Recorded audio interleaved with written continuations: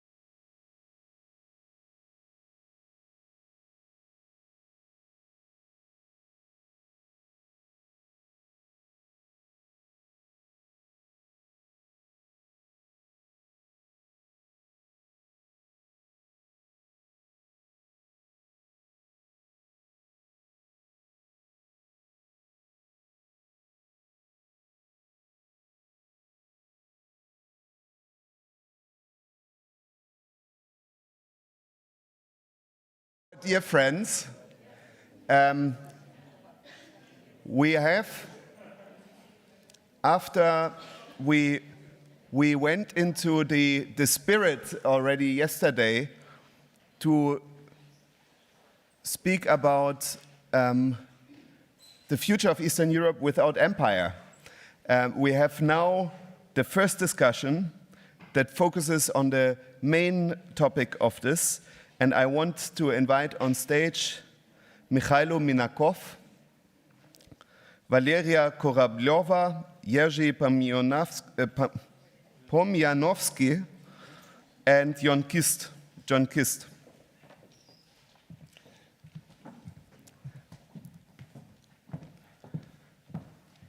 And Mikhailo, I leave it to you to speak about content. 1, 2, 3. You hear me? Okay, yes. Wonderful. Thank you.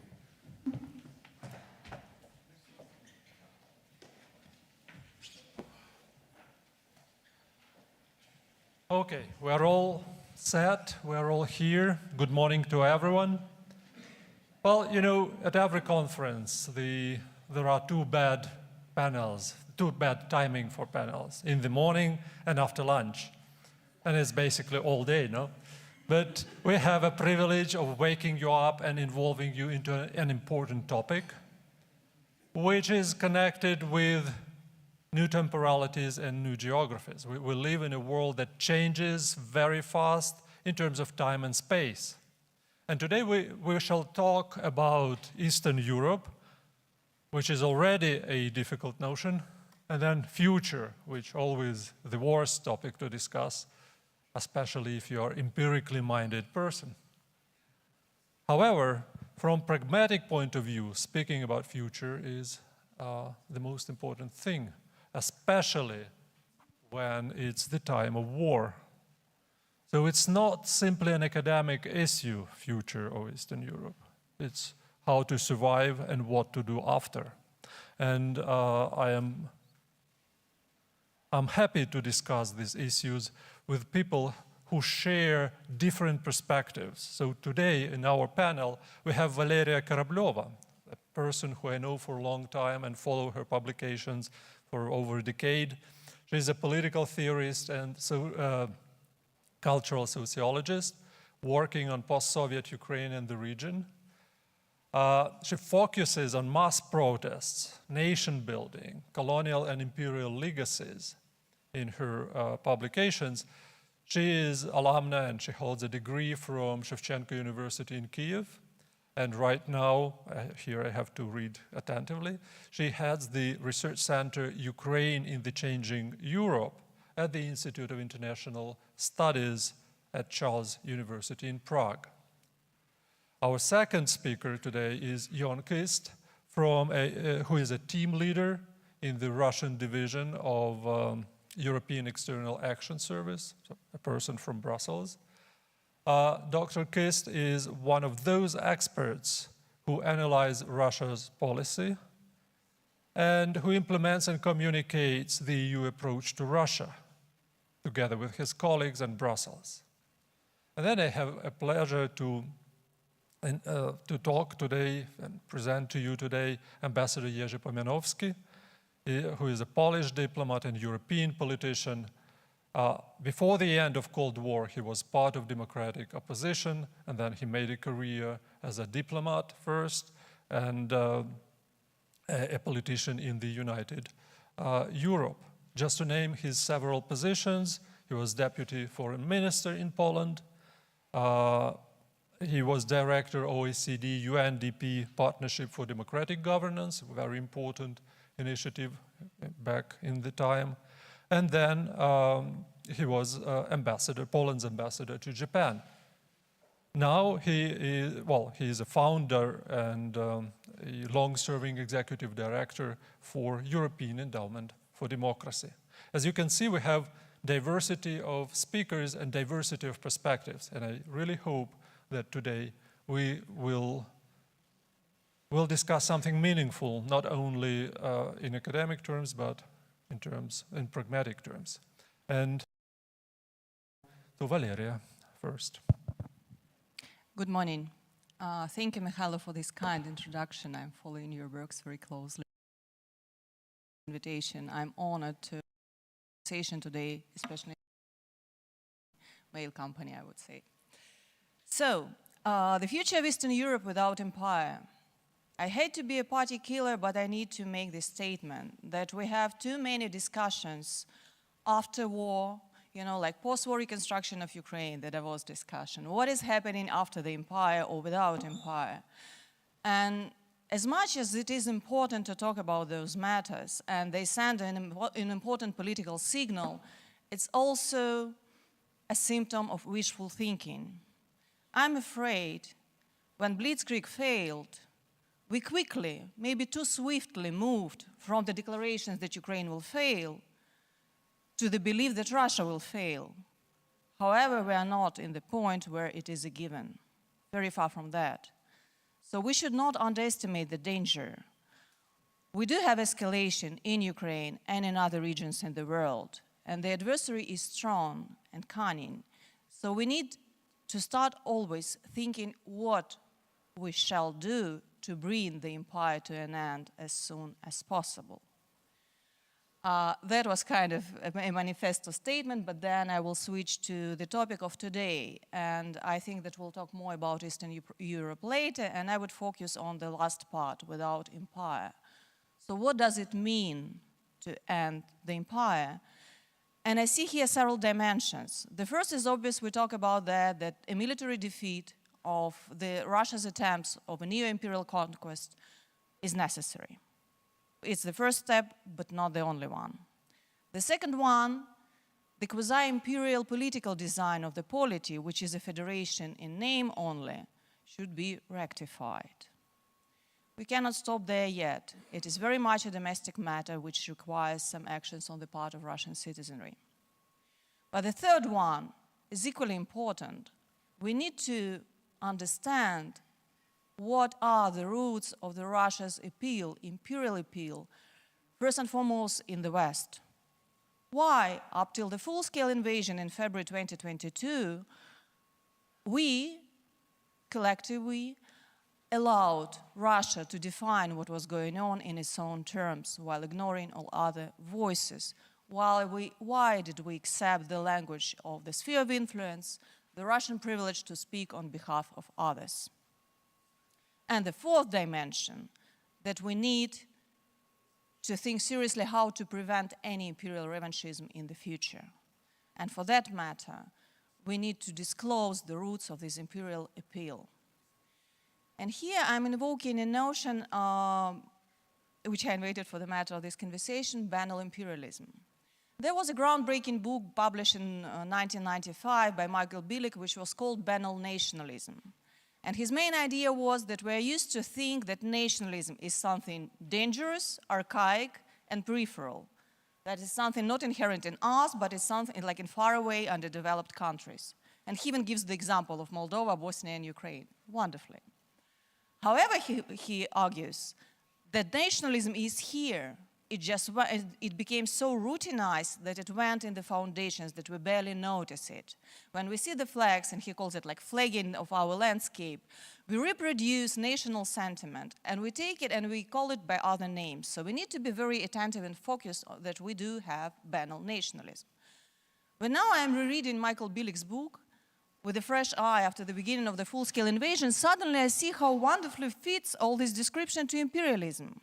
I'm afraid that we externalize imperialism thinking that it's a matter of the past. It's something that happened before, but we are done with that. I believe yesterday William Pomeranz said that we expected the age of empire to be over, far behind us. And now we are surprised that it is not. We do have a still standing, very aggressive empire, land empire in Europe, waging an aggressive war. So banal imperialism, what is it? How does it operate? Of course, we do not see many aggressive imperial wars around, but you do not necessarily have, Russia has just the caricature way for that, because it claims literally that Ukraine does not exist and tries to extinguish it physically.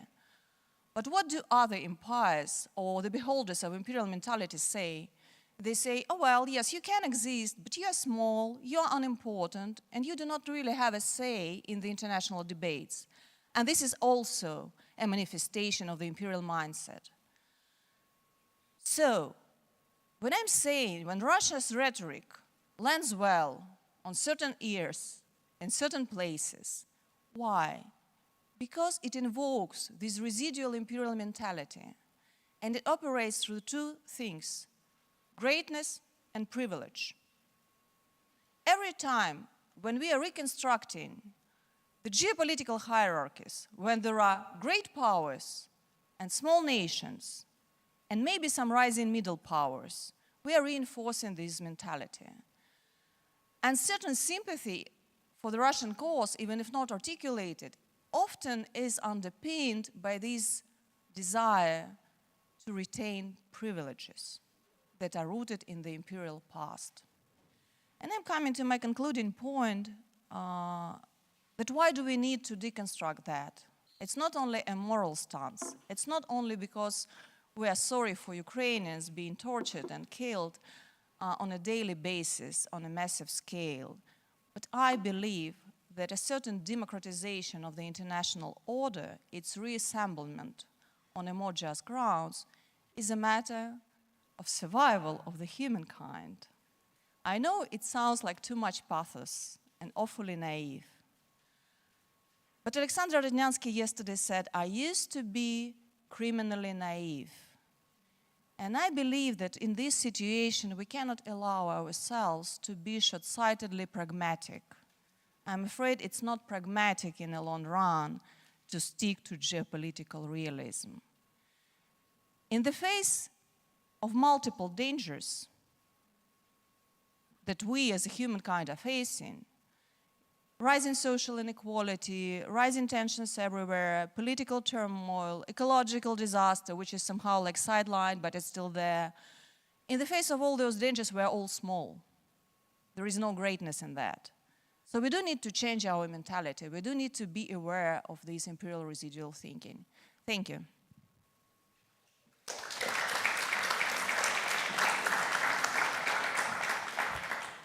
Dear Jon, would you want to continue? I will try. Do my best. Thank you. And thank you very much for the invitation to come to this traditional forum, which is a very, very beneficial forum. Thank you, Zhanna, for the invitation, for what you do, what your team does. And thank you to the other speakers and the speakers yesterday and the speakers who will speak later today. It's really a privilege to be here. Indeed, I've come from Brussels. I work in the EU, in the EU's diplomatic service, in the Russia team there, working on support of Russian civil society as part of my what I'm charged with. I'll make a couple of statements and then I will go into a little bit more of analysis as the panel here suggests. So, Russia acts as an imperialist power. Russia wants to take control of a country it believes belongs to its political sphere. Russia challenges the existence of a Soviet Ukraine, of a sovereign Ukraine in the name of an imperial or even neo-colonial vision. We know that Putin has dismissed Ukraine's identity and Ukraine's existence as a nation as fake. And as long as Russia has not renounced this imperial vision, it represents a threat to world peace, which is what I hear you also saying, Valeria. Now, against the background of these observations about Russia and the vision of Russia as an imperialist power, let's turn to the title of our panel today, The Future of Eastern Europe, without empire. And as a philologist, I can't help thinking that that's not a sentence. The colon replaces the finite verb. And I ask myself if it means the future of Eastern Europe is without empire, or if it means the future of Eastern Europe should be without empire, or if the future of Eastern Europe will be without empire. So these modalities or temporalities, I think, leave the questions for us on this panel from the title. Now, to look for answers to these questions, whether they are more modal or they are more temporal, will Eastern Europe be without empire, or should it be, or is it already?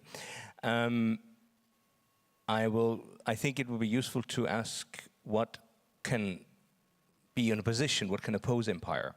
And I think here it's good we're speaking English today, because there's a word which is very close to empire in English, which is empowerment, same first three letters, which I think is a good headline, empowerment, to the alternative that we in the European Union see to empire. So in this wartime, the European Union has an approach to Russia which starts and ends with Ukraine. We think about Ukraine when we wake up in the morning, we think about when we go to bed, and increasingly our Russia approach is a function in our Ukraine approach. And in that context, of course, empowering Ukraine is on the top of the agenda. The European Union supports and empowers Ukraine politically, financially, and militarily, with weapons, training of Ukrainian soldiers, with finance to survive and to finance the defense, and politically with the candidacy status that Ukraine received last summer and the ongoing dialogue on Ukraine's possible European future. That is empowerment of Ukraine. That empowerment also plays out in our relationship with Russian civil society and Russian independent media. Of course, there is a difference, and that difference is in the degree to which empowerment is, if you will, an abstract or concrete term. The empowerment of Ukraine is very concrete. A weapon is something concrete. A soldier who's being trained in Europe is something concrete. And it is, of course, slightly more abstract to talk about, or potentially more abstract to talk about the empowerment of democratic values and the support of those among those Russian voices that are in opposition to the war and in favor of democracy and against empire. But it can also be very concrete. The EU's empowerment of Russian civil society is concrete when we support Russian independent media and play a leading role in that, when we support Russian human rights defenders, when we invite and engage exiled or relocated Russians who are now in Europe or in our neighborhood to come to Brussels and to develop a relationship with us, with the European Union. These are examples of where I see and we see empowerment as an alternative to empire. My last point will be that this kind of empowerment is also one which we need as a union, as the European Union.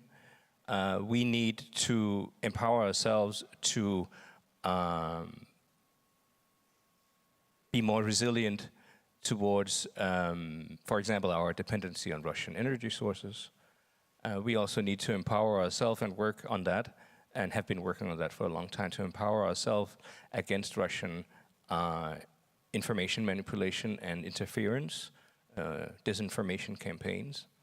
So empowerment is not only something that goes towards a beneficiary, be it Ukraine or the Russian civil society. It's also something that goes inwards to ourselves as our way of empowering as an alternative to neighboring an empire, or as a way of resistance and developing resilience towards a neighboring empire.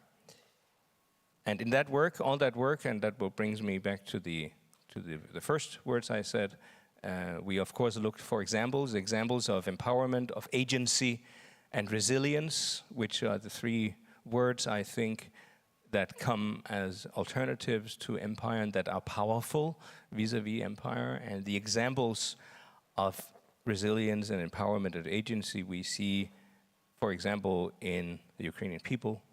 We see it also in the memory of Boris Nemtsov, whom we are here to also commemorate. We see it in the cases of Russian political prisoners, such as Vladimir Kara-Murza, whose mother I had the privilege and the honor of talking to yesterday. So the Russian civil society also provides us with examples for developing this policy of empowerment, and thank you for that. Thank you. Now, Mr. Ambassador. Thanks a lot, and thank you, Jana, for inviting, and it's a pleasure to be. I was almost in every except one Nemtsov Forum, so it's a great privilege to be with all of you here. And that's a very interesting topic for waking up the participants. It's definitely something that every Pole is happy to put a few thoughts into this discussion. As I was introduced, I'm coming from Poland, but the last 10 years I'm part of the so-called Brussels bubble. So I have maybe at least two different perspectives to this issue. Let me start with my home country perspective. Last time, and that comes for every country, sometimes in the history we feel like an empire. And last time Poland felt like an empire, it was in 1612, when we were actually 11, where we captured Moscow and we tried to install in Moscow Dmitry Samozvanets. Those who study history knows it well. There were actually 3 attempts to bring so-called legitimate ruler and with the military conquest, trying to put a friendly person on the Moscow throne.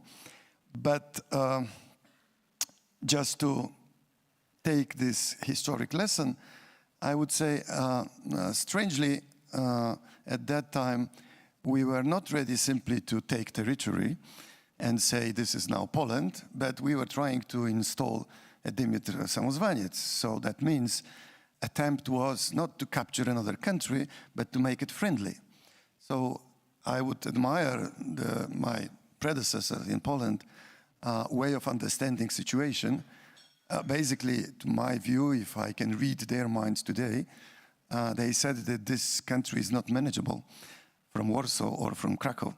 So that means it has to be done differently.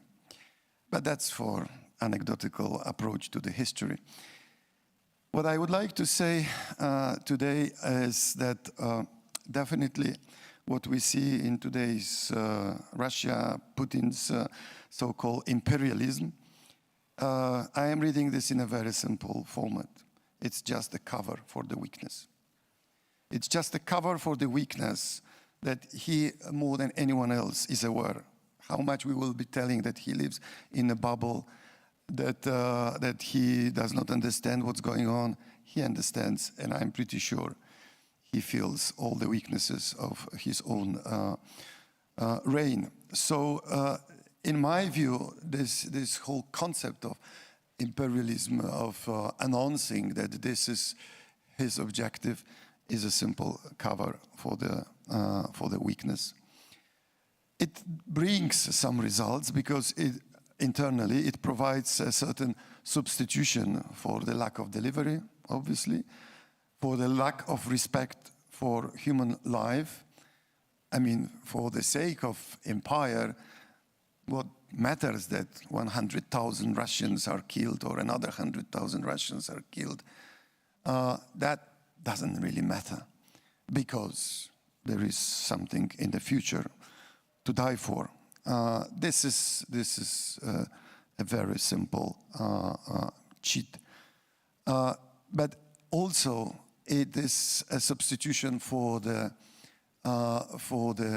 lack of respect to people's needs, to have life in dignity, to have certain basic wealth, to address all other concerns that we were talking here, like environment protection, living in a normal conditions in every sense, addressing some of the global challenges. All this is not important because imperialism justifies lack of respect for all those needs. And then finally, we can jump into sometimes a very temptational historical analysis. Some people may argue that when there were clear divisions between empires, then it was more or longer peace in the history of humankind. Nothing more illusionary, although some statistics may prove this concept. We need to understand that empires, of course, if they really exist and they are strong, and that's not the case of Russia today, are, of course, afraid of another empire. That's why if before they wage a war, they need to make sure that we are either strong enough or stupid enough to launch that type of competition. So these are the moments in the history that create an impression that there was a longer period of peace. And definitely empires or imperialistic minds are extremely sensitive to so-called gray zones, because that are the moments where they believe we have an easy prey to capture. And this obviously something that was a part of Central European policy after the fall of communism, where we were trying to explain to the international community that more gray zone, more frozen conflicts you leave and solved, more fuel you are providing for any kind of neo-imperialism. And that is, I would say, the concluding part of what I would like to start today with, that the only way is to mitigate imperialism. It's first not to leave any gray zone and any unsolved problem. That means membership in EU by Ukraine, membership in NATO by Ukraine, and also solving all frozen conflicts that are existing in Europe. That is the best way to mitigate any attempt of growth of Russian imperialism, with caveats to what I said at the beginning, that this is really not well-based imperialism. The imperialism only at the level of certain political agenda, but not at the strength of the structure that is behind this imperialistic political agenda.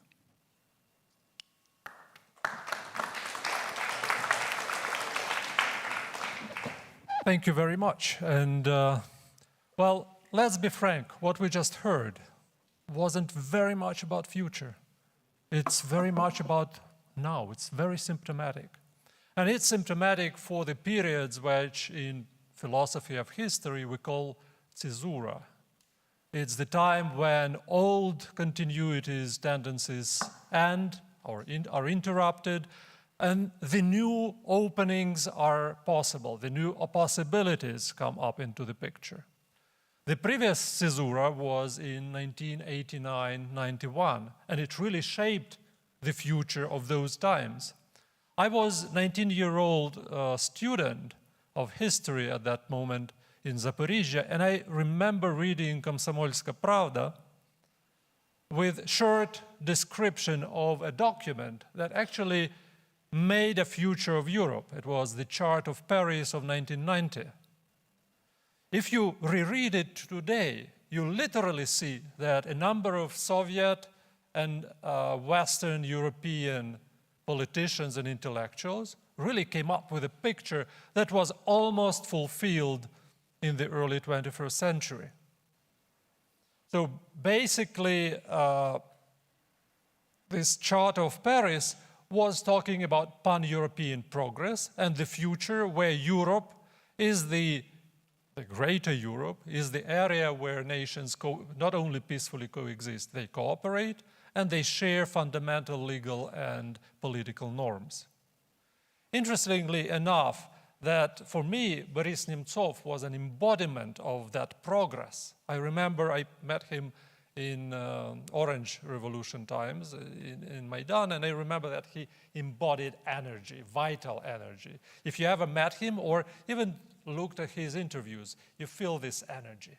And that's the energy of progress of my generation, of those who came to politics, to society in the 90s. Wild 90s, but wild can also be a good thing, no? This caesura opened up for 4 big tendencies of the next 30 years. Democratization, nationalization. Democratization means building states that respect democracy and that are founded on democracies. Marketization, that was creation of open economies, which was a huge and important tendency. Nationalization, we were creating national states out of empire. So it was interesting that it wasn't empowerment per se as an anti-imperial, post-imperial alternative, but that was republic. And this national statehood of post-Soviet countries, it was about building vibrant republics, which had to choose whether it's going to be based on civic nationalism or ethnic nationalism, or ethno-lingua-confessional nationalism. And that was the dialectics of this process. But the 4th big tendency connected to the general progress of Europe, it was Europeanization. So creating this greater Europe from Dublin to Vladivostok. Now we live in a period in the new caesura that started in 22 with the launch of the war on my country and on my lands. I'm from Zaporizhia, and that's my identity, where the war is going on. And with this new caesura, what kind of future do we see actually? So what new Paris Charter could we come up with? So what is the future of Europe that you, my colleagues, see, and what the role in this future would be for Eastern Europe? Let's move in the opposite direction. Jerzy? Yes.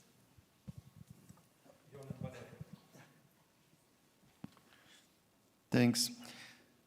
Well, I think to extend, the answer was already, in a sense, heard. That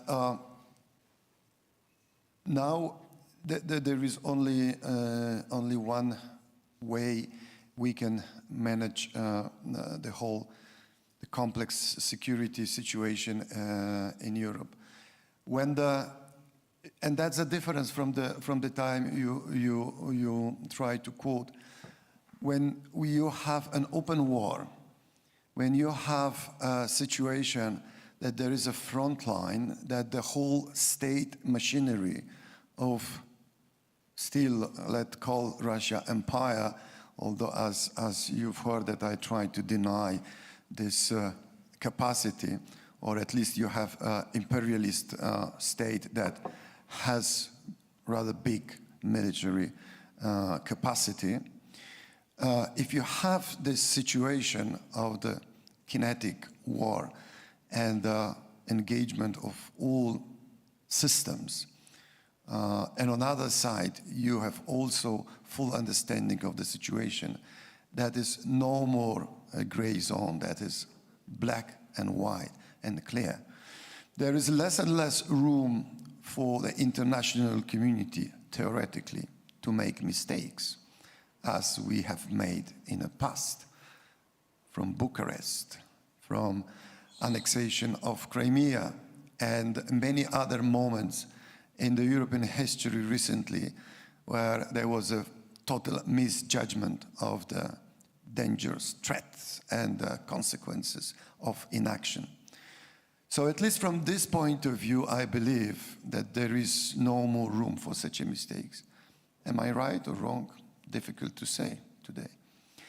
But at least this is a belief. And this is what I would say a future that I believe in, that we will continue implementing certain policies without committing a similar mistake like in the past. To be seen. Thank you. It is indeed difficult to talk about the future, especially when you come from political organizations. Political organizations tend to be to have agreed on policies that are quite strong on the present. But I'll risk and start out by reminding myself and us that often the best prognosis for the future is to look at today. And it's like with the weather, it's quite likely that tomorrow will be, tomorrow's weather will be like today. It would not surprise us if that happened. Now, which would be nice, right? Because it's a nice day outside in Berlin. This is to say that I think that we in the European Union, that the future of Europe is one where we will see the European Union doing what the European Union has always been good at, namely deepening and enlarging. So deepening the relationship and enlarging the Union. Every time the European Union has enlarged, it has, so many voices have said that it won't work, and it has worked. Think 2004. I am myself old enough to have been born just a couple of years before my country became a member of the European Union in 1973. I'm from Denmark. But I was also in Berlin in November '89 as a university student and saw the wall fall here. I lived in Leningrad in '91 when it became St. Petersburg and Russia became the Russian Federation. I was in your country, Michaela, in Ukraine already, and yours in '87 in Donbass, visiting Donetsk and Kharkiv and Mariupol, which was then called Zhdanov, as a high school student, etc. And when I think back of those times, you call it a caesura, which is a musical metaphor. But as I hinted before, I have a philological background, so it's also a colon. It is like it's the pause that the colon or the censura in music gives to say what will come next. It is an opening, and I think that back then the answer was what the European Union stands for, namely deepening relationship and building win-win relations, which brings me hope. It brings me hope because that is what I hope will bring Ukraine into the European family where it belongs, and it brings me the hope that the Russian democratic forces will see their hopes and dreams come true.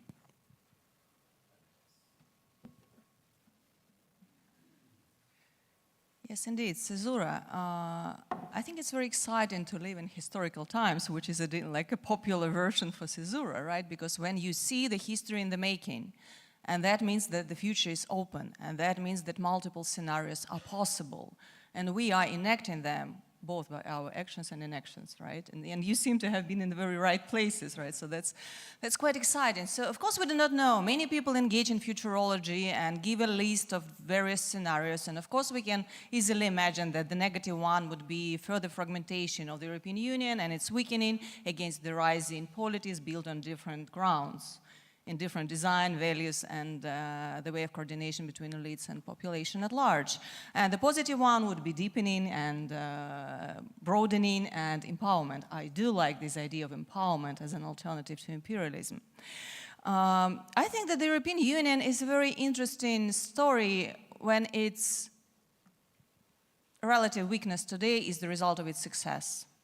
So in a way it has delivered as what was promised, as Mikhailo said, but that story is exhausted.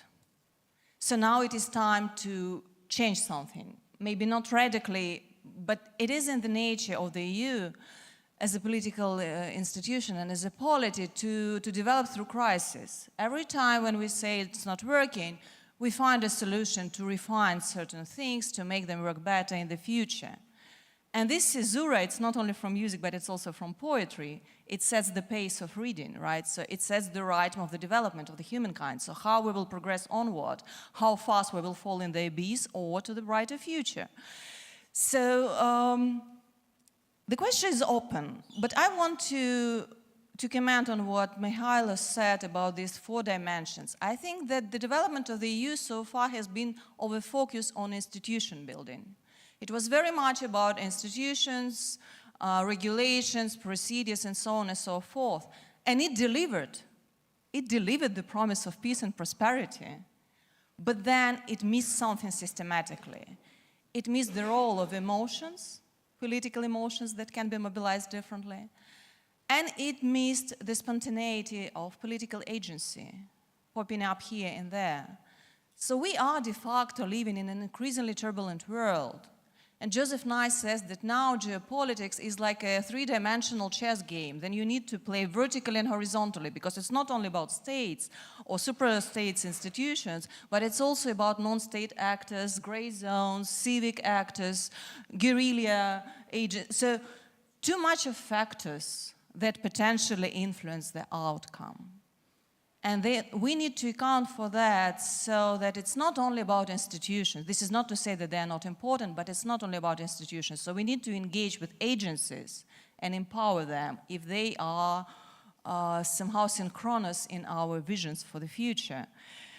And probably the last point I would mention here, that I come across people in the EU believing in this narrative that prosperity brings peace. But in fact, it is the opposite. Peace brought prosperity in the European Union. And in order to live in a tentatively prosperous world, we need to restore peace, because otherwise we will be investing funds in weapons, in military development, in whatever, but not in the peaceful, normal life, which should be a guiding line for Europe, which is, by the way, I need to say that, not an imperial, neither imperial nor quasi-imperial project, irrespective of what Front National in France, Marine Le Pen says, and other right-wing players. Thank you. Thank you very much. Well, you probably saw that panelists avoid to be prophets, and you noticed this again. Well, I have even more questions now to them, but I'll fight my egoism and offer you to ask questions. We'll collect first 3 or 5 questions, and then we'll have a possibility to hear the answers. 1, can we, 1, 2? I'll bring you this.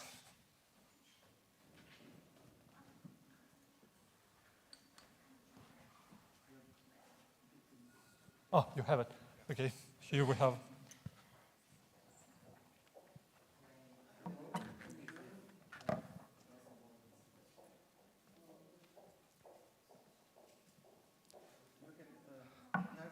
Yes.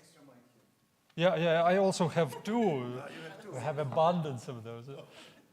Okay, maybe this one will work. 1, 2. Yeah, it does. So, once again.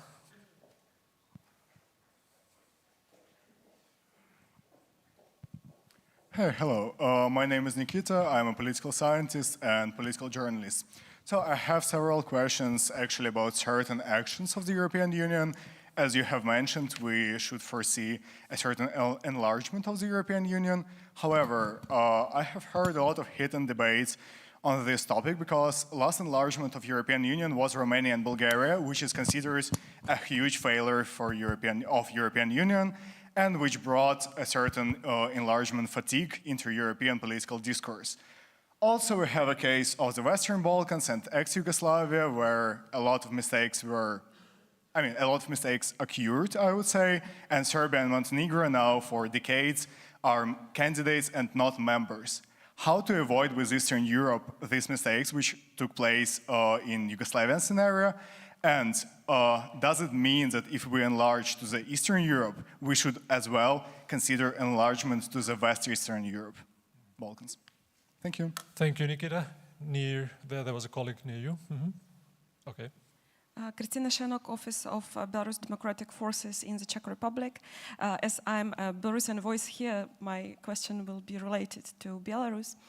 How do panelists estimate the probability if Russia fails, and we hope that Russia fails in Ukraine, and we believe in Ukrainian victory?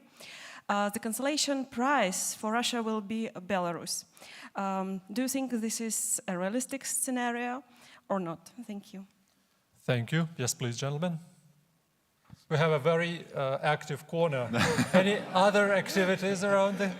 That's a rather active wing, well, proud to be part of it. Hello, my name is Miron, also another Belarusian voice from this side of the wing, but having studied for the last 2 years in Armenia and seeing now the very, well, to use a very cynical term, which pains me, but a very unfortunate resolution or outcome of the crisis in Karabakh, I would like to ask you, dear panelists, on what's the vision for this future European Union, future Paris Charter for the bordering regions with Europe? Because as we witnessed, their security and their stability is also crucial, but what shall be the strategy of future Europe for example, Caucasus, which cannot, or can it be included in the whole pan-European project, or can be associated with it? What's the vision? Is there a role that a future Europe can take, and how do you see the significance of that region and of the bordering regions with Europe for its new security and for not leaving any gray zones or unresolved conflicts? Thank you. Okay, thank you. Okay, we had 3. I will add 1, and then we can start answers. Well, you probably remember that in 1990s there was such a term, the last dictatorship of Europe. Do you remember what was the country? Well, actually, it's turned out that it was the first post-Soviet dictatorship that started the trend. And then later we saw that in the post-Soviet period, the majority of post-Soviet recognized states and all non-recognized states were actually dictatorships. Well, different level of authoritarianism and autocracy, let's put it this way. Now, we're talking about post-imperial Eastern Europe, but is it really post-imperial? Maybe it's pre-imperial. What's your guts are saying? Come on, I try to force you to speak about future. Thank you. Valeria, we'll start with you.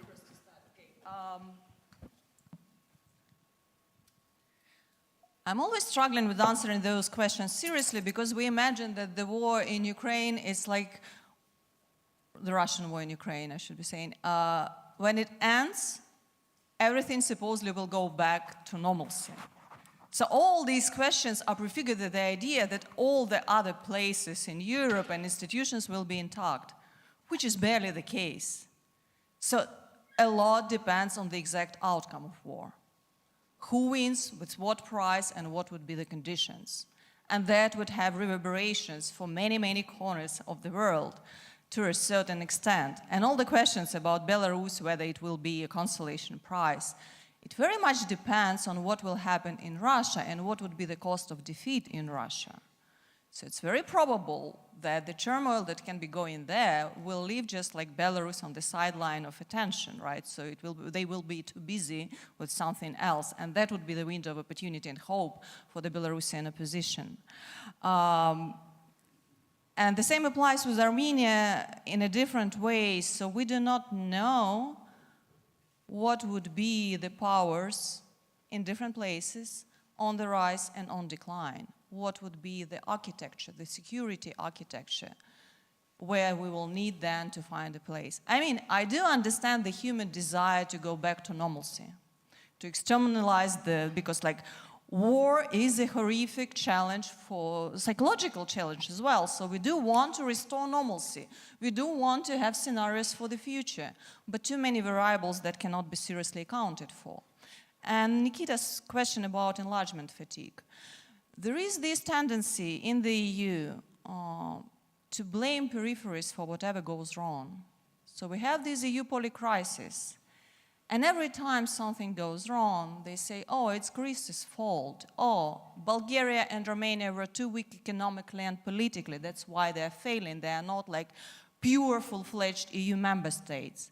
But maybe the entire design was not modified to incorporate them successfully. And I'm talking here about the institutional design, but also very much about the sentiment. Since we are talking about Eastern Europe, I see there, and by Eastern Europe I mean all the lands to the east from the core Europe proper, which includes Visegrad countries. And what I see there is a huge resentment about being othered, being like not fully European, sort of second-rate citizens. And then you have the democratic backlash. And then you have them imagining different configurations where they will be the center, even if of a smaller symbolic entity. So my point is, and I see, by the way, hopes in the region, in Poland and Baltic states, we have been warning about the Russian threat for a while now. We were ignored as aggressive nationalists, like having lost touch with reality. Now the reality proved that we were right and you were wrong. So maybe in the future, we will have a say. You will be listening to us more carefully. So there is the expectation of changing power balances inside the EU. And it makes sense. So if you are integrating new members, if you want to enlarge and deepen, then you need to modify the structure to make it more horizontal and more inclusive in a way.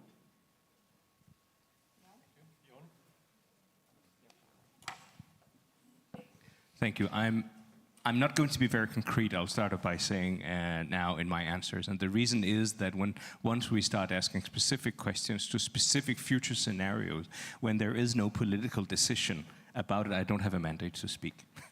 So I'm very, very happy to be speaking after Valeria, who so eloquently and accurately in her analysis described some of the main sort of focuses on the future. I will say start out by saying that again, going back to allow myself to quote myself, going back to this idea about the weather tomorrow likely being, you know, with some probability like it was today. That to counter the narrative of enlargement fatigue or too big enlargement, but also to answer the question about that asked, you know, what geographies would be coupled with which in a possible future enlargement scenario. Let's remember that the 2004 scenario was a big, or enlargement was a big enlargement, and that it is like, you know, these things happen, and they've happened before.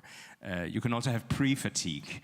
You can say in the pessimistic narratives about saying the EU is unable to swallow this or and then it works out, like you said with the latest or with the enlargement with the member states that were mentioned. It happened, and they are fully fledged members of the Union today. I think when very generally speaking, which I have to speak very generally, when we look eastwards, and then the panel today has geography in its name, so we have to focus eastwards. And here I want to echo what Valeria said about the ability of the European Union in very general terms to internalize and accept discourses that criticize empire, which is the problem the European Union had for so many years, not to listen enough to those member states who had the concrete experience of empire. As someone who works on Russia policy in Brussels, I'm very often asked about one of the most sensitive questions. That's why people ask it, namely, how is it about the member states who own the European Union? Is it true that some of them are very soft on Russia and some are very tough on Russia? And how do you live with that in the sort of middle of that? How do you find a stable position in that? And my counter answer is often to say that maybe the metaphor of tough and soft is not the most productive one. Maybe it's concrete and abstract that is a better metaphor. Member states, some of the EU member states forcefully became a part of the Soviet Union. Others lost sovereignty to the Soviet Union, became victims of empire in the post-World War II Europe. They have a concrete experience which they bring to the table.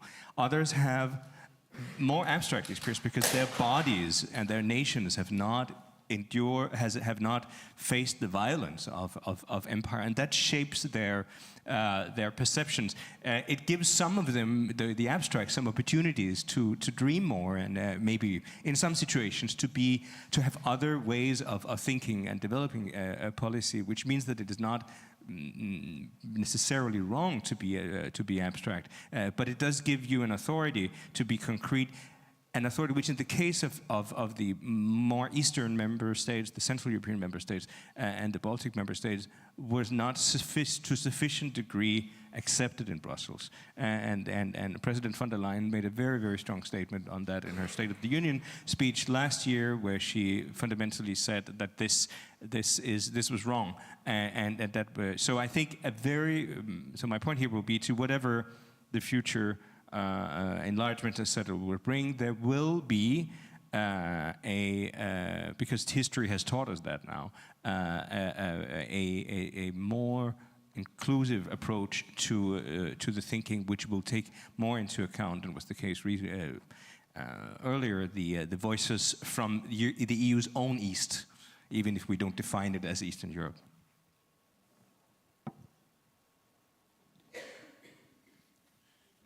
Well, let me say first about enlargement fatigue.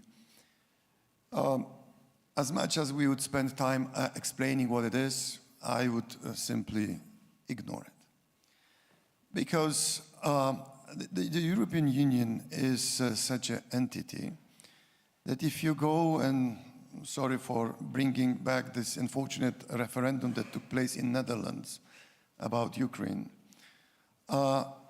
if you go to the people living in peace and wealth and you ask them a simple question, do you want more problems or less problems? The result of referendum is known. So what is the fatigue? The people simply don't want to have problems. But that's not an answer, and so far in the recent history, we proved within EU that although the general feeling is to have less problems, we are entering into new engagements and new problems, because this is also the nature of the core philosophy that has created the European Union. That means it is an organization not to build the walls, but to build the gates, to open, to have a kind of inclusive approach. And of course, all the time we will hear people close the door, build the wall, but that will not work. So from the point of view of, I would say, institutional philosophy and political philosophy behind, there will be no danger of the real fatigue, but there will be a temporary moment of so-called fatigue, as I gave this example of the referendum. And here we need to say something, although I am not a researcher and I am not a politician per se, but something very philosophical. European Union is the concept that requires to believe in. It does not only require us to be part of or to simply enjoy it, but also to believe in, because it is a political, philosophical concept that simply says, and it was said long ago, that it is possible to find a solution to mitigate different interests and even conflicting interests in a smart, peaceful, and not endangering anyone manner. And that is the whole promise of EU. If, and the moment EU is not able to deliver on that promise, it will disappear. Simply disappear, because this is a founding concept, founding belief. So I'm not saying that EU is religion, far from this, but there is an element of certain belief at the core, at the foundation of it. And this is something has to be understood, especially what Valeria rightly said, that there are so many chess, I would say, boards in parallel played. And one of those boards is people's emotions. That is not related to their wealth, but related to many other factors that are accompanying their life. So if we, in the future, inside EU and those newcomers, we will be not enough emotional about our belief in this setup, it will disappear. And it will really be harmful. So in that sense, how much inside EU we believe this is a bureaucratic institutional setup, I would always say it is equally emotional, political, and philosophical setup. And both of them, as long as they go together, there is a future. There is a future for enlargement. There is a future for solving problems. And similarly, like in every country, own system, democracy, why democracy is better than anything else. And we know those famous sayings. Not because this is the problem, this is the system that addresses all needs, all problems, but this is a system that is able to self-cure, that is able to manage conflict in such a way that is not destructive to the society and to the country. And as long as democracy can deliver on this promise of solving problems, but and that exists, when it's not able, that means something really wrong, and then we have either authoritarianism, dictatorship, fascism, and all kind of diseases from the history we know very well. So similarly to the European Union, I am sure it will enlarge. I am sure it will find a way to solve more and more problems, and I am also sure it will commit many more mistakes that committed in the past. And that's going to be a painful process. Thank you very much. Well, we have another opportunity to collect some questions. Yes, please. Lady in the second row, please. Yes, hello.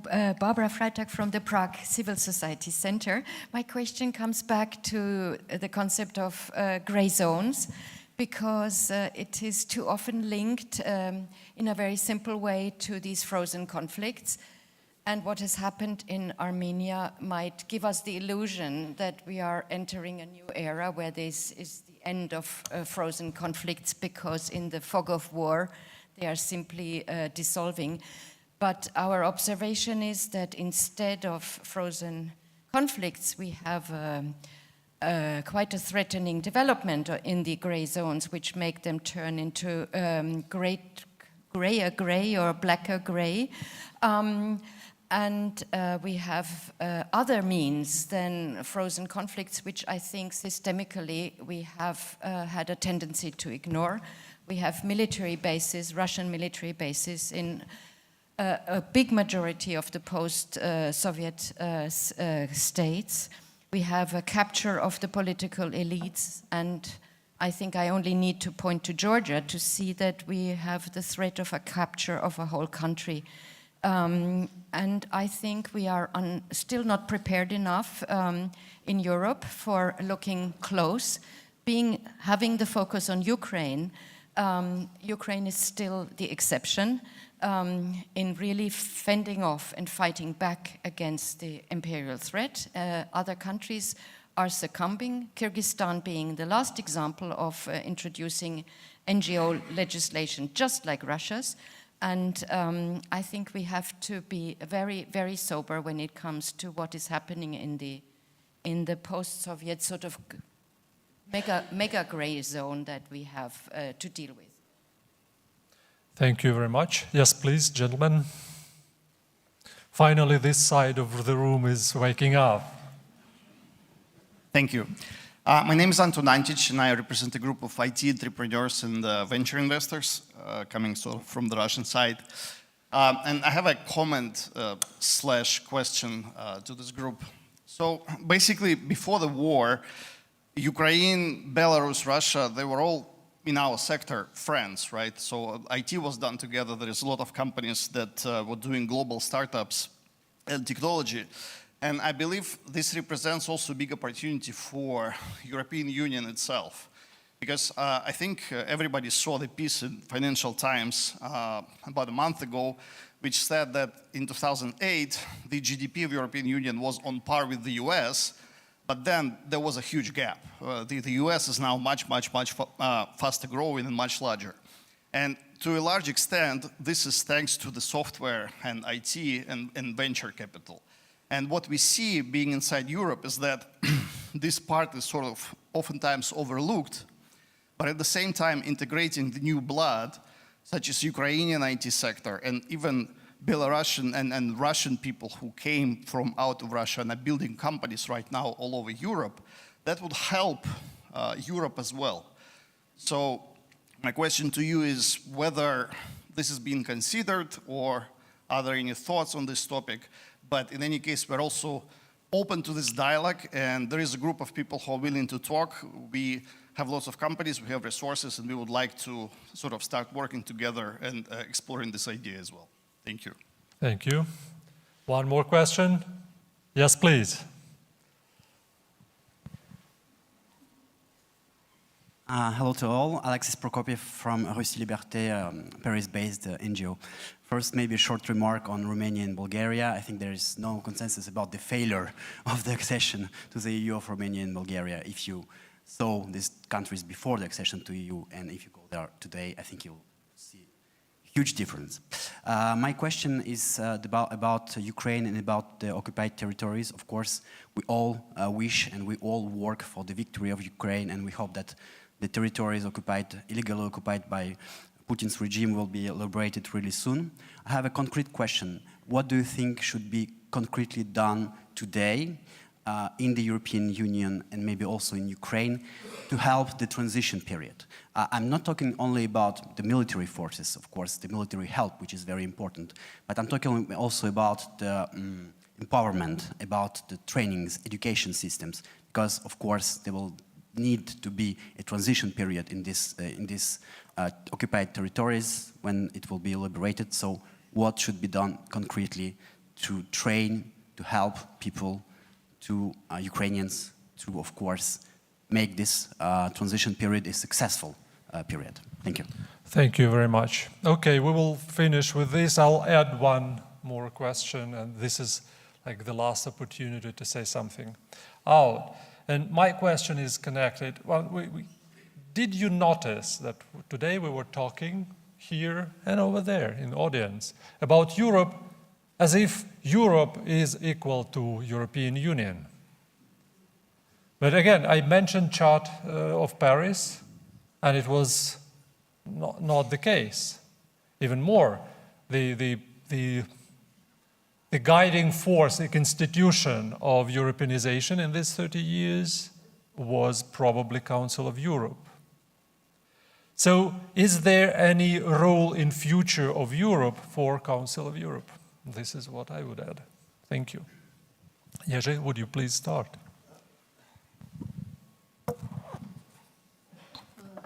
Yes, that's a nice question to me because pochwastаться. I was the chief organizer of the third summit of the Council of Europe in 2005 in Warsaw. Yes, the Council of Europe role in Europe is close to my heart and my personal biography, because the role of the chief organizer was to set up the meeting itself and also to be once a week for about 6 months to chair a drafting committee in Strasbourg for the declaration of the summit. Recently we had a fourth summit of the Council of Europe that took place in Reykjavik in Iceland. So the third summit is already forgotten. But at that time, we drafted about 2 pages document. It took a drafting committee to draft it, like, as I said, 7 months. A lot of work to draft few words. Already at that time, 2005, the most difficult partner at the table for the drafting was Russia. Actually, who are still active and welcome member of at the table. But why I'm saying it, I'm simply saying that the type of organization like Council of Europe works when you have around the table partners that are united through some kind of objective. And what we see today, for example, in OSCE, the organization is paralyzed because the original concept of so-called round table is no more working. And that's exactly what I meant when I was saying, once you have a kinetic war on the continent, all those mechanisms that are based on so-called goodwill assumption are very ineffective. And that is, unfortunately, the situation of today. So we have to try to use those instruments as much as we can, because they do exist. But we should not put too much, at this moment specifically, expectations, because they need to rebuild themselves in this new specific situation.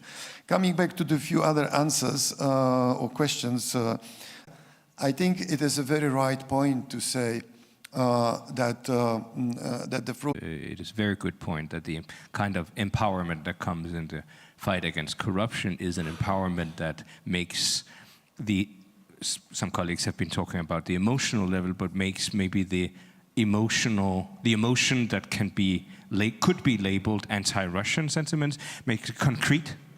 Again, instead of the abstraction of saying, of course, in wartime, much more understandable in an understandable different way, but still making it concrete by saying let's fight corruption. The European Union's program for fighting corruption in Ukraine is, of course, at the heart of the EU's work in Ukraine. On IT, I also share the point that let me stress that the European Union is very interested in focusing also on the parts of Russian civil society that is not activist, but more knowledge producing. So somewhere between NGOs and the IT community, you find academia, you find scholars and students, which is on our radar very much. A lot of Russian scholars and academics have also either been forced to leave the country or chosen for moral and political reasons to leave their country, and they need to be helped in the EU, and we are looking very much at doing that. On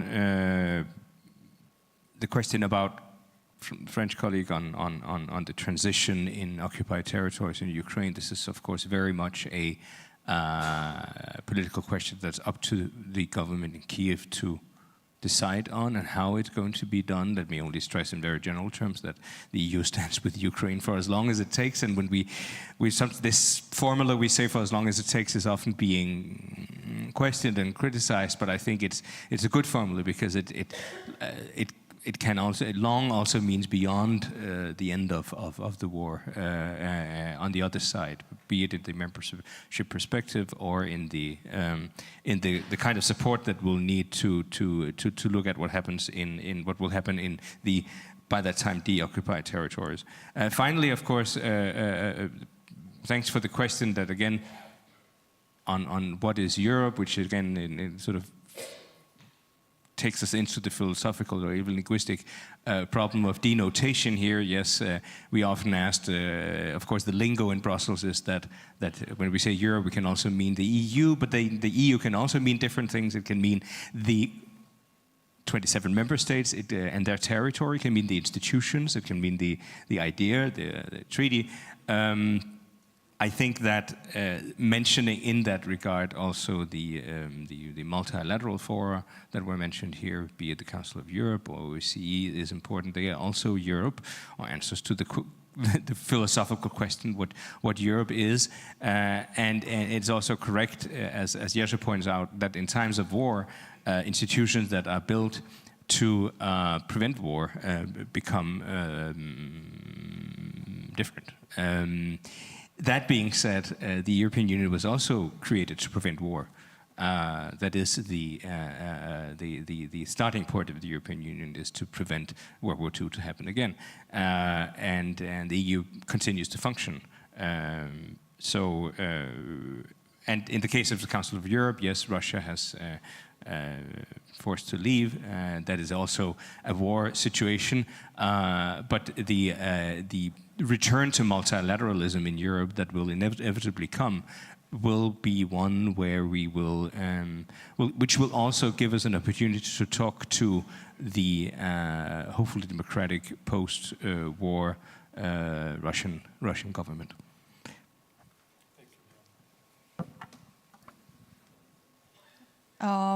Thank you for my wonderful colleagues for making brilliant points, so I need to skip many of what I plan to say. I would probably start in the opposite order about the deoccupation of Ukraine.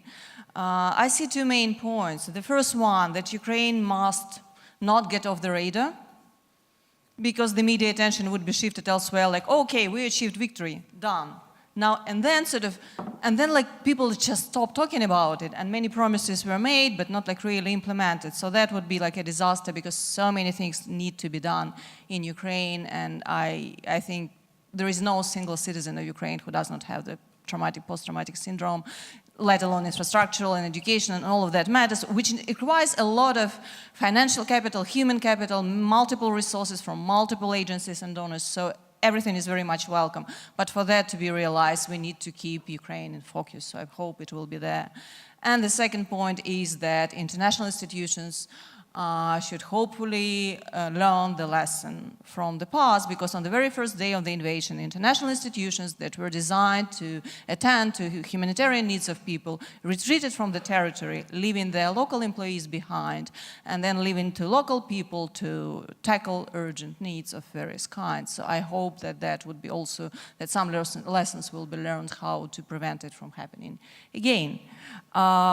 Now about the IT. Of course, I welcome the idea of developing the IT sector in the EU economy and outsourcing all sorts of specialists, as well as I very much welcome going out of national bubble and meeting somewhere.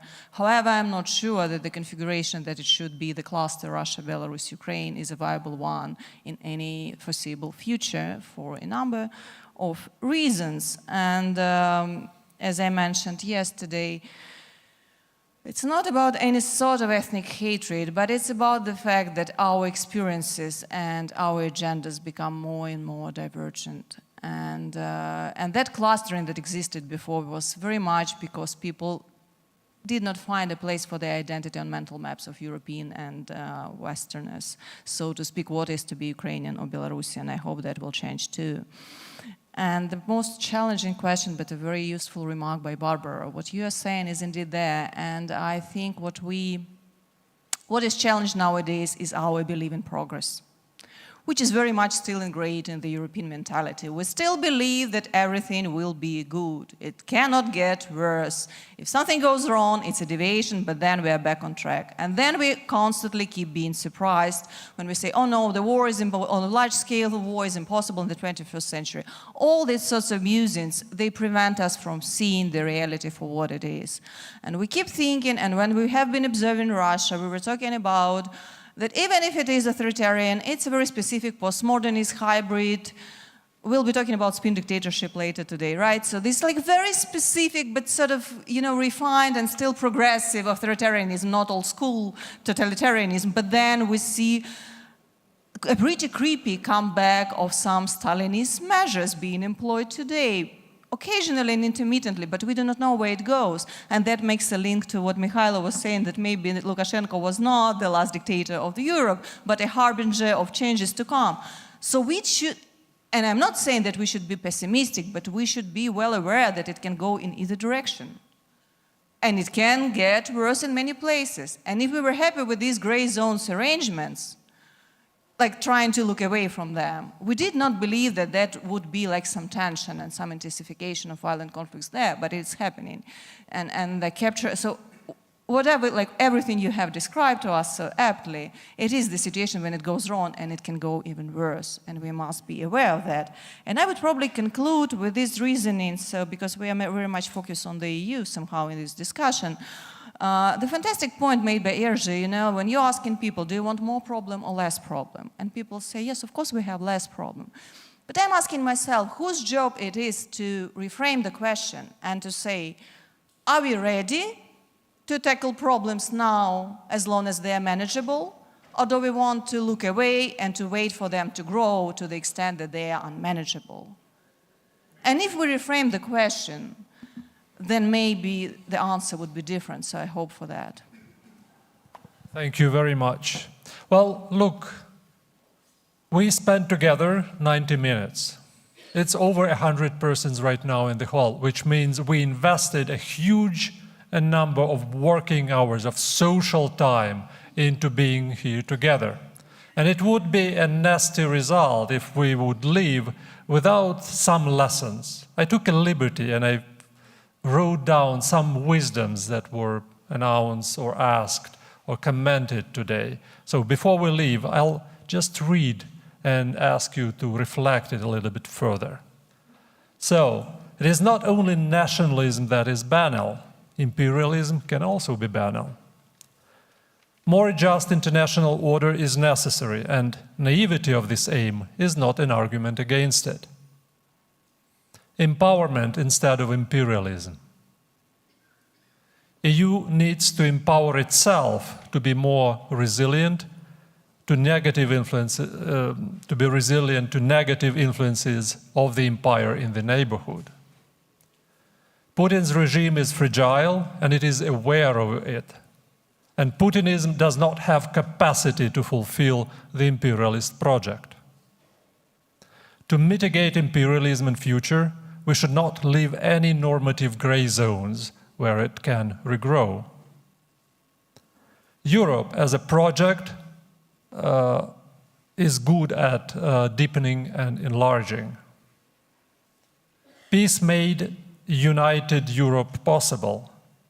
For Europe to continue, we need to bring this peace back. Europe is a political religion.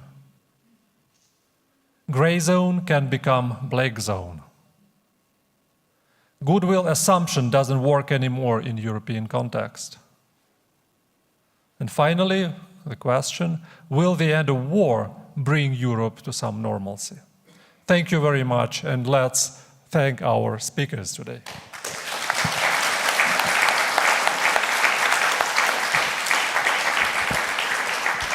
Thank you, speakers, and also thank, of course, Mikhailo for the wonderful moderation, because you opened lots of thoughts that are also related to the fact that in Germany and in huge parts of Europe, people speak about a Zeitenwende, and that there was a wake-up call and everything is different, but we realize more and more that it's not fully there yet. So there is these wake-up calls that you summarized that are still there. And for you in the room to wake up fully, there is coffee outside. You're invited. We start back at 12. Thank you so much. Thank you.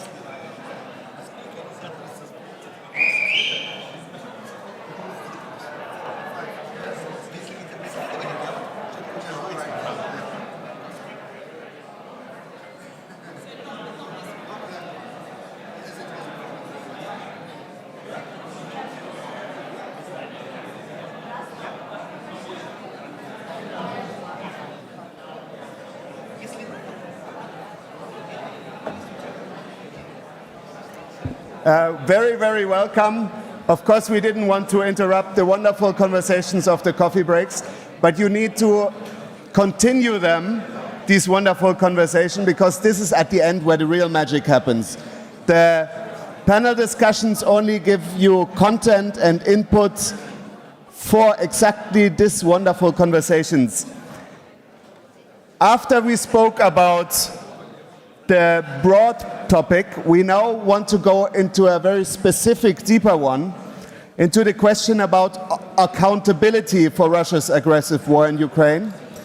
And for that, I invite to the stage a wonderful panel moderated by William Pomeranz, who is the director of the Kennan Institute in Washington, D.C., a partner in one of the most important institutions in the field of researching Russia, but also specifically on legal history in Russia and legal questions. He has advised people in Russia, Ukraine, and of course also DC. Welcome on stage our wonderful moderator, William.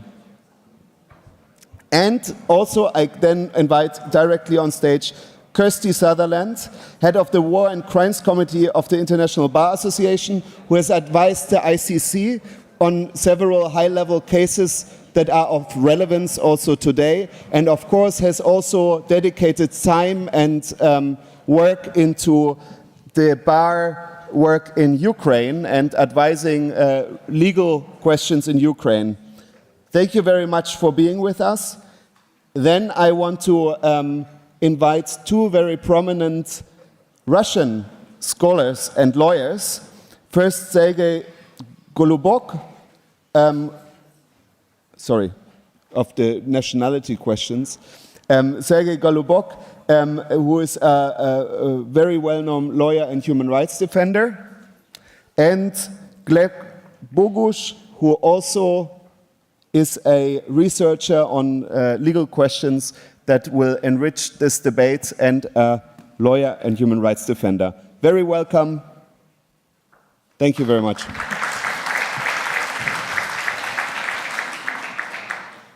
Thanks very much. And I thank all our panelists at the beginning. This has become a really important issue as to how to hold Russia accountable for its actions in Ukraine. And it has sparked a major legal debate, not only in terms of domestic law, especially in Ukraine, but also international law, including issues about the crime of aggression. We really haven't dealt with the crime of aggression since World War II and the Nuremberg trials. But this issue has been raised and has been discussed both in the United States and in Europe, and will be an important element as to how Russia can be held accountable. So we're just going to begin with questions to our panelists, who will deal with the issues that I've just discussed. But I want to turn it to Sergei first. And Sergei has been a signatory of the Brussels Declaration. And I think it would be great to hear what the Brussels Declaration stood for and what you hope to achieve by the Brussels Declaration. Thanks, Will. Back in 1942, a number of German lawyers who found themselves in the United States started consultations with the State Department about what to do with the, as they were called, crimes against peace after the end of the war. And the discussions were not straightforward. It's recorded that Churchill, for example, wanted to proceed with summary executions of the leaders of the Third Reich. The theoretical framework of the Nuremberg trials was, to the significant extent, prepared by the German lawyers and political scientists, such as Hans Kelsen, who were in the United States. They explained why crimes against peace were punishable crimes under both German and international law. And the State Department, the United States, provided them with their backing. It is something like this that we would like to start discussing now in terms of what repercussions on the international law field should follow for the leaders of the aggressive war. And here it's important to distinguish between state responsibility, and you mentioned, Will, Russia's responsibility, and individual criminal responsibility. In some respect, state responsibility is a shield for actual perpetrators. States are legal fiction. State responsibility, such as, for example, responsibility under the judgments of the European Court of Human Rights, do not deal with the actual perpetrators. They are shielded by the state, by some, as I said, legal fiction, and taxpayers pay, not the personalities, individual persons who are behind the crimes. So what we wanted to achieve is to explain that a number of Russian lawyers support the initiative which were put forward by President Zelensky of Ukraine to establish an international tribunal to deal with the crime of aggression that will have jurisdiction to try individuals, members of the political and military leadership of the state's aggressors, and we are talking not only about Kremlin, we are talking also about Lukashenko. The tribunal which will have jurisdiction to deal with individual responsibility of those who are allegedly responsible for the crime of aggression, being a crime under both Russian, Ukrainian, and international law. And we express our position why it's as important for the Russian public as it is for Ukrainians and for Europeans. And let me just add one note, Will. You mentioned that this idea is discussed both in the United States and Europe. And in my opinion, it's important that it should be discussed outside of the United States and Europe. With all respect, Europe and the United States represent the minority of states. And the tribunal, which would have universal jurisdiction, is very important to provide also a narrative for countries of so-called global south who may not have as unequivocal understanding of what is going on in Ukraine right now as we do. So that's why it's important to go beyond Europe and the United States, to talk to Indians, to talk to Africans, to talk to South Americans. Thanks. So there's been a lot of discussion about the Global South and whether they are as engaged in this war as the Europeans and the United States. So from your perspective, how do you broaden the number of countries and nations that want to be engaged and will want to actually update this notion of crimes of aggression? The whole idea of the crime of aggression is that not only direct victims are interested in the effective prosecution of those responsible, it's the crime against integrity of international law. Of course, Ukrainians are direct victims of the aggression. However, every single member of the international community should feel legal interest in prosecution of those responsible, because after all, if this crime goes unpunished, it shakes the very foundations of international law as we know it. And that's why this idea should be sold to various countries outside of Europe and the United States. In terms of being about integrity of international law, something that other countries, developing countries, small countries are actually benefiting from. So it's a common value that everyone should have an interest in protecting. And the role of the United States is pivotal. If United States openly support this initiative of Ukraine, I'm sure it will be a pivotal moment in terms of attitude outside of Europe. So this is indeed a turning point in international law, and I'll turn to Gleb.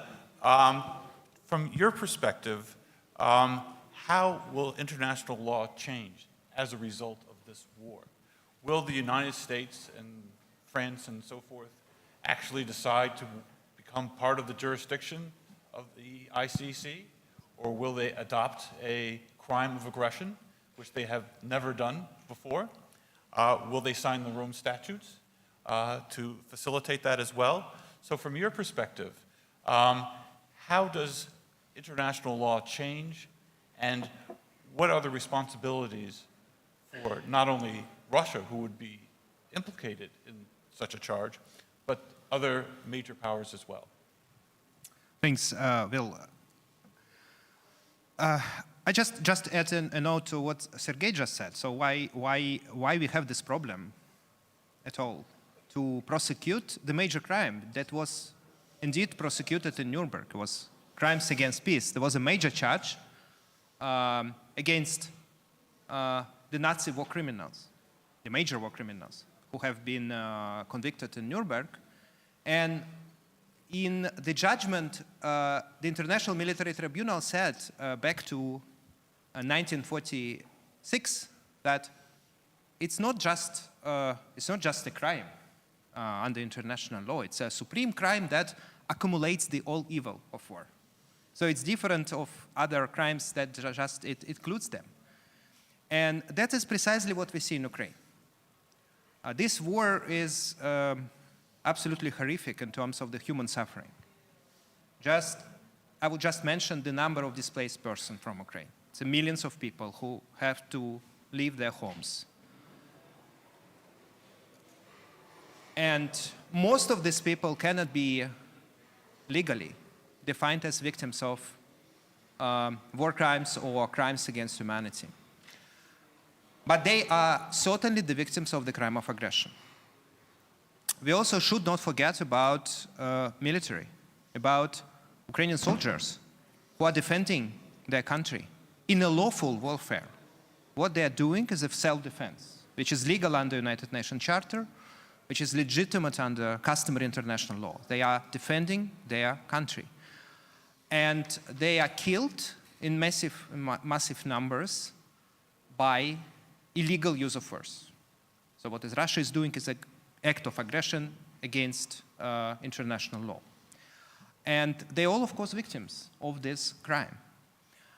There are also, of course, Russian victims as well. There are also victims of other nationalities. And there is a lot of other damage that this crime has brought to Europe and the world. And we have accountability gap because the International Criminal Court is not able to investigate this crime, not even prosecute the actual perpetrators, even to open investigation on the aggression. Why? Because state parties of the International Criminal Court limited the jurisdiction of the court, and it's not able to prosecute, the court is not able to prosecute these crimes because Ukraine and Russia are not state parties. And it's precisely for this regime that, and this is all about this initiative. So this initiative of Special Tribunal for the Crime of Aggression is to fill this accountability gap. I think it's great that this debate, at least bring this debate back to the agenda. So I think it's the first result that's already achievable. Now we have the broad debate about amending the statute of the International Criminal Court. And I'm very glad to say that there is a massive support of state parties to bring the jurisdiction of the aggression along with other crimes. So in the future, in the potential situations, it would be possible to address the crime of aggression. Debate is ongoing. There is a strong position of so-called core group of states, the Friends of Ukraine, that support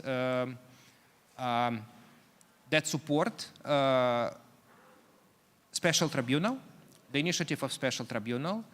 We also have, I think, what in international law is called specially affected states that should be, I think, taken into account. There are countries which are immediately affected by the war, such as Baltic states, Poland, Romania, and some other states.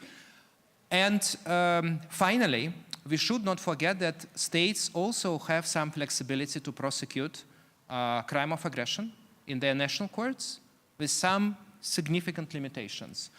But they can also prosecute persons who committed the crimes related to aggression. I just mentioned, for example, propaganda for war, which plays a significant role in this war. So that's something that states can do even now. I think this certainly will revive debates that we have. One of these debates about immunity of state officials. So how to treat the leaders of illegitimate regimes, how to treat dictators in terms of international law, how to rethink whether, for example, committing international crimes is a state function that international law should protect. So there are a lot of questions, a lot of issues that would be brought back to international agenda. So I think it would be the immediate result of this current debates. So Gleb mentioned other countries that are implicated in this whole issues.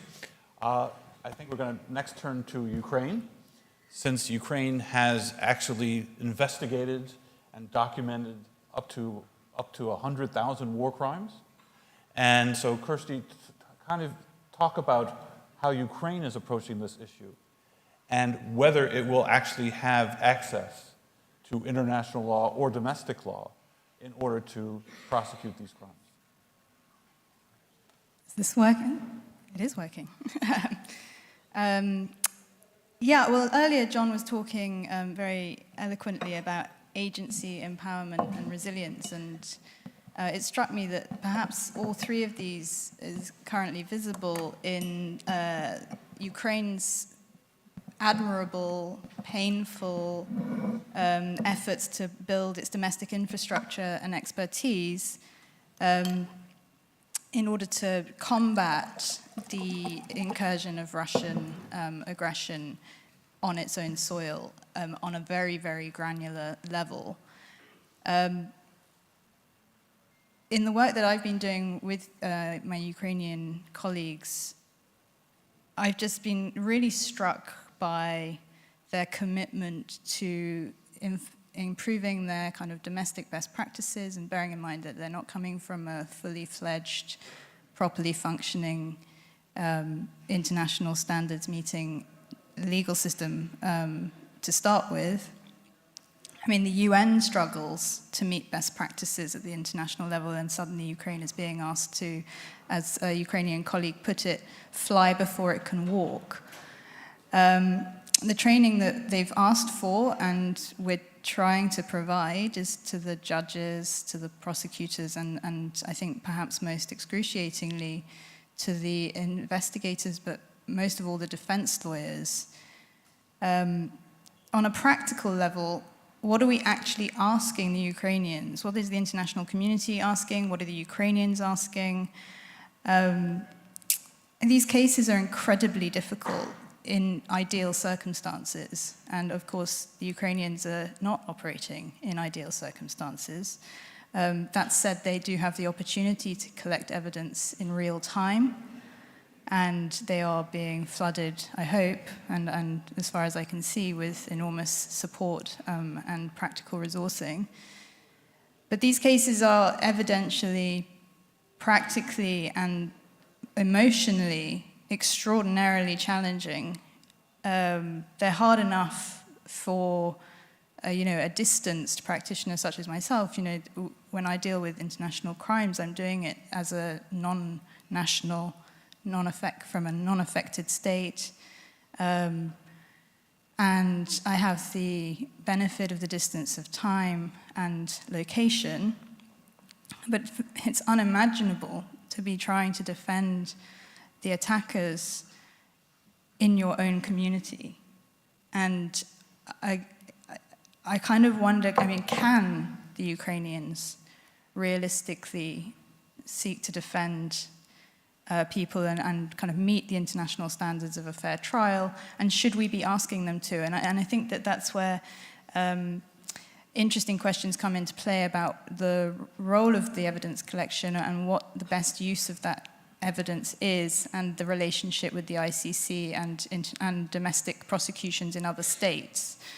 So I think that that's something that we need to start thinking about. And the incredible volumes of evidence collection that are being done in pursuance of these 100,000 cases, which would overload any system, let alone one trying to operate in conflict. One thing that isn't apparently being done is using that evidence and stepping back from it and not rushing to prosecute kind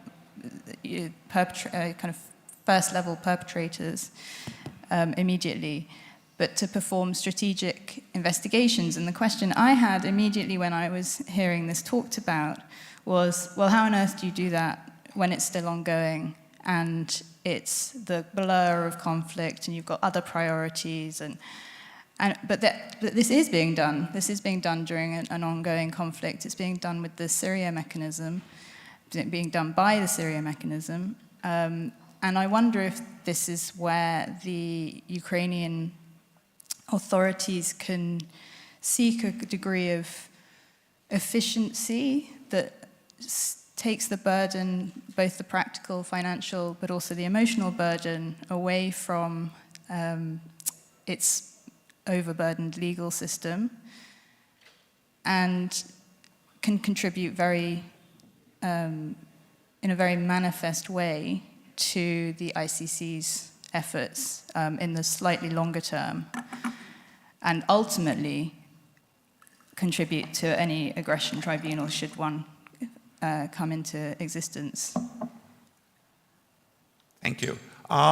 So when I talk to other practitioners and think tank people and policymakers and so forth, the question that always comes out, both in terms of prosecuting in Ukraine and prosecuting against the crime of aggression, is that there are so many legal hoops that we have to go through in order to actually get to this process. So how do we sustain these prosecutions, these crimes, when, quite frankly, the legal architecture still is not in place? So. Ooh, well, I think that in the context, as we've been hearing, of the reinvigoration of the interest in prosecuting the crime of aggression, this is being accompanied by an exploration of the other forms of accountability that are available, which the legal infrastructure does accommodate. They attract varying degrees of practicality and symbolic value. And the ones I'm thinking of are kind of economic measures, so sanctions, and we've seen a kind of rush of those from the West. I don't know how effective they are, but they certainly hold important symbolic value and emotional value, as Vladimir Kara-Murz's family call increasingly for more and more sanctions. There's the personal, of course, and then there's the political, and I wonder if we're not exploring this enough, but I mean the sort of commissions of inquiry and the fact-finding missions that the UN organs can perform. I mean, are they effective? Are they useful? I suspect they're useful in the kind of concentration on human rights patterns and violations, but I'm not so sure. That didn't really answer your question, did it? Sorry. Well, let Sergey and Leb jump in here as well. Thank you. Just to build upon what you've mentioned, Kirsty, the United Nations Commissions of Inquiry, we have the Independent Commission of Inquiry on Ukraine, and it produced a number of reports, most recently so-called conference paper, quite comprehensive body of evidence. And in my opinion, those commissions are useful and worth money being spent on them only if there is an accountability mechanism. The commission itself is not an accountability mechanism. And this accountability mechanism can be either domestic or international. Ukrainian proceedings are important, but as you mentioned, first, the system is overburdened. Second, as you said, it's unimaginable to think of the effective defense work. And without effective defense work, fair justice is unimaginable. Without fair justice, the whole exercise does not make sense and is counterproductive. That is why we need to establish international accountability mechanisms. And we have only one, the International Criminal Court, with certain limitations on jurisdiction that Gleb explained, particularly concerning the crime of aggression. That is why we need to establish a new accountability mechanism on an international level, international tribunal, dealing with the crime of aggression specifically, and reinforce the International Criminal Court. And I think we should start asking questions why, for more than 1.5 years of investigation, the prosecutor of ICC came up with only 2 arrest warrants. The taxpayers should be interested about the results of the investigation so far. The prosecutor has a policy of limiting information about ongoing prosecutions. Fair enough. However, balance of transparency and confidentiality should be maintained. And so far, outside of the very limited, important but limited context of deportation of children, we are not aware of any activities insofar as Bucha massacre is concerned, very well documented. Particularly refer to very good visual investigation by New York Times, particularly on what happened there.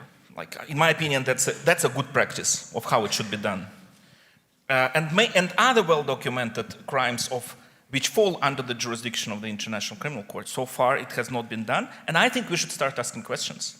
And we should start demanding answers. Because without international accountability, after the end of the war, there is a huge risk that the false narratives of what actually happened would continue. And particularly among the public in the Russian Federation or in the Global South or elsewhere, the most important contribution of judicial process is establishing the narrative on the basis of adversarial proceedings for the world to see. Thanks. Yeah. Just that a few things. So first, International Criminal Court should be mentioned, I think, in this respect. It has a profound role. Is actually the only international court that has jurisdiction over the international crimes, for the only exception of the crime of aggression. And it's already conducting investigation that was triggered by the referral of 43 states, significant number of states, not exclusively so-called Western states, by the way. And so this is not only taxpayers' money, which is also was additional funding on this particular investigation, which is maybe not the best idea to finance particular investigation, but it's still symbolic because it's a special support of states of the ICC. And we definitely need a more proactive role from the court. The court itself based on so-called principle of complementarity. So it's a complement to national jurisdictions. So the national jurisdiction should play leading role, and only when they are not able or not willing to prosecute. So in Ukrainian case, we have a strong will to prosecute, investigate and prosecute, and to establish truth in the courts. But Ukraine is objectively not able to process all this number of crimes. Ukraine is not able to bring responsible persons to trials. They can only conduct, in most cases, in absentia proceedings, which are both non-effective and had dubious legal value. So that's why the role of the court is so-called positive complementarity. It should trigger developments on the national level, not only in Ukraine, but also in other countries. So, and as arrest warrants, as regards arrest warrants, I think we have also to ask what is inside these warrants. I think for public, it's very important to see charges in more detail than they are now available. We are not able to read what is inside, even if some information is sensitive. I think the public has legitimate questions about that. And I think we badly need other ideas about prosecution. This is, I wouldn't like to downplay the importance of the deportation of children, which is horrific crime. But we have a lot of other episodes in this war where we have the blatant impunity. We have the impunity which lies in the center of this practice. And this is why International Criminal Court is needed to prevent and to put an end to impunity. So I think International Criminal Court plays a larger role in this mechanism, but we also have to understand that there is one significant part of this justice, post-war justice, post-conflict justice, and this is Russia. So without Russian courts, real courts, not like we have the courts that we have now, any accountability process would be incomplete. So we have to understand that, but without this part, we need to use all the available mechanisms. And I would also like to invite all observers, all media, to read carefully the reports of the International Commission of Inquiry. It's a very professional job done by best experts in the field. And the last document, which is this conference room paper, so 170 pages, it has very impressive section on accountability. And very importantly, it's not only about trials. So accountability is the word which has many meanings, and also it's not about criminal responsibility only. It's about compensations. It's about memorialization. It's about the guarantees of non-repetition, and that we have to understand that criminal law doesn't have answers to all these questions. So we have to look to the future and to understand that this is indispensable part of any peaceful future that we all, I think, want to achieve. So I want to get back to this issue of empire, which is obviously one of the main issues of this forum. And Russian legal historians have written about empire recently, and they've emphasized that the driving force of empire is territorial expansion. We've also now seen a new history textbook in Russia, where they've emphasized the notion of the state, and that the Russian state is its own civilization. So from your perspective, how do we deal with this? Is this just simply, will this simply go away when Putin goes away? Or are these issues going to have some resonance even in a post-Putin era, whenever that comes? Sergey. Thank you, Will. I think this is a very useful framework. I think post-colonial or post-imperial look at what is happening, including in terms of Russian law, is very helpful and methodically right approach. What I would like to add is that in terms of empire, we should look not only at non-Russian regions of Russia, which have been colonized, such as republics of North Caucasus or Yakutia, which was mentioned yesterday, or Tiva. We should also look at the parts of the territory of the Russian Federation where ethnically majority are Russian-speaking people or Russians. However, they have strong regional identities. And as things stand now, they are being colonized by Moscow, by the federal center, in terms of taxes, in terms of representation, in terms of criminal law, which is all federal. There is no opportunity like in the United States or in the United Kingdom to have devolution in terms of criminal law. Think about Kaliningrad as colonized territory. Think about St. Petersburg as colonized territory, etc. So this colonization does not have only ethnical dimension. It also has other dimensions. And it can be constructed in terms of over-centralization of all processes that are happening, including in terms of law. And I think it's consensus now that any meaningful legal reform in Russia should include meaningful federalization and devolution of powers, including in criminal law and criminal procedure, to the regions. So, for example, something may be a crime in Chechnya and not be a crime in St. Petersburg, as it happens in the United States, or in Nigeria to that extent, and other federal states. And it's really important. So this imperial framework or post-colonial framework or colonial framework is really important. And it does not have, in my opinion, only ethnic repercussions. It has other repercussions as well. Thanks.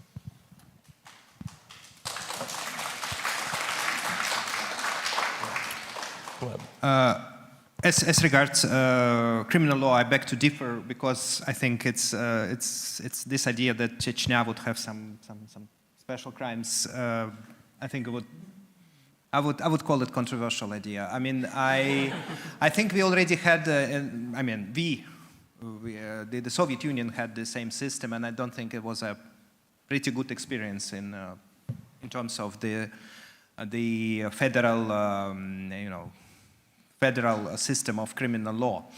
But more generally, I agree that this is inevitable to talk about empire and decolonization and all these matters, but we also have to look maybe more closely to more immediate future, immediate past of the country. So the role of the Soviet Union and still we need still to divorce Russia from the Soviet Union. I think this is something that still haunts us in terms of a lot of legal atavisms from the Soviet era, a lot of misunderstanding about the relationship actually between Russia and the Soviet Union. I think we have a lot of problems that come from that because of this question has not been properly resolved.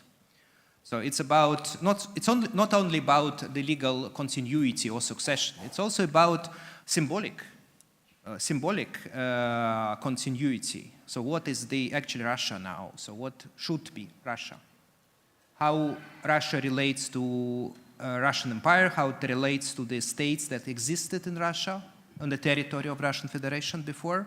How it relates to the Soviet Union. This is, I think, it's a very important question. Also, it has also legal dimension. And I think this is something that we have to discuss seriously, maybe not focusing entirely on the one framework, which I think has of course grounds. We had this empire, but probably we should have to look at this question with other lenses as well. So this is my kind of word of caution in this regard. Thank you very much. Last question to Kirsty before we open it up for the audience. You mentioned that the Ukrainian legal system really doesn't have the capacity to do all these types of trials. How is the international community trying to help Ukraine in order to better the Ukrainian legal system and to assist it in terms of being able to deal with such a huge number of cases? That's an enormous question. I know that the Ukrainians are asking for and receiving a lot of support from a lot of different actors. The work that I've seen being done is working directly with the judiciary and with the on-the-ground prosecutors and defense lawyers to help them understand the peculiarities that come with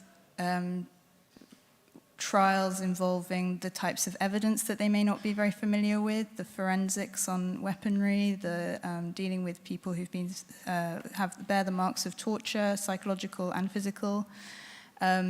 Defending people themselves who may have very severe psychological traumatic impacts, which will severely limit their ability to participate in a trial, which has obviously fair trial implications. So very much a granular, on-the-ground, practical advice on dealing with that. That doesn't help with the volume of cases.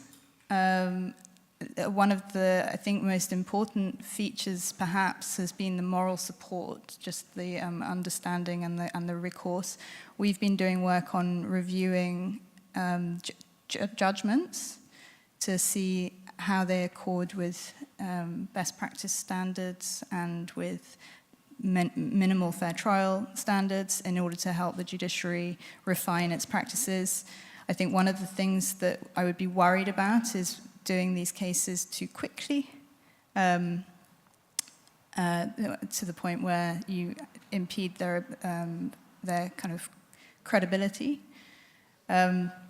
I think as the cases amass, we need to be looking at whether these trials are held outside Ukraine. And I know that Germany is a real leading light in universal jurisdiction cases in the modern era. Other countries like Sweden are also, and the Netherlands are also admirable in their efforts. And I just wonder if that's an avenue to help alleviate the burden on Ukraine. Okay, we're going to open it up for questions, and right here. Am I audible? Yes. My name is Salim Amin, and I'm policy advisor at the Foundation for Freedom. And I come from a background of international criminal law. So I was, one of the questions that comes to my mind always, and I face that question as a lawyer, is what is our responsibility as a lawyer when we are working at the field of international criminal law, is to present the correct and real narrative of international criminal law. And that's one of the dangers that we have right now. Countries will be trying to change the principles to new narratives based on politics. So I was a bit struck to listen that Europe is not the best place for the investigation and prosecution of the crimes. Because if, as a lawyer, when I see that is the principle of, for example, geographical profiling, it's very important when we are investigating. So we have to differentiate first between human rights investigation and international criminal law investigation. They're very different, because the threshold we need for international criminal investigation, it's a higher, it needs more evidence. So geographical connection is very important to get to that level of threshold. So I'll tell to our guests that I think it's very important to have this connection. And second one, I think the crimes that are happening in Ukraine by Russian soldiers, aggressively, brutally, and I would mention that I know that there's not clear-cut hierarchy at the international level for international law, but we still have concepts like just Kogan's preemptive norms of international law that they come first. So I would say individual criminal responsibility comes first. It is very clear-cut. We have the accountability mechanisms. The ICC is there. We need only to support it. We need to show our will. And as Kirsty mentioned, we have to also use national jurisdiction as the universal jurisdiction. For example, the structural investigation by the German government, the prosecution office. So we have the accountability mechanisms, and I think we have to differentiate between how people lose their lives and not to divert from the, let's say, real understanding of law and bring like state immunity.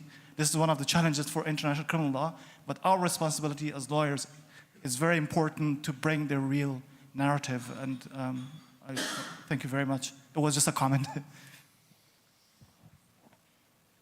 Anyone want to comment on the comment? One comment I had, sorry, in response, was about the disinformation power that Russia holds and the narrative setting. It's a problem and an opportunity for the International Criminal Court and other criminal accountability efforts is to counter that. Okay. I agree fully with what you said, with one reservation. Lawyers should not overestimate their powers. It's very typical for lawyers to do that, particularly if we look at the, for example, political life of the United States, where there are so many lawyers involved. And sometimes it doesn't help. And sometimes you can't find one.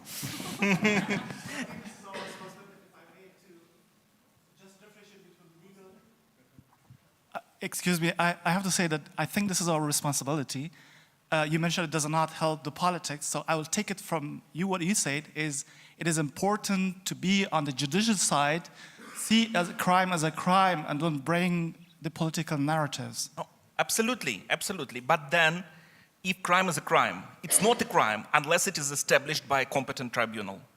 Like, you and I cannot say that crimes are being committed until you have the guilty verdict upheld on appeal if necessary. And that's why it's important to have domestic proceedings in Ukraine, to have domestic proceedings in other countries, to have international proceedings, and then we have accountability gap for the crime of aggression, particularly if the head of state is concerned.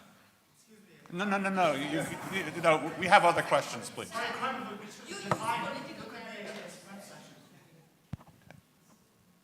Excuse me, I would say crime of aggression is defined, look at the Rome Statute. Why we need more definitions? I'm sorry, I talked too much, so I will stop now. Any other questions? Right over here. Hello again. My name is Nikita. I'm a political scientist and political journalist. I want to address a question on how to take accountable not only Russia as a body, not only key figures like key propagandistic figures, key military generals, so people who are obvious in charge, but how to press charges on regular soldiers who committed war crimes. Because when I was working in Bosnia, and we had a case of Rwanda when a lot of soldiers, like regular soldiers who actually committed war crimes, they left without any responsibility because it was too complicated to somehow define their guilt and to clarify who was involved. So how to take accountable not only high figures, but also all the people who were involved in such crime. Thank you. Go ahead. May I start? Thank you for the question. I think it's very important to put this debate in the to some legal frame. You know, soldiers, not only foot soldiers, but generally, you know, military, they are not responsible for the aggression. You know, so whether the war is legal or not is, to say very roughly, is not for them to decide, you know. So they are protected by international humanitarian law, so so-called combatant immunity, and it makes sense. The very idea to blame thousands of, hundreds of thousands, if not millions, people as all war criminals, which is real danger when we use this rhetoric that, for example, all soldiers are war criminals.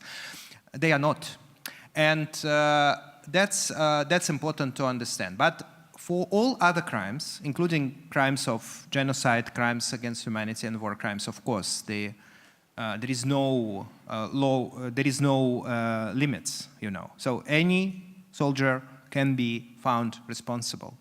Any civilian can be found responsible for these crimes, and this is difficulty. And you mentioned the case of Balkans, the Yugoslavian wars, and in this case, yes, majority of perpetrators were not tried, were not convicted.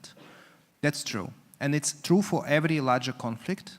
It's inevitable truth of the war justice, but there are ways to at least to represent the criminality and to bring the key perpetrators to account. And of course, in this case, I'm convinced it would not be possible without changes in Russia, without the establishing of the institutions in Russia, but some soldiers, Russian soldiers, some officers have been already tried by Ukrainian courts. There are also some proceedings which are currently in absentia. So, for example, on the sexual violence crimes, also in Ukrainian courts. There would be more and more such cases. But yes, this is the problem. The problem that we need to not just punish people, but to make it clear to them and to general public. And this is a function that was Sergei just said. That this is the function of the judicial proceeding. So we cannot just write all these reports, publish reports. This is very important. I wouldn't like to downplay the enormous activity of civil society organizations. Not first of all, of course, Ukrainians, but also there are a lot of activities in other European countries, and also Russian researchers do their work. But what we need the trials, we need judicial proceedings, and this is a key, the key element. So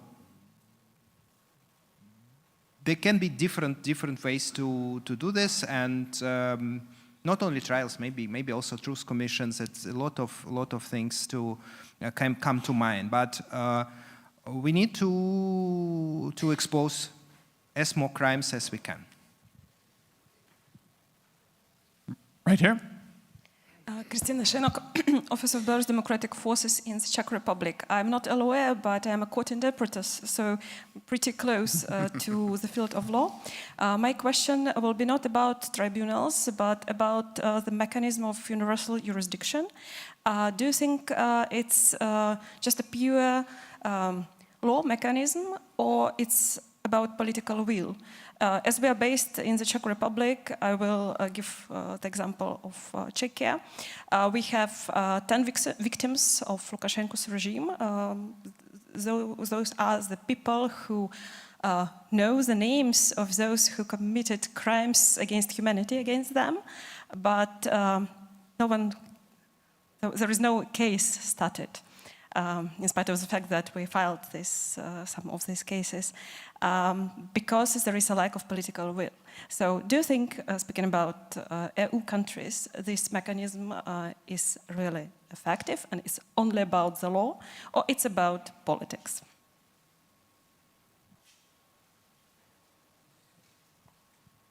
I mean, I think it won't happen without widespread political will, and its legitimacy and its efficacy ultimately relies on the breadth and the depth of that political will, unfortunately.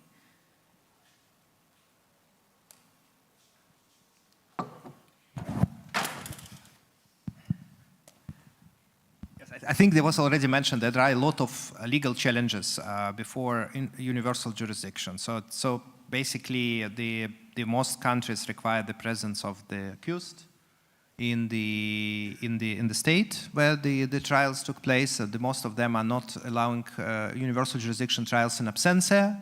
So there are objective reasons, and of course there is a risk that multiple proceedings without real effect would discredit the idea.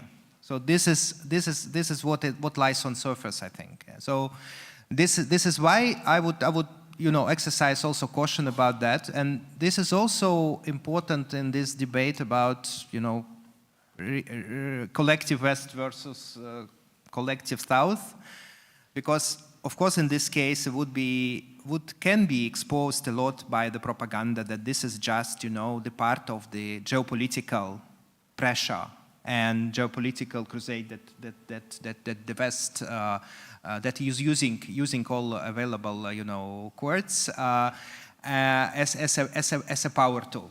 So this is I think what stops governments and some governments from more active use of that. But this is the role of civil society in all of these countries to push on that. It's always a struggle between realpolitik considerations and the considerations of justice, and in this case it's also about peace actually. So I strongly believe that all justice efforts approach peace, not make it more distant. So this is important to understand what is at stake. Thanks very much. I think we've reached the lunchtime hour, and so I want to thank all of our panelists. And I also want to just say a word about the role of Ukraine and Russia in transitional justice. During 1917, a long time ago, Russia and the provisional government formed an extraordinary commission that dealt with the crimes of the autocracy. And unfortunately, it was closed down after the Bolshevik Revolution, but it played a major role, and indeed, historically, really represented the first truth commission of the 20th century. I also would want to emphasize the important role of jurists from Ukraine at Nuremberg. If you want to learn more about it, I recommend the book by Philippe Sands, East-West Street, where he talks about Ukrainian jurists who've basically formulated the issues of genocide and crimes against humanity. So this part of the region has played a very important but understated role in the issue of transitional justice. And I think that it will now play a very important role going forward into the 21st century. So with that, I think we are adjourned and ready for lunch. Thank you so much, Will, for this wonderful moderation, and you're all invited for lunch.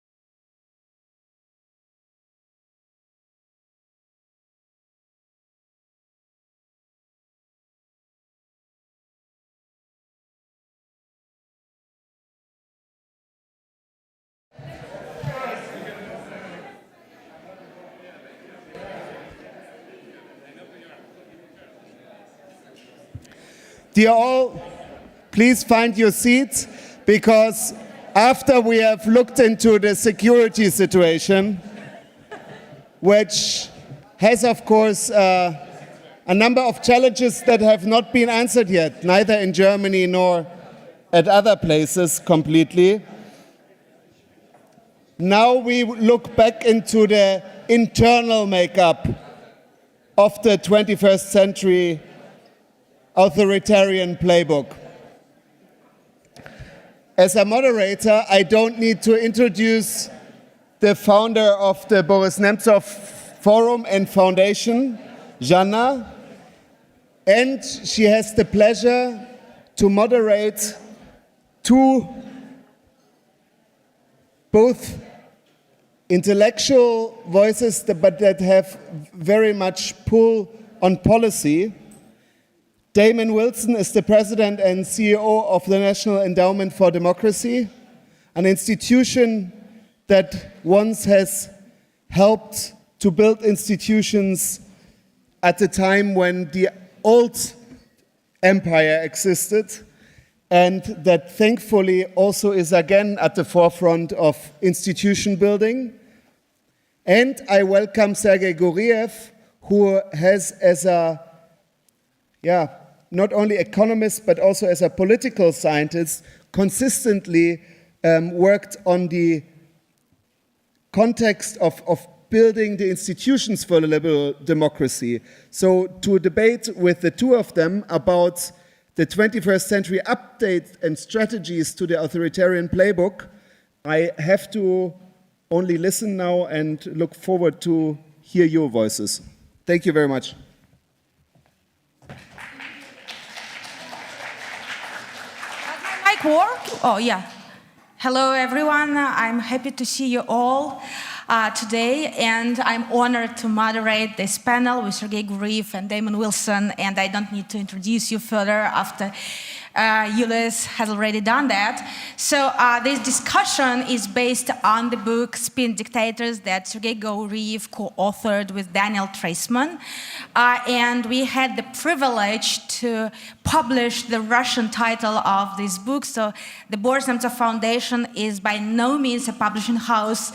So far it has been the only book that we published. And we saw that people in Russia or Russian-speaking people are really interested in this topic, and that's why we decided to discuss it here further. We had a very intense discussion on security, so we will not discuss conventional weapons here anymore. So this discussion is more focused on the political dimension of the current situation.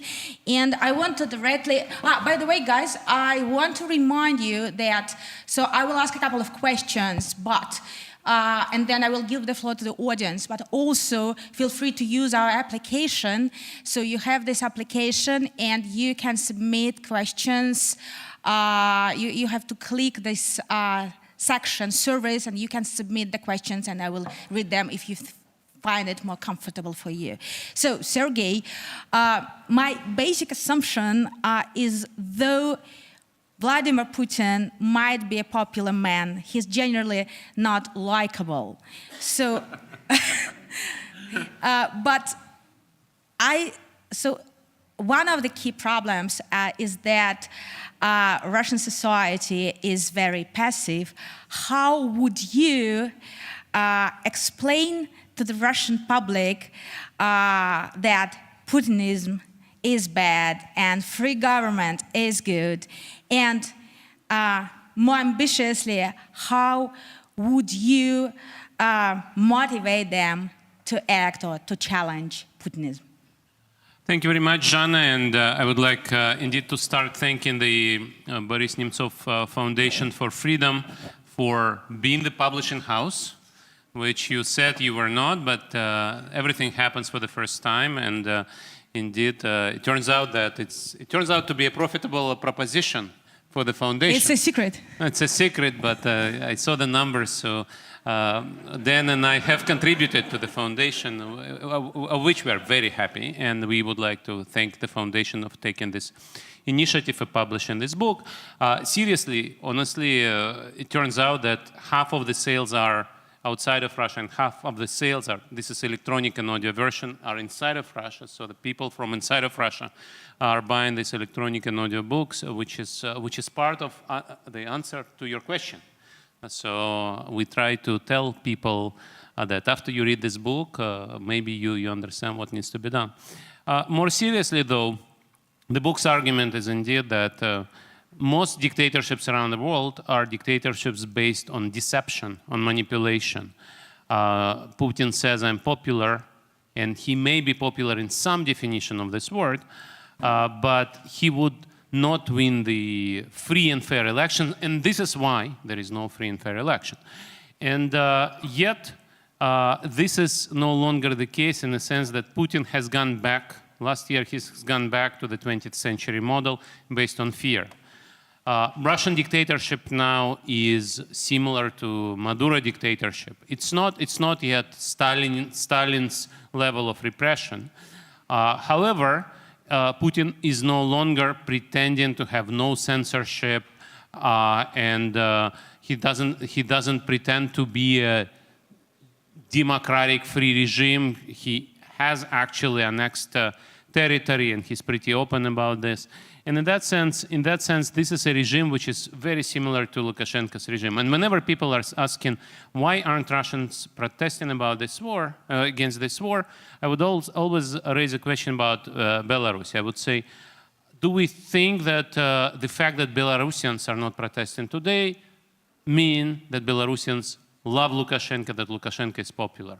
And the answer to this question is obvious to everybody. We know that Belarusian regime is not popular. We know that majority of Belarusians don't like Lukashenko. It's just the regime is so brutal today that people are afraid, and rightly so. Now, what can we do about this? We talk in the book about that a lot. We have a lot of people who've left Russia. We have a lot of people who don't like Putin who've stayed in Russia. And our job is to communicate to those people how bad, using your word, Putin is. Putin is not likable, I agree. I don't like Putin. He doesn't like me back. I don't know what his attitude is to you, but I've seen... He likes Damon. My educated guess would be he doesn't take me seriously. Okay. Putin is, as we know, doesn't believe in gender equality, for example. Right. But seriously, I think our book tells you how to fight spin dictators, dictators based on manipulation. How to fight a fear dictator armed with nuclear weapons, a repressive dictator who has a well-funded repressive apparatus, and on top of that has nuclear weapons, is actually a historical challenge. We've not done that before. We don't know how to do that. And I think my simple answer is the West should be much more serious about economic sanctions. Economic sanctions work, but we don't have enough economic sanctions, and we've not tightened the sanctions sufficiently. And when Michael Kaufman was talking about the long war, Putin is prepared to do the long war because he knows he still can sell a lot of oil, and he can still get a lot of money, and he can still circumvent sanctions and import microprocessors in other parts and produce those munitions, those rounds of artillery, use petrodollars to buy weapons from Iran and North Korea. As you can imagine, Iran and North Korea don't like to be paid in rubles or rupees.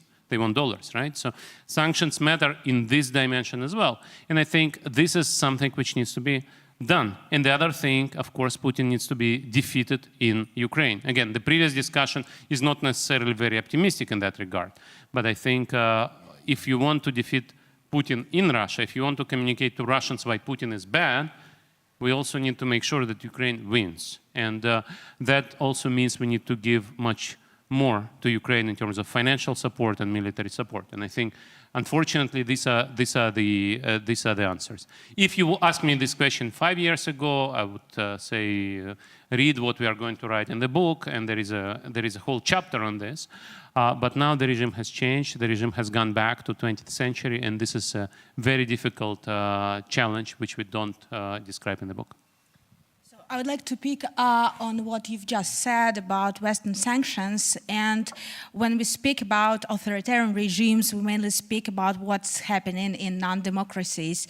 But we rarely speak about what's happening in democracies and what should be fixed. And as we know, existing sanctions are being bypassed. And there are few criminal investigations that were initiated in Europe in connection with this bypassing.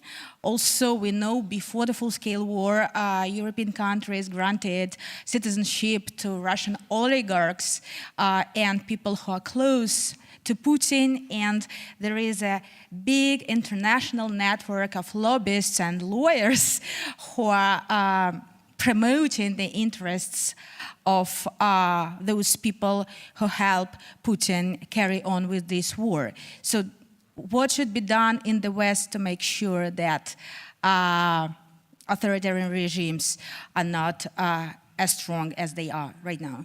Terrific. Thank you so much, Shauna. First of all, before I answer that, let me just say it's such an honor to be here with you. Thank you for inviting me to the Nemtsov Forum, and it's a real honor to be up here with you, Sergey. This is a fantastic book on the dark arts of authoritarians today. And it's incredibly relevant to what we're doing at the endowment. I'll come to that. But it's also a real honor for me to be here just with all of you, the community that's here. And I'm on stage with a bit of humility because I'm really here to meet, to listen, to learn from Russians that believe, and not just believe, that are acting to support a free Russia. Because we know that the only durable peace, the only victory in Ukraine, the only sustainable, secure Europe comes with a free Russia. And it's all of you that are working towards this, and we have such great respect. So it's with humility that I'm on stage talking when this is really about what you are doing that inspires so many of us. And I told Jana when we met a few months ago that I really was keen on coming here because I remember in really difficult times, every fall in Visby Island with your father, Boris Nemtsov, gathering with the Authoritarian Foundation for these strategy sessions about what more we could do, and to see him and others, Russians, articulate how to think about the future of a free Russia. It's so powerful, such a powerful idea that it has provoked the adaptations that lead to spin dictators. It has provoked the combination of that with fear and repression because it is such a simple and powerful idea. And it's appropriate that you have reconvened this group in the midst of the war. Boris Nemtsov's outspoken voice in support of Ukraine. When I was at the Atlantic Council in my previous capacity after his death, we had the opportunity with Ilya Yashin, as Ilya was launching Boris Nemtsov's report on Ukraine, we in parallel were launching Putin at War to tell the story of Russian soldiers hiding in plain sight. And to see what he would have wanted to be happening right now, to know that it's this community carrying that forward. He's so damn proud of you, and we're just so inspired by what so many of you are working on right now. So you asked a little bit about what we should be doing. And as Sergey said, everything begins with victory in Ukraine, and a durable peace and a secure Europe comes with a free Russia, only with a free Russia ultimately. And that doesn't happen without Russian Democrats. That doesn't happen without Russian Democrats laying the groundwork, preparing the ideas, investing in the networks. And so part of what brings this together and why I think this book is so important is that everybody said we had a wake-up call with Crimea. We've had a wake-up. We're still waking up. And we've seen at the endowment for a long time, people would talk about the soft power of China, the soft power of Russia. And our colleagues at the endowment help redefine that as sharp power. Don't be fooled. We're not talking about soft power. This is different. It's sharp power. What this book does also helps reframe this. Don't be fooled by the nice folks in suits that can show up at Davos and elsewhere. It's authoritarians, spin dictators, and now that they feel more comfortable in the world, that China's carved out space in international institutions, there's alternatives, even that veneer is coming off as we see the combination, the return of fear. And so this goes back to your question. The underlying assumption of your question, Jana, is what gives? Like, we aren't fully in this fight. And that's the point. We haven't fully woken up yet. Whether it's governments in the West, or whether I would argue it's people in my community, the democracy support community, we haven't quite fully appreciated the extent to which we are absolutely at war. And we are not on a war footing. It's not just that Ukraine's at war, it's not just that you're at war. They're coming for us, for the system. It's an intentional effort to make the world safe for autocracy, to denude international norms and institutions, to co-opt the concept of democracy itself. And we sit back and let this churn, eat, and let them use our own systems, our financial networks, our media networks, our technology, to eat us alive. We have not fully woken up.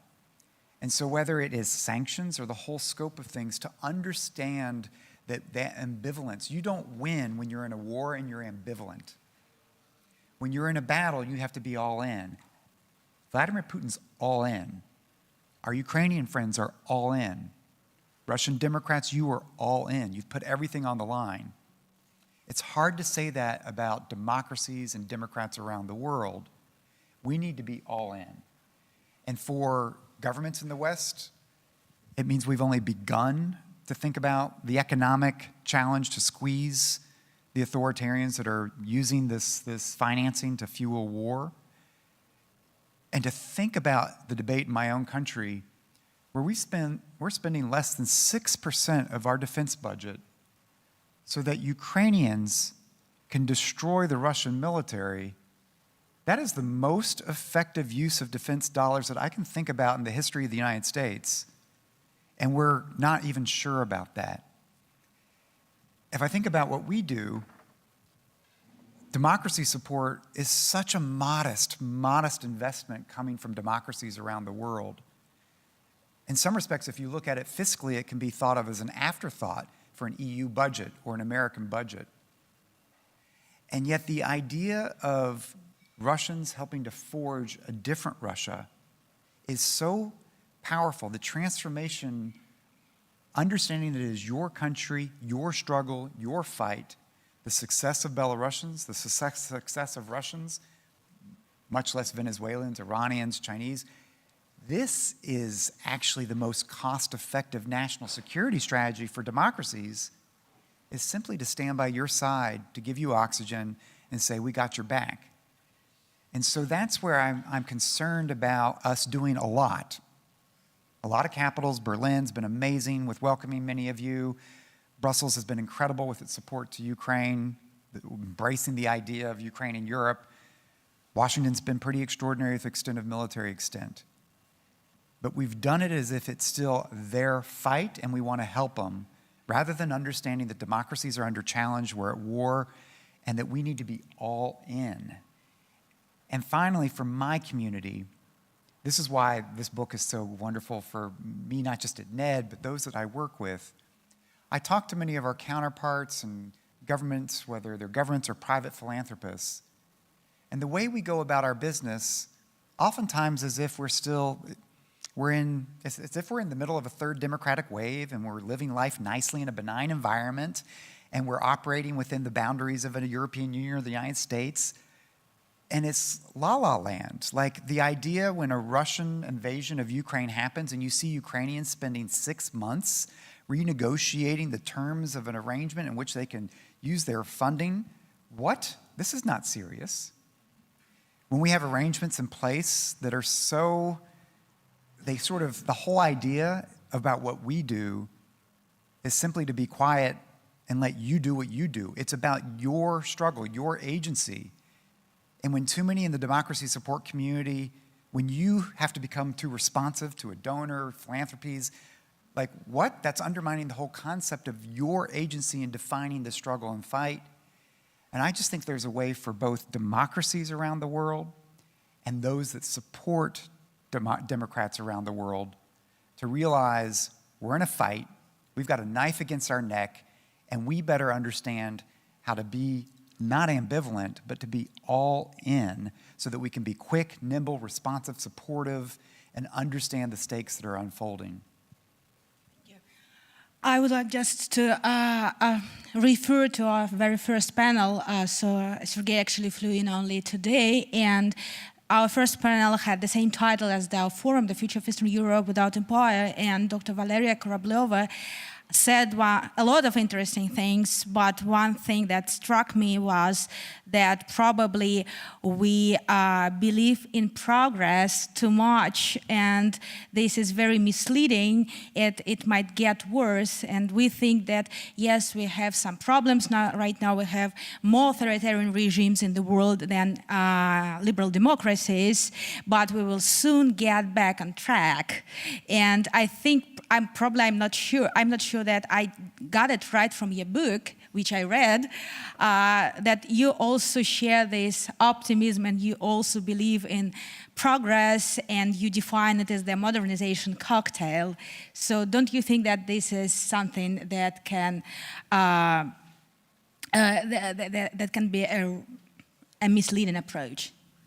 Thank you, Jana, and I would like actually to first respond to your question about the network of lawyers and lobbyists and so on. We talk about this in the book, and this is one of the dark arts of the dictators who use people in the West, who protect them from sanctions, who protect their money, and undermine Western democratic institutions, exactly as Damon has said. And I think this is very important to fight this with legal tools, with reputational tools, because these are very dangerous players.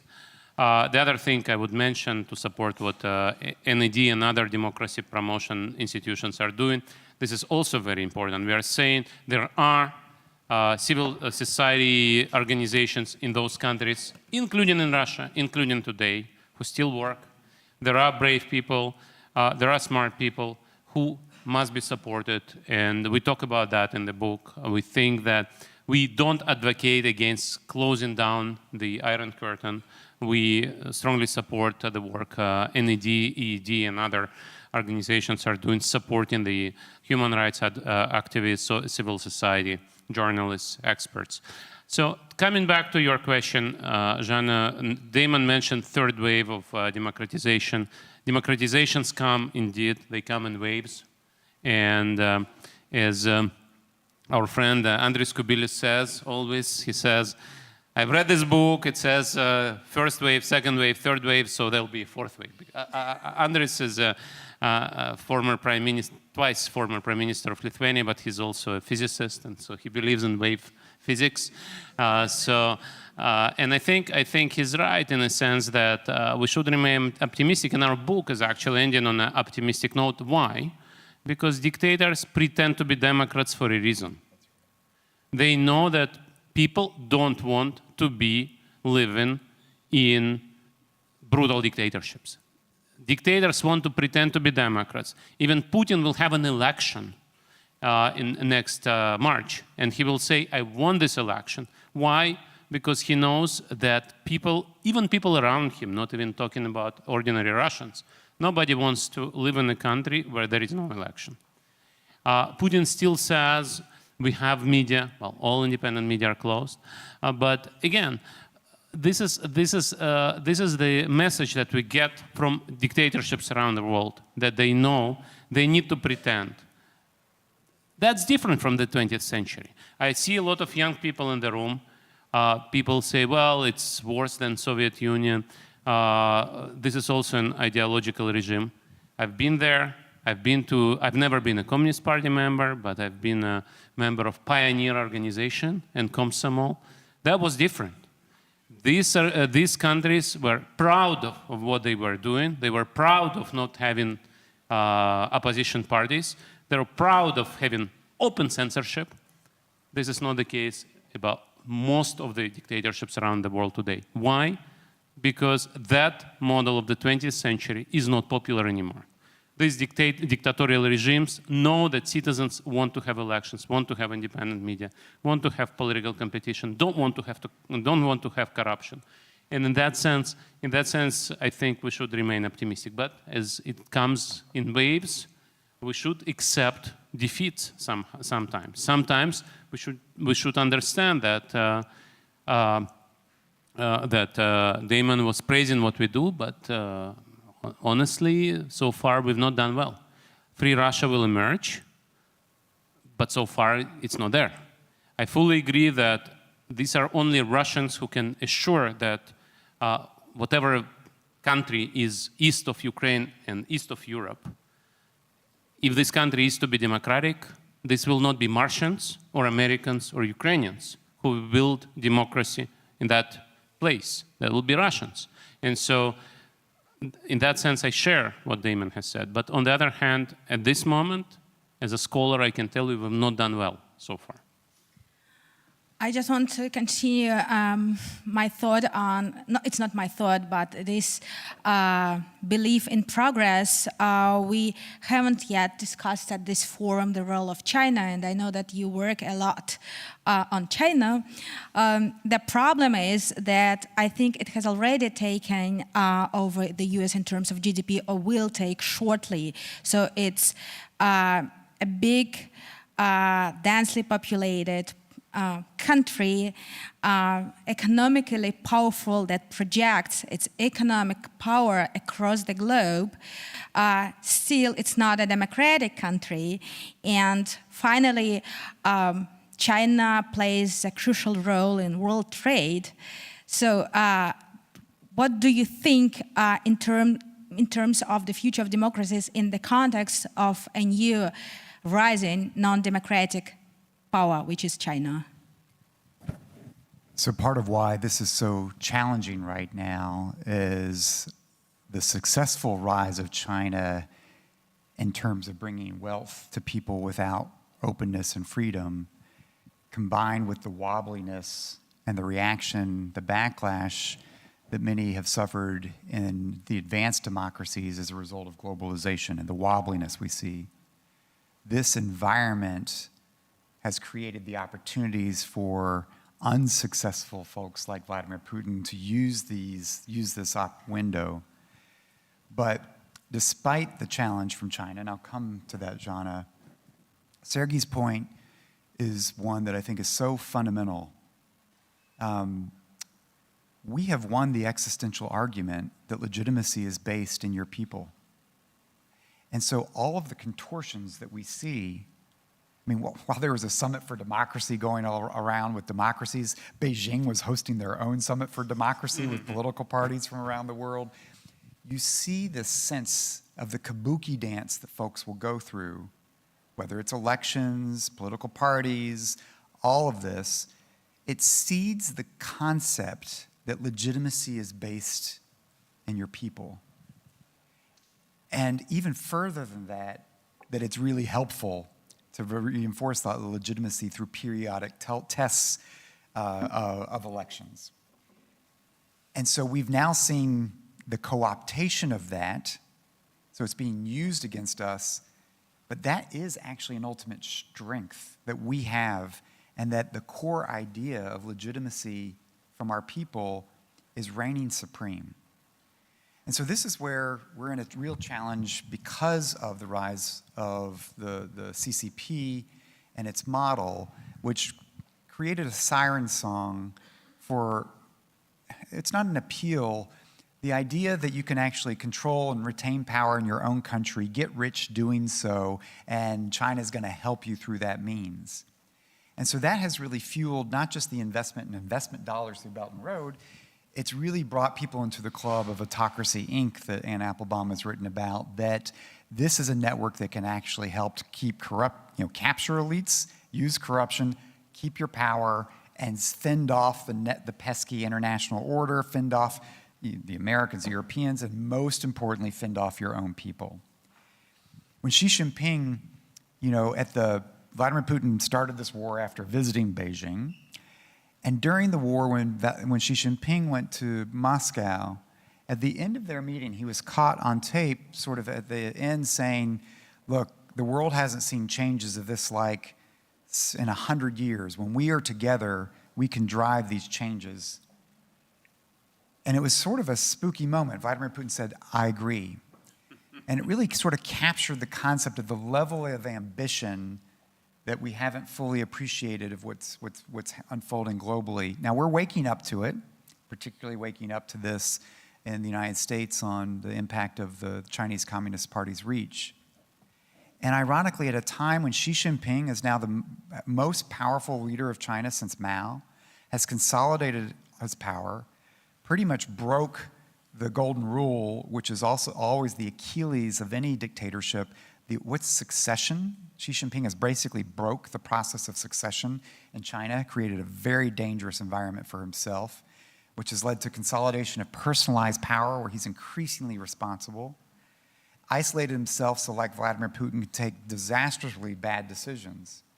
And in the midst of his power grab, what happens? A fire breaks out in Urumqi. Then you see Uyghurs that are dying from a zero-COVID lockdown.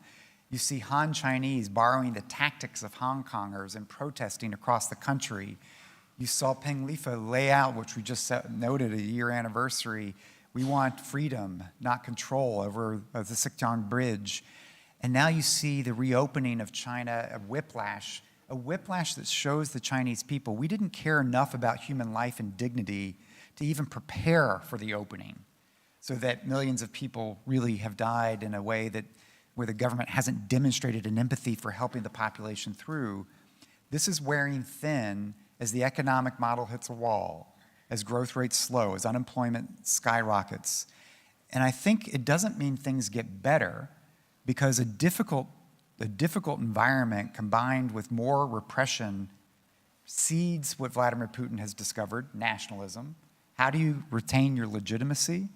By creating a sense that you're under attack, that we're coming for you, that we've got to defend the nation, to play into that sense of identity. And unfortunately, Xi Jinping created an environment that allowed Vladimir Putin to get away with what he's doing. But is Xi Jinping going to learn bad mistakes from Vladimir Putin? And this could mean we still, whether it's Taiwan or other issues, we're still headed for a very bumpy equation. But it does come back to understanding that what helped the model win in the third democratic wave, the fall of the Iron Curtain, the Berlin Wall, it wasn't just democracy and that human spirit to control your own future. It was democratic capitalism in which you could also make some money for your family and it would be protected. Keep it your own. And despite the wealth that the Chinese system has helped create, we're seeing over and over the drain of entrepreneurs. We've seen this in Russia in spade, the creative classes. We've seen the impact it's having. This is undermining ultimately the attractiveness of that model. And so it's going to be really bumpy in the next few years. We may end up with another conflict with the Chinese directly involved, not indirectly. But like Sergei, I see the underlying fundamentals that make them feel vulnerable because the strengths of the small d Democrats. President Biden talks about democracies versus autocracies. I prefer to talk about Democrats versus autocrats, because if you do that, we have billions of allies on our side, and many of them are inside Russia and China. And that's the power of the future, the potential to tap, even though it's going to be bumpy. I would like to open the floor for questions, but I have one question that was submitted online and I will read it. I think this is a question for Sergei. You mentioned that one of the cornerstone of the Free Russia Democrats, which means that citizens of Russia should support them, if not vote, which can only happen if many citizens change their opinion or take the distinct position. In 2022, mostly all bets were on the decrease of economics and middle class, but the new places, bars, restaurants are open in big cities in Russia. Luxury clothes and cars are on the market. So what bets are now? Why people will change their mind and elect Democrats? Thank you, Jana. I'll mention some numbers that we ran with Dan Triesman. This is a book which is a book for general audience, but it's based on quantitative research. And one of those papers, we looked at popularity of authoritarian leaders around the world. There is a Gallup World Poll, which is run every year in about 100 countries since 2007. It's not run in China, it's not run in Kazakhstan, and now I guess it's not run in Russia as well. But when it was run in Russia, Russia was part of our sample, so we looked at what factors influence popularity of non-democratic leaders. And indeed, like we would expect, if economy is doing better, leader is more popular. But interestingly, what we also find is leaders also can convince people that they are doing even better economically than they are. And censorship and propaganda helps. And one of the things we see is if you remove internet censorship and traditional censorship, Putin's approval ranking, which was at that point 70, would go down to 35. So it's already a big, big difference. And this is not something that should surprise us. You remember the last Levada polls before the full-scale invasion run in the fall of 2021 would give about 30% of Russians who would vote for Putin if election happens next Sunday. About 30% also said that they would vote for United Russia. United Russia got 50%, and then got 50% of the vote and 70% of the seats. That's how we get from 30 to 70, right? You steal elections and you change constitutional system to make sure that you get more seats than votes. But in any event, I don't think that Putin and United Russia are very popular. But on top of that, I think that censorship and propaganda are very, very important. And I think whatever happens, democratic Russia will not emerge unless we free up media space, unless we actually invest in both free debate, but also a better school education. This is not surprising that Putin is now working so much on history education in schools. I think part of your forum is about saying no to empire. Part of imperialism that is quite common in Russia, I would not deny that, is coming from the fact that people would read a history textbook and then never read any social science textbook ever again. And I studied in Soviet school, so I can tell you read Soviet school's history textbook, you know that Russia is always surrounded by enemies who try to chip in into Russian territory. And that's why Russia, to defend itself, always needs to grab more and more land. And this is something which is very much incorporated in the way of thinking. And that needs to be fought. And this, I think, was one big mistake that we've not done in the last 30 years. And it's going to be even harder now because Putin will work full-time until he's gone. He will work full-time on brainwashing younger people. And I think this is a very, very big challenge. But once again, the fact that shops are full convince some people. But overall, Russians, if you look at purchasing power of Russian households, is not higher than before the war. And the fact that Russians are not criticizing Putin is not because they're happy, but because this is not a democracy. When Damon was talking about wobbliness of democratic regimes, democratic leaders have made a lot of mistakes. And a lot of mistakes resulted in the rise of populism and losing popularity of democratic model around the world. But there is not a bug, it's a feature that public opinion of democratic leaders is always much more negative than public opinion of non-democratic leaders. Do we hear a lot of criticism of Chinese government? More now, as Damon said, but much less so than criticism of President Biden from Republican Party and from Democratic Party. And that's normal, and that's how it should be. So whenever people living in Russia are telling you, well, life is going on, things are okay, that doesn't mean that they really think it, because it's just a very different environment. I have a couple of questions online, but I would like to take the questions from the audience. Valeria, on the back, on the back, on the back. Ira, on the back.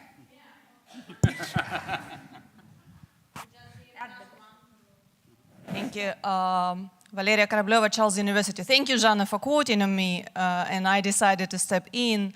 Probably I should start with a disclaimer that I'm on your side, Damon and Sergei. I want to believe in the next wave of democracy. But I'm playing this sort of the role of devil's advocate because I don't want to just sit and wait, and I want us to be quite aware of the dangers that are there. And what I see and ask myself, are we reading this science right? What Sergei was saying, that people want democracy, that people want independent media. Are we interpreting the ongoing development correctly? What I'm seeing is what is happening in the so-called non-West, or whatever would be a proper notion, is that they are taking away the right of Western societies to define what democracy itself is.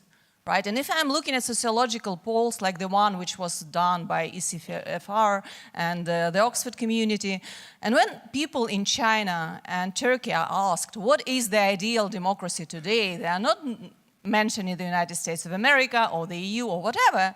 60 to 70% they say our country, right? So they are redefining the model of democracy itself, and that is quite dangerous.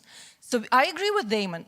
Like leaders want to derive legitimacy from people, but elections could be just an act of affirmation. And in the Soviet Union, we had elections as well, right? So, and I'm afraid that this very specific model of quote-unquote democracy is getting also popular in the Western world. And we have this rise of populism, and we have a lot of coming elections, and we have many of them suggesting this very specific vision of democracy. So what do you think about that?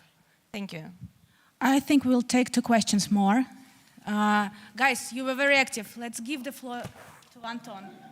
You can. Yeah. Thank you.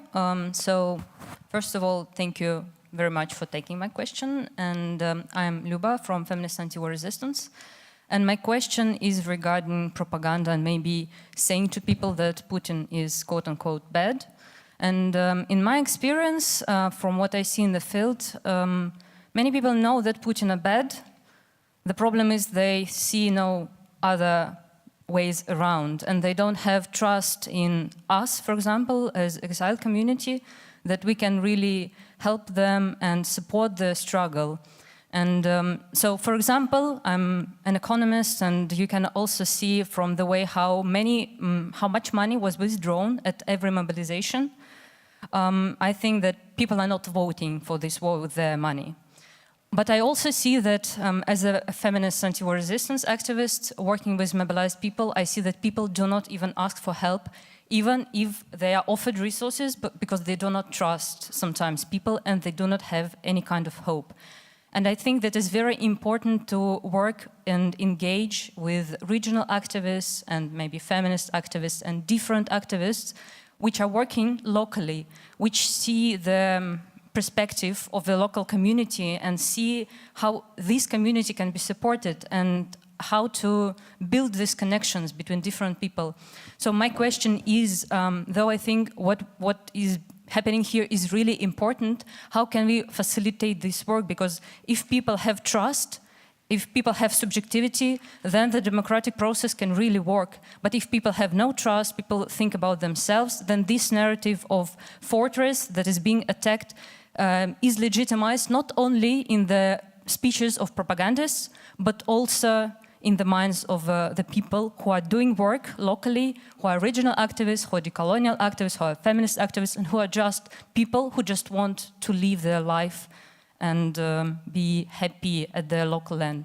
And I think that for example, here we are talking English, and English is not, this is also a resource that is not available to everyone. So these voices cannot even be heard, firstly because they're not here, secondly because they do not communicate this language. So what can be done in this, from my perspective, very important regard. Thank you so much. Thank you. I would like to take the question of Anton.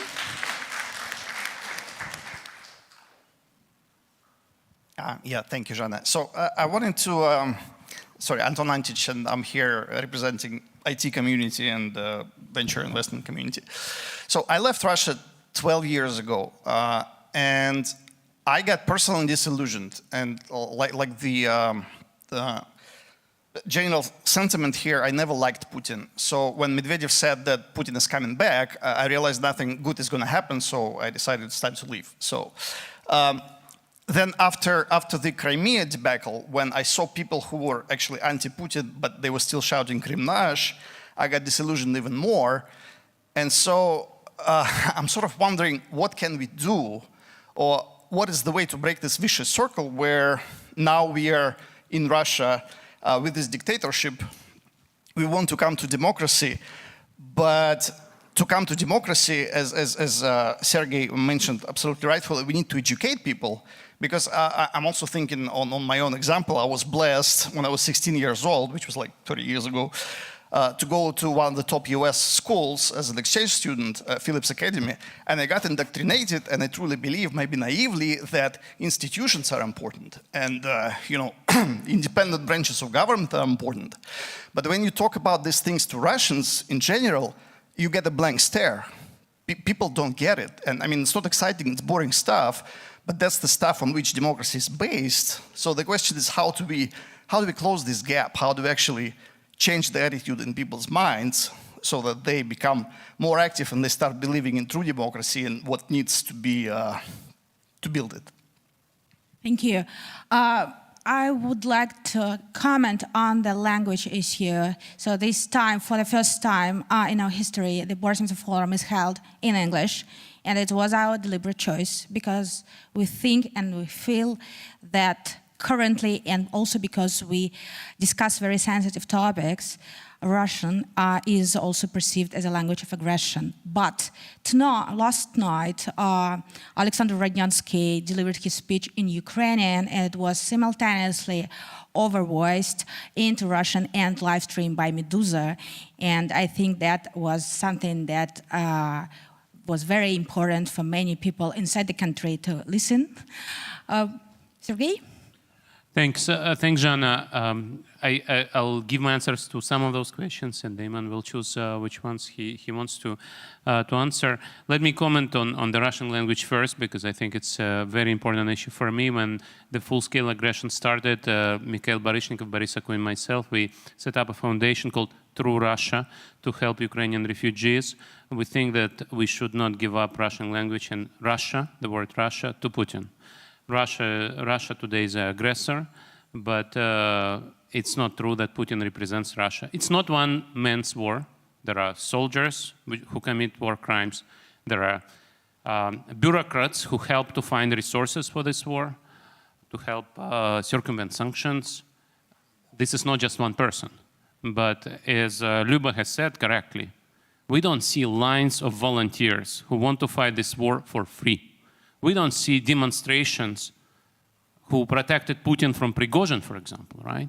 This is not something that is super popular in Russia. So in that sense, I think I'm comfortable speaking English, and I think yet Russian is a language we should defend from Putin. And once again, I'm very thankful to Zhana, who published my book in Russian. So, and for me, it's actually, I fully agree. It's very important that people who prefer reading in Russian can read this book. Now, on the other hand, on the language issue, I can tell you I live in France, where not everybody speaks English. But people use modern artificial intelligence tools. So it's much easier than 10 years ago and 20 years ago to read and write in foreign languages. So the world is moving in the right direction. On Valeria's question, this is a very important point. The polls in Turkey and China are not necessarily informative. As I said, Gallup, for example, doesn't believe it should work in China. It can work in China. In Turkey, the issue of media access is important, and I mentioned our paper with Dan Treisman on popularity authoritarian leaders. Russia is way ahead of Turkey, even before 2022, in blocking websites, censoring internet, and so on, but Turkey is number 2. Now, China is not ranked in this list because China is in a different universe. It doesn't need to block website, right? It blocks the whole internet. But Turkey is an important censoring country, and so people are misinformed. And this is not surprising that the polls in Turkey are also biased. Now, let's talk about some other countries. We'll have an election in Poland tomorrow. We'll have first round of elections in Argentina in a week.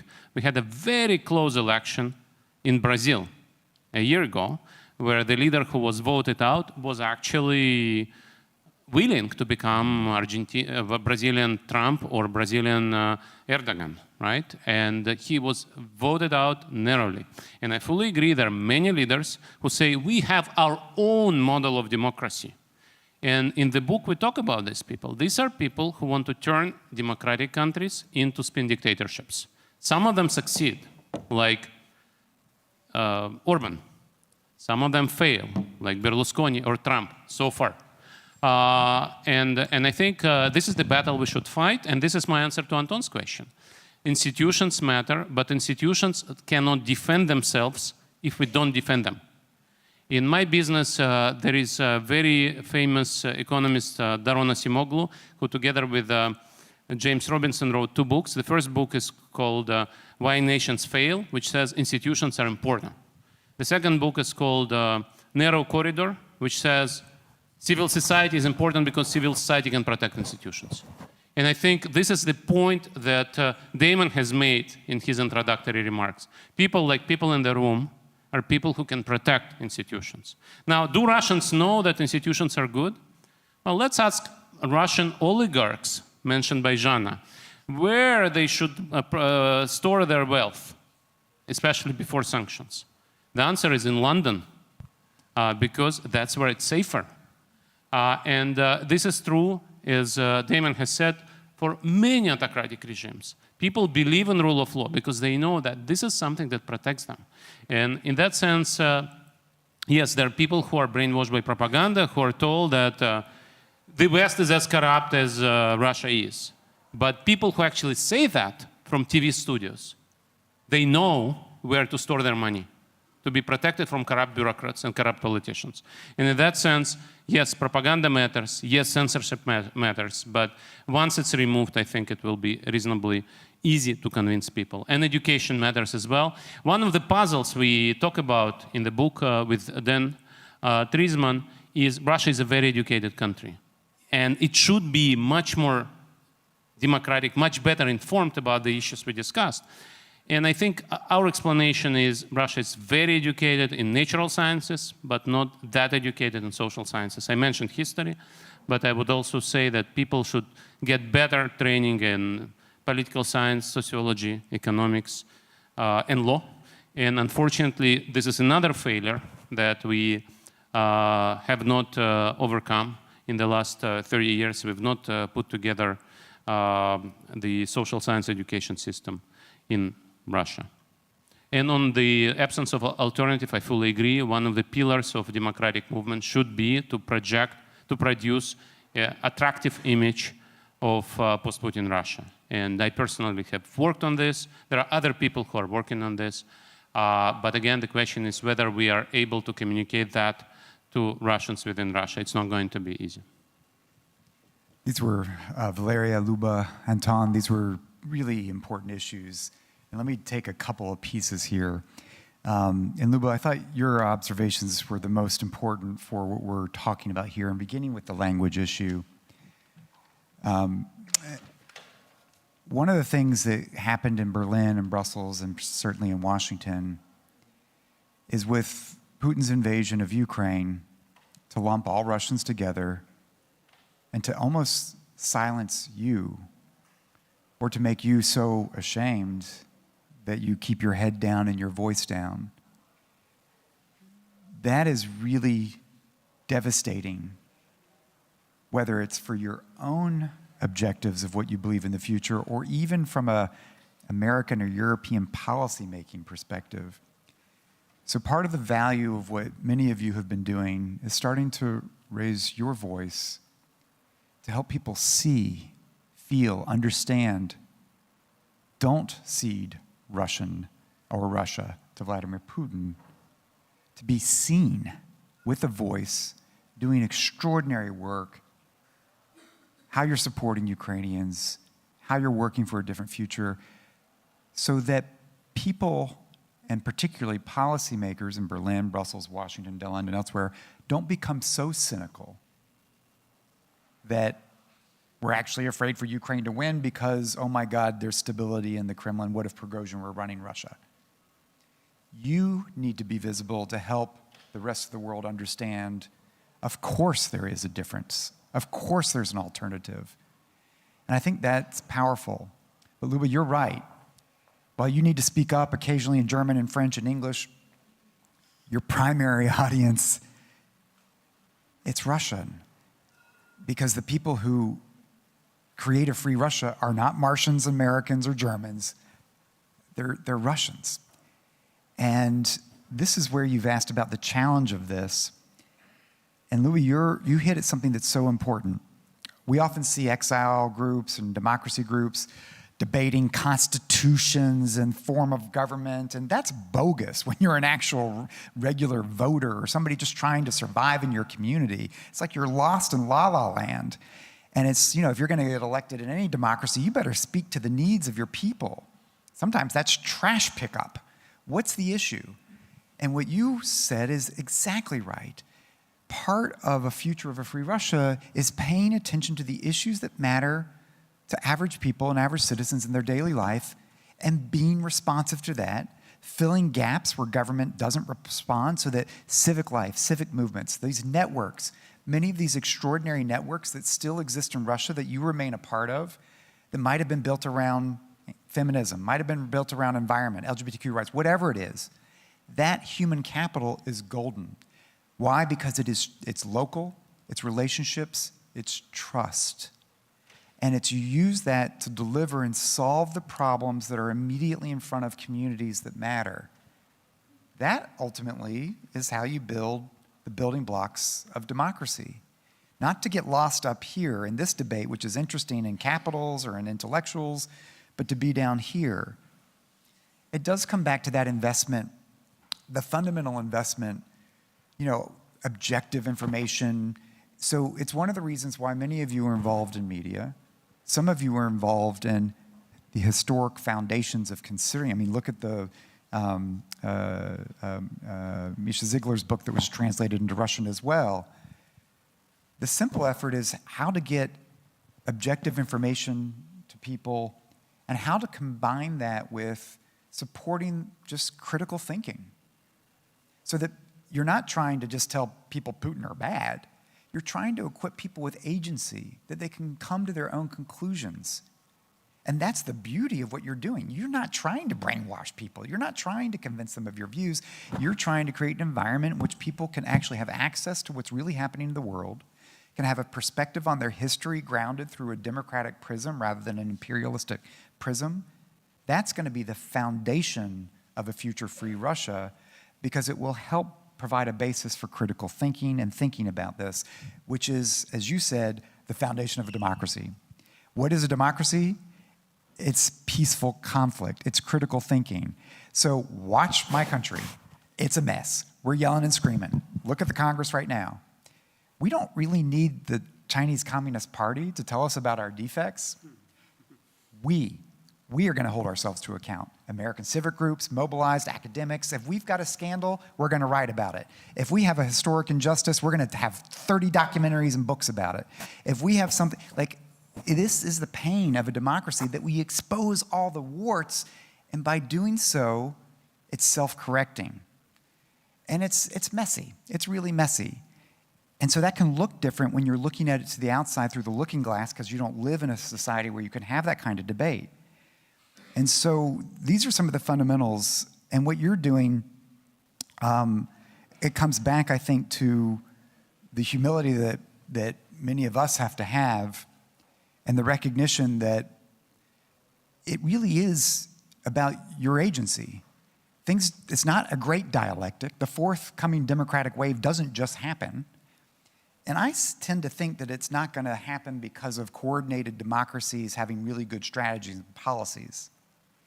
I tend to think that the fourth democratic wave is going to begin like we see Ukraine's freedom. It began with average people doing extraordinary things. And so if you undercut your own agency, and of course you're going to have self-doubt, of course you're going to have self-criticism, but if you underestimate your own agency, Vladimir Putin wins. It's inertia. Average people, ordinary people doing extraordinary things will rewrite this pathway. And so it's not grand strategy, it's not policies made in Washington, it's ability to say, what are you doing? What are your ideas? Can we help you a little bit? That's going to help change the trajectory.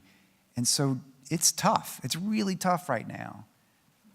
But the adversaries, the spin dictators, they want to undermine. They're not really gunning for, they gun for us a lot, of course, but they're actually gunning for you to make you passive. And so I think you're right to stay focused on who really matters in the equation. What are the communities? What are the people? And it's not abstract to you. It's people you know and their needs, and how do you help solve them? And you're going to be able to do that better over the long term. So we are running out of time, but I still want to read two questions, very concrete questions for Sergey, and I would like to ask you to be short. About secondary sanctions. Are secondary sanctions needed in countries which are helping Russia bypass sanctions like Kazakhstan or Turkey? And also, in relation to the sanction regime, if there is a need for more stringent economic sanctions on Russia, what are the sanctions loopholes that are needed to be closed? So I'll be short. We have a working group on Russian sanctions at Freeman's Poly Institute at Stanford University, chaired by Professor McFall, who was recently given an Order of Merit by President Zelensky for this work. And so as a proud member of this group, I can tell you there is 14 working papers which answered exactly these questions.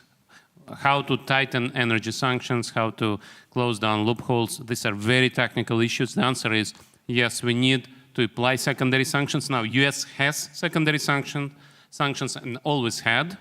Europe introduced the instrument of secondary sanctions last year, after the 24th of February. Why? Because Europe understood it's needed, but it's not yet applying them, and it should. And on closing down loopholes, this is very difficult work, and I think this is one of those investments that Damon was talking about. You need to hire more qualified people to look one by one what's happening in Kazakh trade with Russia, in Turkish trade with Russia, how Russian business people or bureaucrats circumvent Western sanctions. This is a highly technical work which qualified people know how to do, and we talk about this. Just go on the website of the working group on Russian sanctions, Yermak McFall group. Yeah. Thank you very much, Sergey. Thank you very much, Damon. Thank you very much for the audience and for insightful questions. I am very sorry that I didn't take some of the questions from Nikita and Miron, but they've been very active, which I praise. So I hope next moderator will be more friendly. So organizers, managers are not necessarily all the time friendly. So thank you very much. I suggest that we should have a 15-minute break, and we'll come here to discuss what's going on within Russian society at home and abroad. Thank you very much.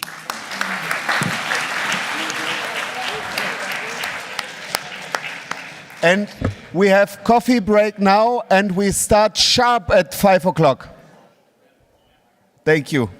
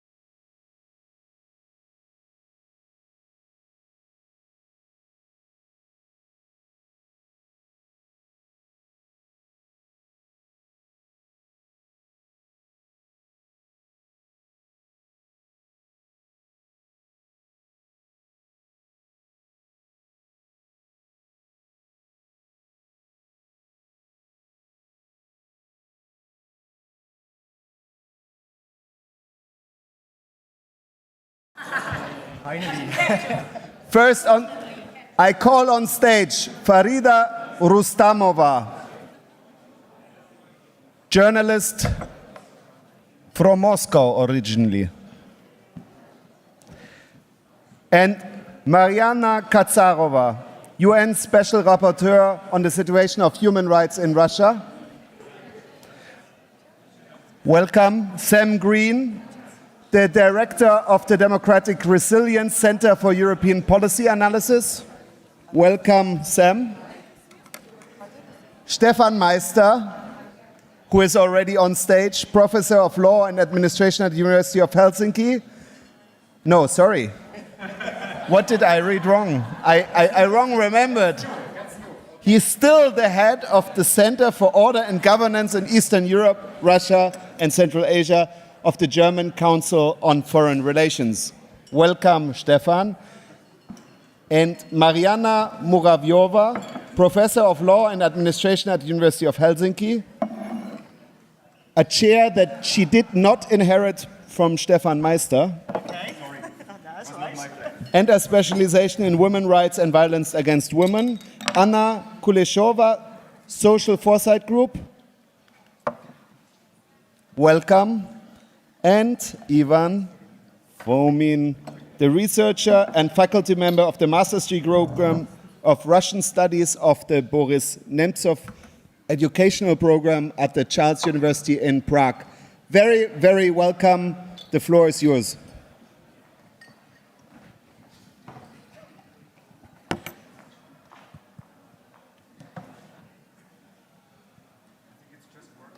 Yeah, really? Okay. So yeah, shall we start? Hi everyone again. My name is Farida Rustamova, and I'm a political journalist for more than 10 years now. I'm honored to be today's moderator of this discussion, and it's actually my first time as a moderator. So please don't be very hard on me.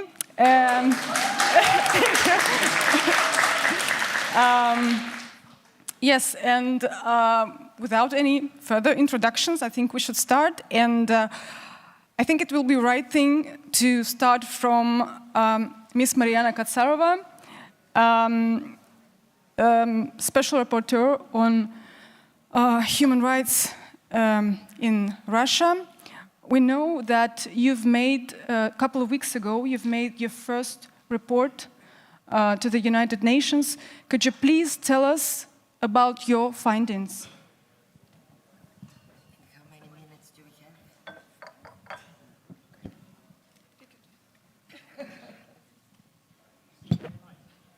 Thank you. First of all, thank you very much, and good afternoon. Здравствуйте. Я буду говорить не по-русски, а буду говорить по-английски, потому что это легче для всех. Но могу и по-русски, с удовольствием. I think we need a gender training right away. Look how we set. We're boy, boy, boy, girl, girl, girl. I mean, really, we should kind of mix, gentlemen, but the next time.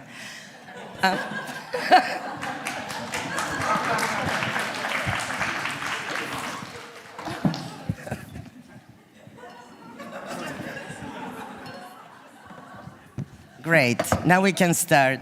That's politically correct, yeah. No, I mean, it's how the world is, right?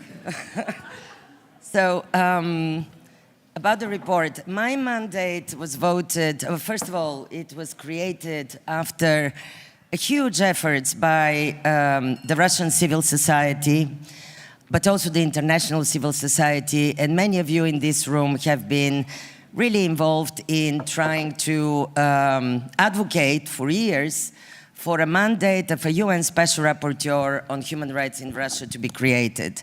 Of course, this was a distant dream, and it was unthinkable before the terrible full-scale attack against Ukraine last year.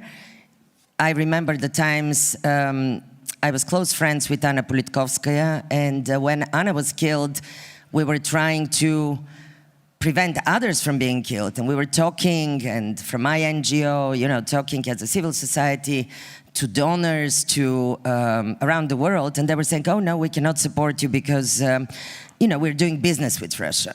And we're having our offices in Russia. So no, you know, a killed Russian journalist, no. I started an award in Anna's name 17 years ago, and it has been going strong. It's the Anna Politkovskaya Award. This is in my private capacity for women from war and conflict around the world. Now, unfortunately, after the horrible events of February last year, when the neighbors of the Russian Federation, Ukraine, has been subjected to a brutal attack, which is continuing to this date. The creation of the mandate of the UN Special Rapporteur on Russia became possible only because the world suddenly woke up and saw the level of human rights violations, which actually aren't news to us. They have, as I said, been continuing in the past 20 years at least. And the deterioration of the human rights situation in Russia has been going on progressively for the past 2 decades. But since February last year, the situation became really grave. All of the movement by the authorities to silence the dissident voices in the Russian Federation progressively, with, for example, the introduction of the draconian foreign agents law in 2012. It's not a new development. In order to silence the voices of civil society, of the human rights defenders, since February last year, it really rapidly deteriorated with a myriad of laws and amendments to laws that have been done by the authorities in order to really to destroy the voice of civil society, of independent media, and of anybody who has a dissident views, to begin with anti-war, against the war in Ukraine, on Ukraine, but also on any other issues. I recently met a group of indigenous people from the Russian Federation, leaders of the indigenous communities, who actually shared with me that even environmental protests or protests to defend their ancestral land from draconian oil companies who are trying to destroy their land in the name of profit. But also there is nothing like independent business in the Russian Federation. These huge business companies, as you know, are connected to the higher power of the government. They have been silenced as well. Indigenous people's organizations have been closed. And of course, the leading human rights organizations, more than 600 NGOs were closed down or forced to close down. To begin with, Memorial, the Moscow Helsinki Group, the Sakharov Center, and many, many more. There is virtually no independent media in Russia. And there is more than 22,000 people, anti-war activists who were detained, and many of them are still in detention, including being subjected to torture, ill treatment, and sexual violence against both men and women in police custody, only because you're an anti-war activist. Cultural figures, poets, writers, actors, many of them left the country, but others who voiced their anti-war views have been imprisoned, are facing long prison sentences, not to mention the dissidents and the political opponents like Vladimir Kara-Murza, who received 25 years imprisonment, like Navalny, like Ilya Yashin, Oleg Orlov, the leader of the Nobel Prize-winning Memorial, was on trial for, what's the exact allegation? It's for connected to destroying the reputation of the Russian army. Why? Because on the first day of the war, when the war broke up, when the Russian Federation attacked Ukraine, he came out on the Red Square on a single a lone picket to demonstrate against the war with a placard. And then he repeated it a couple of times. So for that, he was facing up to 3 years and more imprisonment. Thank God, maybe because he's really enormously well-known human rights defender, and Memorial is a Nobel Prize winner, the judge decided so far to give him a fine. Several days ago during his trial. But really nobody is exempt from being either imprisoned in Russia or, I mean, these are even school children, their teachers. As you know, in Russian schools, there are mandatory classes that are lessons about the important, and the important is a propaganda about the Ukrainian nation, that it's not a nation, or about the so-called special military operation, the war in Ukraine. So basically, anybody who refuses to be part of these classes, a child or a teacher, have been persecuted by the authorities. And we know cases, as you know, the infamous case of a girl drawing anti-war a drawing, and her father is now imprisoned. Teachers have lost their jobs. But also, I always remember, you know, the phrase of the famous Russian writer Duvlatov, who used to say, now you're talking against Mr. Stalin, who is single-handedly responsible for all these millions of people that perished in the Gulag. But who wrote the 5 million donosy? Who wrote these denunciations? So I grew up in a totalitarian society. I'm Bulgarian. I grew up during communist times in Bulgaria, and I know how neighbors turn into informants, how relatives turn into, you know, informants to the authorities. Because in a totalitarian society, the climate of fear, the climate of repression brings our deepest fears and also the deepest desire to survive in this society. So of course, it's very important that we remember, and there was some voices this conference, you know, saying, oh, but nobody in Russia, there is silence, nobody is protesting, nobody is actively opposing what's happening. I totally stand by the findings of my report that there are enormous amount of people that are against the war. There are enormous amount of people that are against the policies of repression, of closing down civil society, to begin with this one, who lost his life, because the war in Ukraine didn't start in February, it started in 2014, and now continued as, I call it the first armed conflict. I was in Donetsk, I was leading the UN Human Rights Monitoring Mission in Donbass for 2 years, at the beginning of this conflict, 2014, 2016. So this full-fledged brutal attack on Ukraine in February last year is a continuation of what was happening already for 9 years. So, and there has been people, including Boris Nemtsov, but others, these 22,000, but many more, who has been risking their lives, and many of you who are in this room, human rights defenders, journalists, lawyers. You know what happened yesterday with 3 of Navalny's lawyers being detained and charged on completely unrelated to their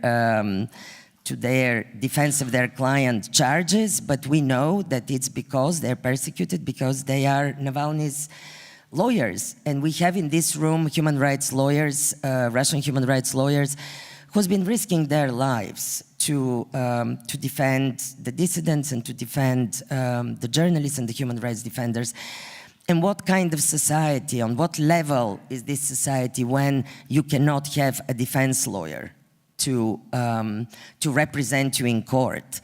So I think you can read my report. It's online. I won't run through it, but I want to say that It's the situation with human rights in Russia is grave. I could only compare it as intensity and as darkness of repression really to the 1930s. I could compare it to the Stalinist terror. Yes, people are not disappearing en masse to gulags, but there are more sophisticated ways to keep the fear going and to stifle the entire society. First of all, there is virtually no independent media in Russia, virtually no civil society in Russia. And when you don't have a civil society, you don't have a voice. And of course, if you are just a normal person trying to survive through dark times, and it doesn't matter that you're against the war, if you in any way like a pro-Ukrainian Facebook post, or if you say something to your neighbors because you don't know whether they'll report you, and they're one of those 5 million that Duvlatov was talking about, you're facing 15 years, you're facing 25 years imprisonment, virtually your life being spent in prison because of your opposition to the war or because of your dissident views. I have a set of recommendations to the Russian government, but I also have a set of recommendations to the world governments and to the European Union and to anybody else. The Russian government is not recognizing my mandate. The ambassador in Geneva came out on Russia 24 to call me an active Russophobe. And when the journalist asked, but why is she active Russophobe? She's Bulgarian. He said, well, look where she worked before. And I worked at the UN Office of the High Commissioner for Human Rights. I worked at Amnesty International. If these are Russophobic organizations, I don't know. So my call is again to the Russian authorities. It's actually in their vested interest to communicate with my mandate. I'm an independent expert, and I will be very happy to, in person, in discussion with them, advocate for the release of all the political prisoners, for changing, totally reforming the draconian set of laws to stifle civil society, media, and political opponents. But we can only do that in a dialogue. And I want to hear their opinion as well, because they're a very important stakeholder here. They're members of the UN. They are one of the 5 permanent members of the Security Council. And the Security Council is the one that decides whether there'll be peace or war in the world, because that's what the Security Council does. So a country with such level of repression on their domestic level is actually in their hands is vested the decision about other conflicts in the world and other situations of human rights violations. So it's extremely important that Russia becomes a different society. That's why I have been saying to the governments of the world and the European governments to begin with, do not isolate the Russian people.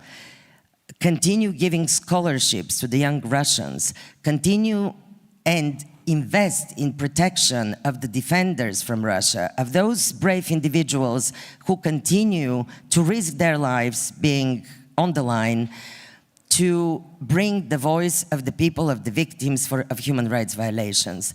And there are a number of European countries that have now new provisions of their ministries of interior. They're not allowing Russian citizens in their countries, including the victims of human rights violations, including the human rights activists, the defenders, the journalists, the dissidents, and those brave men that actually decided not to participate in the war on Ukraine by escaping mobilization. They're particularly to be honored by us in our societies. Because as I always say, not many people know, there is a small monument, it's not even in Germany, it's in Austria, of 11,000 men during World War II who were objectors. They objected to join Hitler's army. They were immediately executed, but they knew they will be executed, but they risked it. So anybody who is an objector to participating in this war deserves protection and deserves our attention and our support. There is no such thing as honorary conscientious objection in Russia for mobilized men only for there is alternative military service, but it doesn't apply to mobilization. And mind you, you should know that not all people that are men that are fighting on the front line are there because they wanted to be there, especially in the regions, in Siberia, in the indigenous people's lands. The mobilization was draconian, and the NGOs helped me know about this and inform me about these mobilization methods. A bus stops in a small village in the middle of the night, and door to door the military commission goes and kidnaps the men in the house to send them to war in Ukraine. So these people, there has been torture, there has been other forms of brutality against men to go and fight. So not everybody is there because they want to be in this war. So yes, maybe I should, thank you very they're much, giving Madam me signs. We'll But yes, I will be happy to answer questions. Thank you very much. Thank you. Спасибо большое. Thank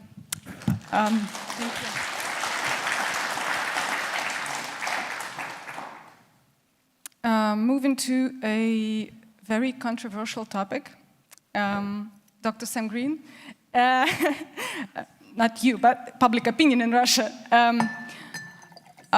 What is crucial to understand about public opinion in Russia at this point of time, more than 1.5 years into the war, and what role public opinion has or hasn't in modern Russia?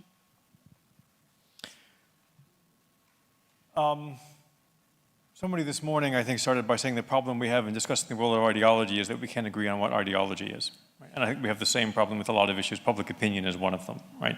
We could go around this room and we have lots of people saying there's no such thing as public opinion in an authoritarian system. Lots of different ways of trying to measure it. And so kind of part of me wants to avoid the question. Another part of me wants to avoid the question simply because, I mean, I'm looking out at an important part of the Russian public, right? And there's a bit of imposter syndrome sitting here, trying to explain to people what your opinion is. But you asked about understanding, and the title of our session focuses on understanding. I think this is part of the problem. We have actually a fair amount of data. We don't have as much data as we used to have before. We don't have as much data as we would like. I would love to be able to get in the field and match up survey data with ethnographic data and in-depth interviews and focus groups, and I can't do it. Maybe someday I'll be able to, but it won't be the way we were able to do it before for a long time. But we have, a fair amount of polls out there. We can have a conversation later about whether we believe the numbers. I don't think there's a problem with the numbers, frankly, but that's my position. But we look at the numbers and we don't understand them, right? And this is true whether we're talking about public opinion or so many other things. Right? We've been talking about, how Russia got into this war. We didn't talk about Prigozhin, but we could, right? We could talk about all these things happening, the behavior of the Russian elite, the behavior of the Russian public. We see what's happening. We don't understand the cause and effect mechanism that's making it happen. Right? And so as analysts, as social scientists, as activists, as citizens, I think we struggle with understanding as such. Now, what do we see on public opinion? Basically, we see stability. Right? So we have seen public opinion numbers both in terms of the absolute level of people supporting Putin and the absolute level with some fluctuation, but mostly within the realm of statistical significance. The structure of public opinion, whether it's by age or by other socio-demographic categories, hasn't changed much over the course of the last 18, 19 months. And we've seen all these things that we would have expected, right, to have some impact on public opinion, right? So we've seen a war that's lasted, 19 months instead of 3 days, right? We've seen pictures of burning Ukrainian cities make their way back one way or another to the Russian public. I don't believe that, while, yes, propaganda plays a role, people broadly seem to be aware of at least a lot of the things that are going on there. They see the body bags coming home. They see the drones hitting Moskva city, right? They see all these things, Prigozhin, Girkin, right? All these things that could have had an impact on public opinion and don't, right? So my sense, and this is only mine, right? But my sense is that what we're seeing reflected in the opinion polls is not so much a reflection of what people are thinking about the war as a sense that people are not thinking about the war. Right? It's a reflection of the basic understanding that people have of the role that the state and their relationship with the state plays in their life, right? And as we've heard in the previous session, in fact, talking with Sergei Guriev and Damon Wilson, right? Most people in Russia, I think, have come to see over the last 30, 40 years, going back to late Soviet experience, the state is not terribly important in their lives. It can make life worse. You really don't expect the state to make life any better for you, whether it's Putin in charge or whoever might come next. But what does matter in your life, right, is the relationship that you have with everybody around you, right? The people around your kitchen table, the people you go to work with, your neighbors, the people you rely on to get through what can be, especially now, a rather uncertain and anxious existence. And so what you need to do is to project to those people that you are trustworthy, you're normal. The Russian word for this is much better than the English one, adekvatnost, right? This idea that you kind of understand how the world works, right? And if you are in an authoritarian environment in which every, toaster, right, is telling you that 86% of the population supports Putin, you're not going to project your adekvatnost by saying, I don't support Putin, unless you happen to be in that 14%, right, where you're also surrounded only by people in this room, right, who don't support Putin and don't support the war, right? So that's what has remained the same over the last 19 months, right? That sense is not changing. And while I take a lot of what Mariana was saying as true, there is a lot more fear in the system than there used to be. I think what people remain mostly fearful of is not getting hit on the head from the top, right, from the state. It's mostly getting hit on the head from the side, right, from your peers who might turn you into the state, but who might also just turn away from you, might ostracize you, might be less likely to trust you, right? So that's the bad news. None of the tragedy, none of the chaos, none of the difficulties that this war has caused, right, has given us any reason to believe that anything is going to change anytime soon. The good news is that if we look around the world at authoritarian systems historically, we have very rarely, if ever, had signs that things were going to change anytime soon. And then they do. So we have a lack, and I'll end with this. We have a sense of both uncertainty and I think a kind of depressing kind of certainty. Again, Mariana said, you have the experience of Bulgaria. We can read Václav Havel and Czesław Miłosz and people who've lived through these sorts of environments. You think about the parable of the greengrocer from Havel. It all seems very familiar and it all seems very inescapable. But we can also remember that all of those things ended. And I think that is important to bear in mind. But others will have more to say on that, so I'll stop there. Thank you so much. A bit depressing, but... Can't outdo Michael Kaufman. Now I want to move to relationships between society and the government. Since the beginning of the war, a lot of experts are saying that the previous social contract between society and the authorities has changed. And I want to address to Dr.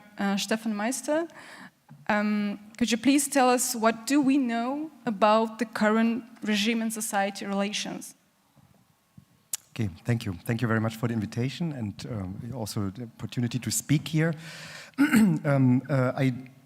We did a scenario workshop a month ago, and we're looking into Ukraine, into the war, and into Russia, what a ceasefire agreement would mean. So is there an opportunity for a ceasefire agreement? I'm coming to this question. I just wanted to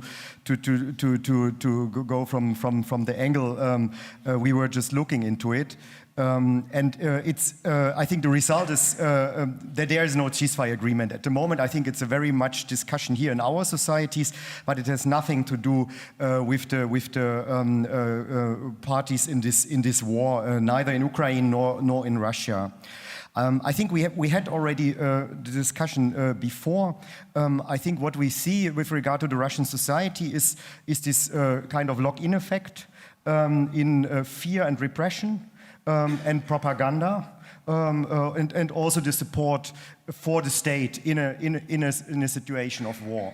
and a very much focus also on the state. But I think this element of fear and repression, which has been growing, and everybody can be the target of repression. I think that locks in the society and also the parts of the elite, or the elite in the end, into the support with the regime and with this war. And I think what we see with those who support in key positions the government or the decision of Putin in the end to survive, to keep the economy running, which we called in the past so-called system liberals, yeah, some of them, let's call it like this. I think nearly none of them were able to leave. So they are not allowed to leave, and they have to serve also the system. I think what we see is a shift to a war economy. More money will be spent on the war next year, and we see a redistribution also of assets from private ownership into state ownership. And we see a redistribution also of money among the society, and in particular to those regions, more poor regions, where people live who went into the army. So I think it's ethnic regions, it's less developed region where a lot of money comes in because of that soldiers, yes, of dead men in the end. So you see also there are winners in a way of the war in the system, which has an interest to keep these assets, but there's also a lot of money spent on the society in the society to those who lost their relatives. I think that has also an impact on the society and power relationship. And I think as long as money is coming in, as long as it's possible to spend money, this war machine will run. And I think that's again also about the sanctions we have discussed, and also the difficulties to close these gaps. My impression is that, so I think economists clearly say, maybe that's the other point, you cannot stop this war at this point because it would mean a collapse of the economy, and there is an interest to keep the war. And it is also, it's becoming system imminent in a way, because it legitimizes the regime. You can partly mobilize also against the enemy. And the system has an interest to run a constant war and to keep this society locked into this situation. So I think that's really the main problem. Also, as an outcome of this workshop we had, that the logic of the war is becoming more and more the logic of the legitimization of the regime. How the economy is running and how the society is organized, and the system is able also to increase the production of weapons, and everything serves also the war. And I think really the problem also, which has to be understood here, as long as there is a decision to support the Ukraine in a way that it's not losing the war, but it is not winning the war. I think this is not what we're doing. Yeah, we are supporting Ukraine and not losing the war. I think, and as long as Putin in a way has the escalation dominance, he will keep this war, and he will keep this war for as long as he has resources. So I think this is how I would see it. Yeah. So and we have to think about it in terms of our own strategy in short, middle, and long term. We have not discussed. We should not have this kind of imitating discussions about ceasefire and how to get into this situation when you understand that this regime has no interest to stop the war and would use maybe a ceasefire just to reorder or to recover in a way also for going on with the war. So I think that would be the main points on this. Thank you very much. I think we'll be back in our questions section to the sanctions and to the interests of the system in continuation of the war. But now I wanted to talk about cultural dynamics. And Professor Mariana Muravyova, my question is to you. We all know that Russian authorities are trying to isolate Russian society in many ways, but especially in a cultural way. That's trying to impose those so-called traditional values. Could you please tell us more on how Putin's government carries on with this cultural sovereignty discourse? Okay, thanks very much, and thank you for inviting me to participate in the panel. But so I will focus, and I have April thesis. So, you know, the older generation should remember the Lenin's April thesis. So I have like 8 of them. So I'm going to look up my notes, and I'm talking today as an academic, but also as an activist who spent 30 years in the field of human rights of women and human rights of LGBTQI people, queer people. Well, first of all, cultural sovereignty is this operating framework that not is just for the government to use, but unfortunately it's a framework that is in use in certain sectors of the society as well. It's not formulated like that, but we can see the indications of how cultural sovereignty is operating at the level when Russian government talks to the international bodies, and since the beginning of the war, it became much more clearer than before, because before we all sort of hoped that the resistance that Russian government is showing, especially in the localizing or in the ratification of certain international conventions, the Istanbul Convention is one of the good examples of how contentious that become the relationship between Russia and the Council of Europe, first of all.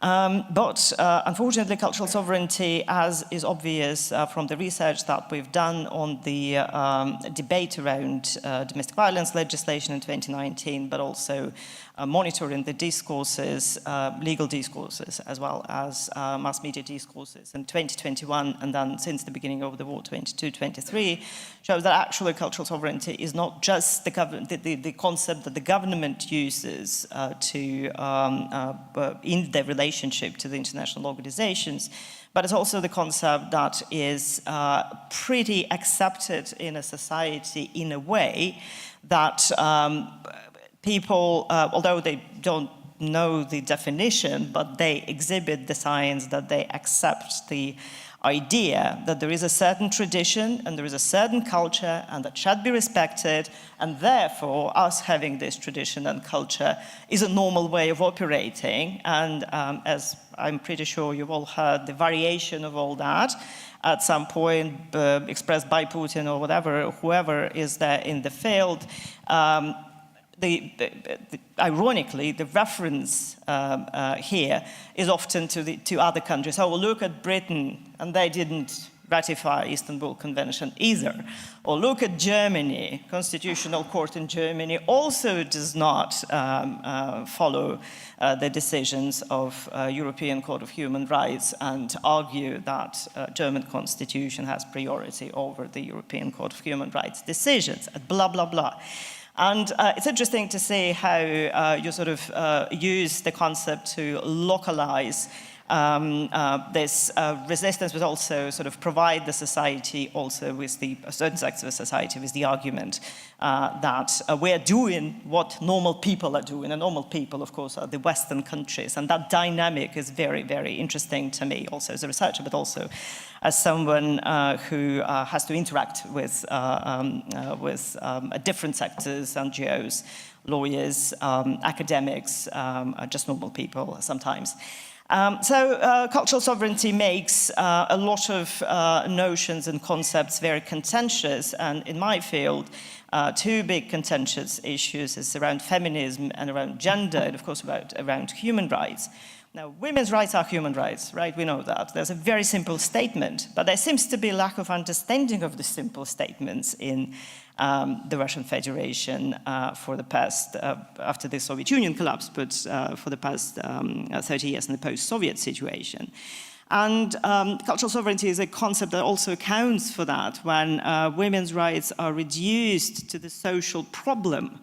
So whenever we talk about women's rights, it's all about benefits and children and family, and that sort of way of reverting that discourse to and reducing that to the social problems also reduces women's agency and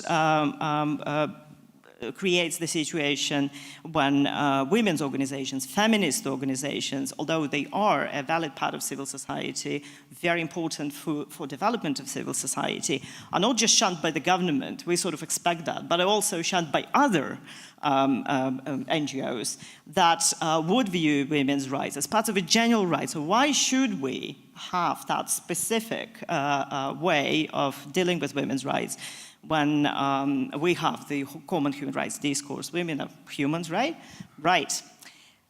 One of the explanations to that, and the cultural sovereignty actually provides quite a good view at that, is that the tradition that cultural sovereignty pushes for is not, I mean, it's a particular specific tradition that exists in Russia, and that's a very much heritage of legislation and policy coming from the Soviet times.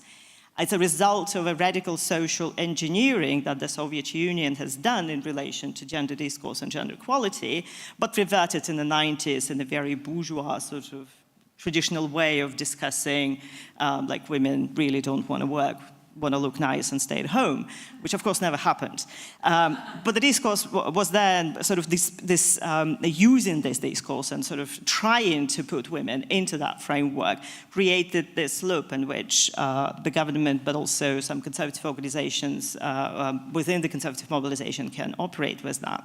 The problem is that women in this situation look for the way out. And they also become the electorate for Putin. They become also the support for certain conservative organizations. Well, not all women, of course, but if you look at conservative, for example, organizations like RVS, the parental resistance, or 40x40, Sorok Sarakov, and others that are still there, you can see mostly feminized support for that, which is, of course, very sad, but at the same time, we keep and should be keeping asking questions as to why women prefer to go to support or be part of conservative parental organizations rather than to be part of feminist, right, women's organizations in a way.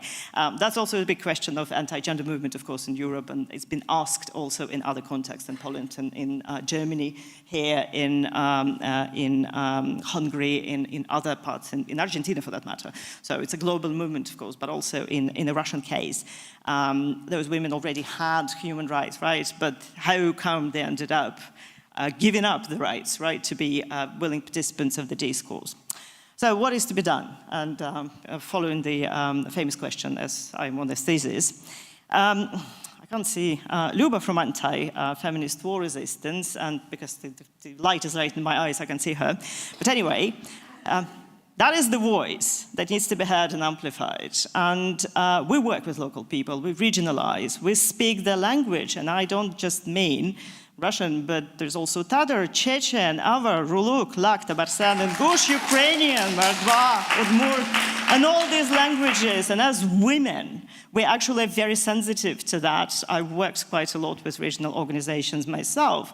And knowing the languages, I'm bilingual as well, so I'm not really Slavic. Having that sensitivity allows us to reach out to the audiences and talk to them, and also think about what could we do. We also continue to support them, and that we continue to build free and future Russia. That is impossible without free and safe women, right? Okay, thank you.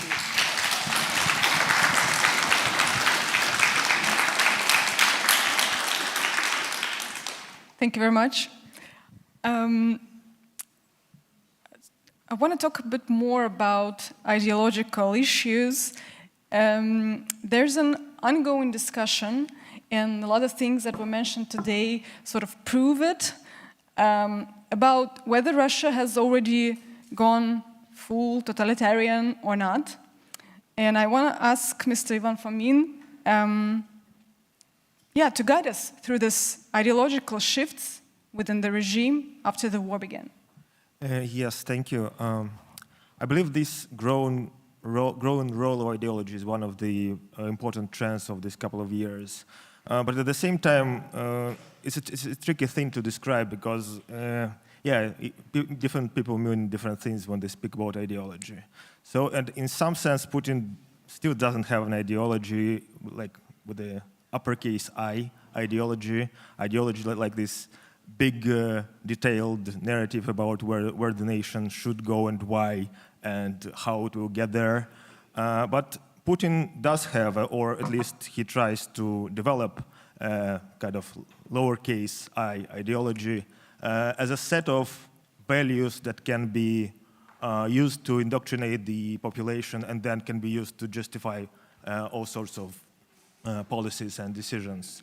And in that sense, the last couple of years shows the regime is becoming more explicit about those efforts. We see the special presidential decree about the protection of traditional values.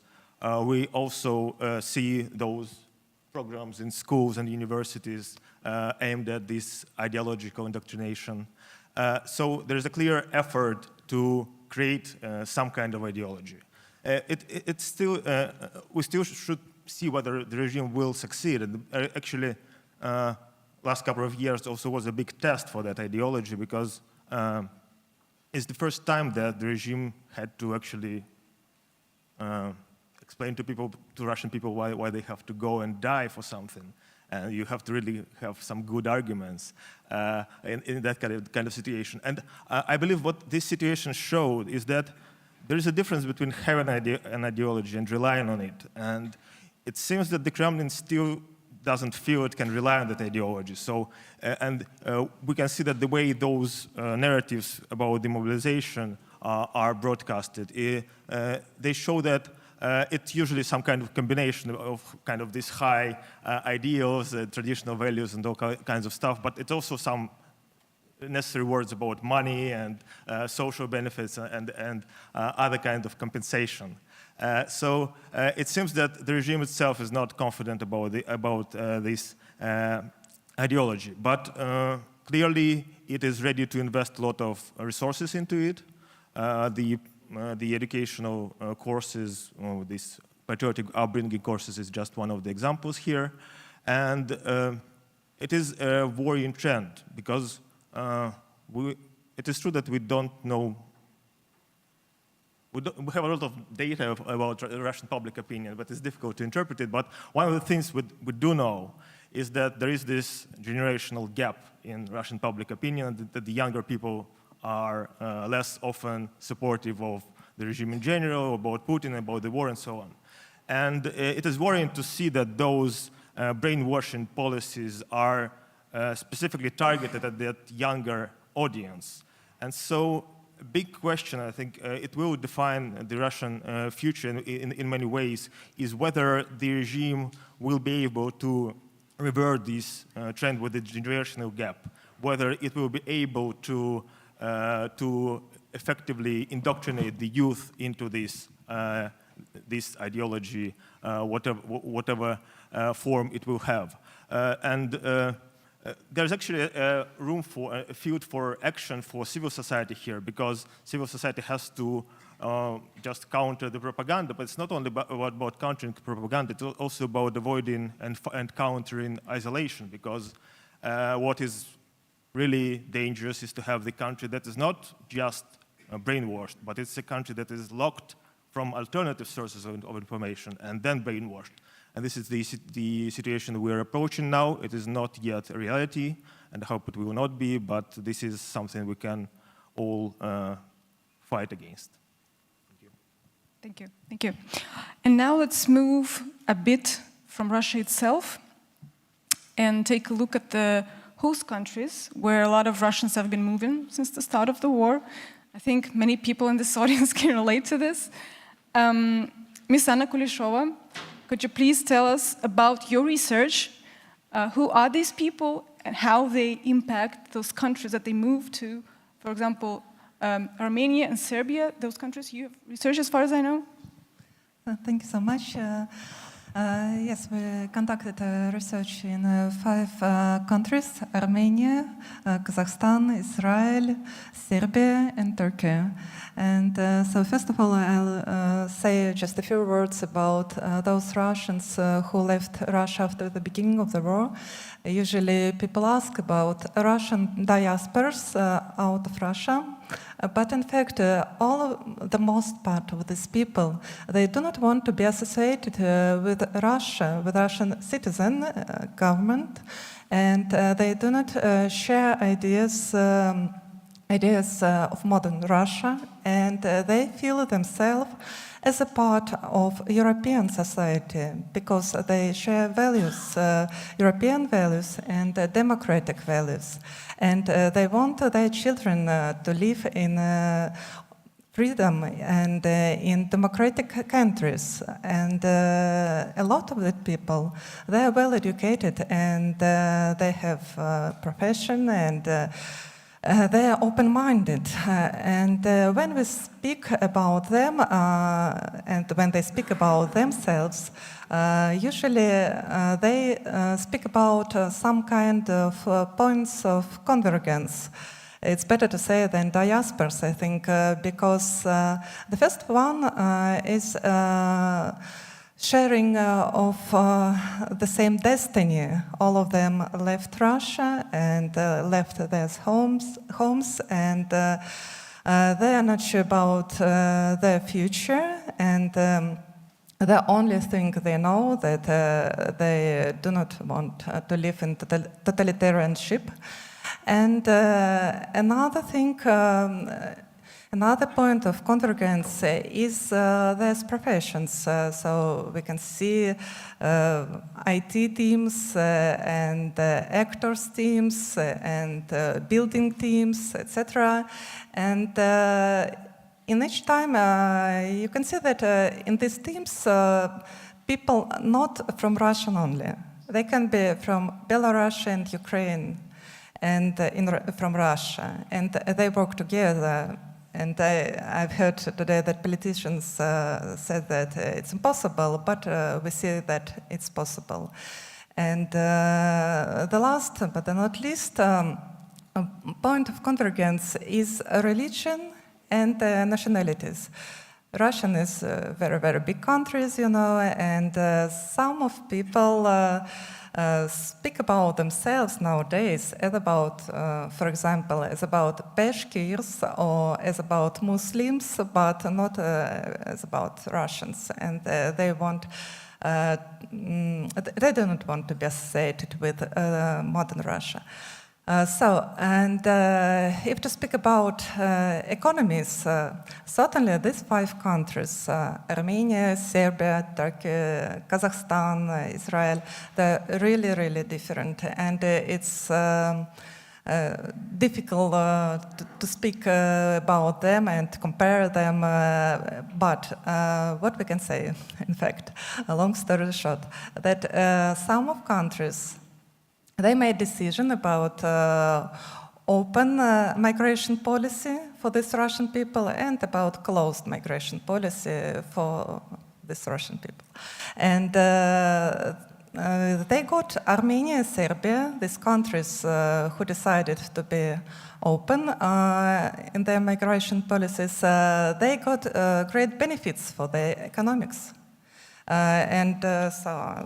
I don't want to be sure about GDP. So we can see that Armenia's GDP grew by 12.6% and in Serbia 4.5%, and other countries, Kyrgyzstan 7%, Georgia 10%, etc. So after the arrival of Russians in Armenia and Serbia, they saw noticeable changes, and they got a lot of professionals, and nowadays they have own IT hubs in these countries, and they have new cultural programs, new educational programs, and it's good for them, good for these host countries. But the problems, the main problem of that people who move to these countries, they do not have any kind of representations there. And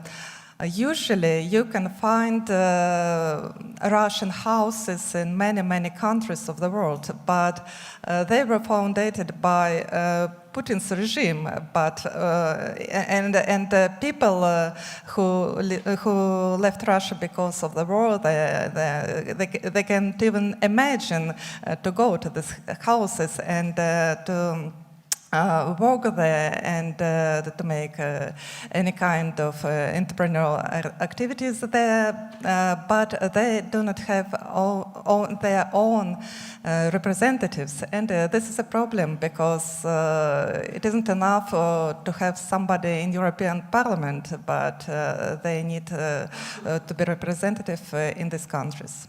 Thank you. Thank you very much. And before moving to the question section, I want to give the floor to Ms. Olga Kaloeva, an activist, a member of Female Anti-War Resistance. She will tell us about the role of Russian regions in the anti-war effort.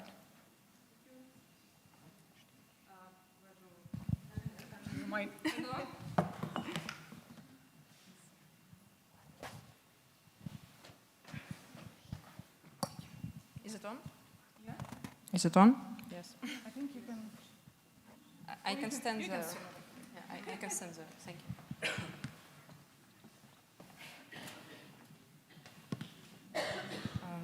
Hello, everyone.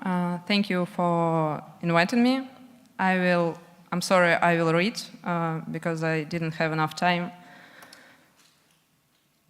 So, my name is Olga. I am part of the colonial movement of Russia. I work at feminist anti-war resistance. And when the full-scale war has started, we, the colonial activists, we spoke up that this war is imperialistic war. And at that time, we were marginalized, and Russian democratic society was like, what are you talking, guys? And European society was like surprised, maybe. And now, almost 2 years have passed, and this forum is called Without Empire. And I have heard a lot of words like colonial, imperial, and like this. And I think this is huge. And I'm grateful for all speakers who brought up this point of view. As Sergei Golubok said before, all regions of Russia are colonized in economical and political terms. As Alexander Rodnyansky said yesterday, one of the main reasons why Ukraine had 6 presidents in the last 20 years and Russia only had 1 is that regions of Ukraine are equal, while regions of Russia is not equal. It is important to mention that when we speak about indigenous people of Russia, we use the term ethnic minorities. But the thing is that ethnic minorities in Russia are not small groups. Even after all ethnic cleansing and xenophobic politics of Russia, 30% of Russian population declares themselves not Russian. In reality, this group is even bigger. But I don't see us here, and I don't see that our agenda is represented by us. I am grateful that people from Moscow bring this up, but still, we spoke about Yakutia a few times on this forum, but I don't see any member, I don't see anyone from Yakutia here. There was and is now a protest movement in the regions of Russia, but few people have heard of it because it is underreported. For example, the biggest protest since the war started was in Bashkortostan. There were 5,000 people who were protecting natural resources of their region. There were few big women protests against mobilization in Yakutia and Dagestan. But still, usually people say that there are no protests in regions of Russia. Also, we all are well connected, activists from Komi Republic, from Kalmykia, Yakutia, Chechnya, Buryatia. We keep in touch and we work together. We are doing well, but we have little support. Mostly we lack support directly from European institutions. It seems that all connections are being established again through Moscow, this time Moscow opposition in exile. Part of the opposition works with us through horizontal networks between activist groups like Platform and Feminist Anti-War Resistance. Despite the huge amount of work we do, it is as we don't exist in the agenda. I don't think we could establish free Russia if we will look only in the Moscow direction. I would like European and Ukrainian politicians and the Russian opposition to ask themselves, how much do they work with the regions of Russia? How many ties do they have? How strong these ties are? Can you influence people there? Do you have access to them? Do they trust you? And another very important point that we need to understand now is that we have to be very careful when dealing with far-right nationalists in the regions, because we could end up with a new dangerous undemocratic structure if we go this way and if we will support national far-right movements of regions of Russia. My main point is we must establish more connections. Russia is not only Moscow. There are a lot of ethnic people in anti-war movement. We must work together to bring back economical and political freedoms to regions of Russia. Right now, we are hugely underrepresented. Thank you.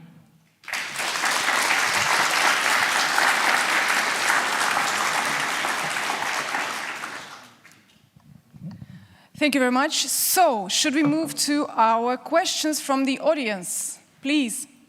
Who's first? Yeah, there you go. Hello, my name is Lana Pulaeva. I'm a Komi regional activist. And despite the fact that we are talking without empire, as just Olia mentioned, we don't have anybody here representing indigenous populations on the stage. I want to make a comment to the statement made by Anna, namely that Russian people are trying to distance themselves by saying that I'm Komi, I'm Bashkir, or whatever. I think we have to look at this from a different perspective.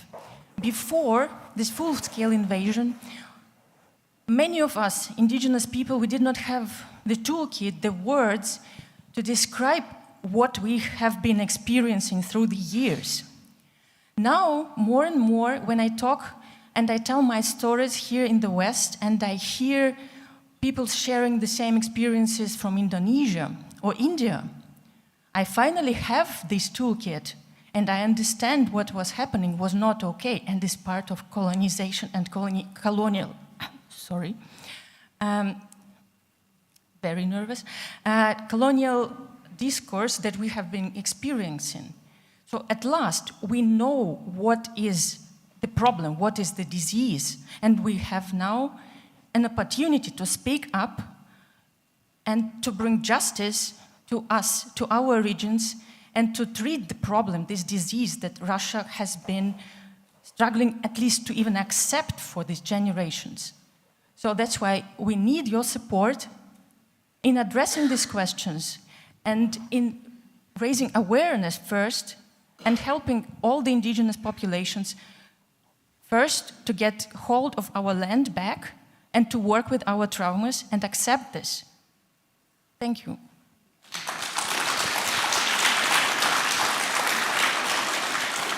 Any comments? It was, please. It was more of a comment than a question, but still. It was a very important comment, and I think I'm sorry, I didn't catch your name, which is my fault, Lana. Thank you for that, because it points to, I think, an answer to a question that's been, I think, not quite asked, but that has sort of been permeating this day, right? Which is, what can this community do? And again, look, I'm an outsider here, right? So it's not my job to tell you what you can do. It wouldn't be appropriate. But you also mentioned that you've been learning from the experiences of other exiled and diaspora communities. And that's an incredibly important thing to do. Unfortunately, a lot of those experiences have not been positive. Diasporas have struggled to maintain contact, something that somebody else mentioned, with communities on the ground. So learning from failures is also important. But there's something very positive in that as well, which is there are some things that can only, I think, be done in exile, right, that are going to be very difficult to do on the ground, but that are going to be necessary. There will eventually be an opportunity for change in Russia, and hopefully people will be able to take advantage of that.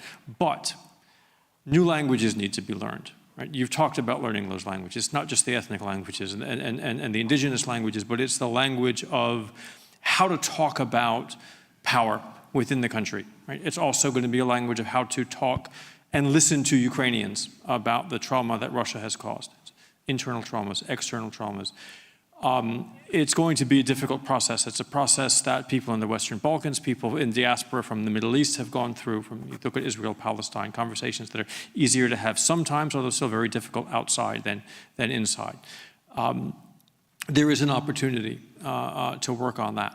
And in fact, a lot more opportunity to do that in these sorts of forums than anybody would be able to do on the ground in Russia now. So I would urge you to keep posing that question and to keep forcing that conversation and make sure that it happens. Thank you. Thank you. Any more questions from the audience? Or I will, okay. I wanted to use my privilege, but okay. No, please. I'm kidding. I'm just kidding. Barbara Freitag from Prague Civil Society Center. I wanted to come back to this theme of consolidation, or what Stefan calls the sort of locked-in syndrome, as if we are in a stalemate. And I think it does require a much deeper analysis of what the factors are contributing to this. Fear is being mentioned most of the time, and I remember the Bolotnaya time when they said the cream had left, the pasta had left the tube, you know, and the pasta was the fear, and it could never be pushed back. But fear is back, that is true. But I think it isn't the only factor now dictating the dynamics.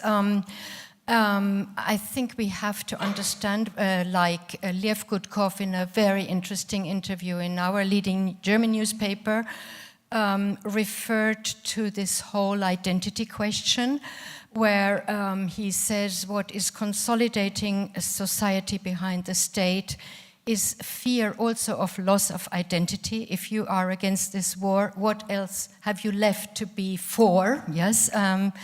So I think we haven't really understood that there is a new dynamic between state and society that is really specific in Russia, that cannot be compared, like Sergei Guriev said, to Belarus or to the other neighboring states.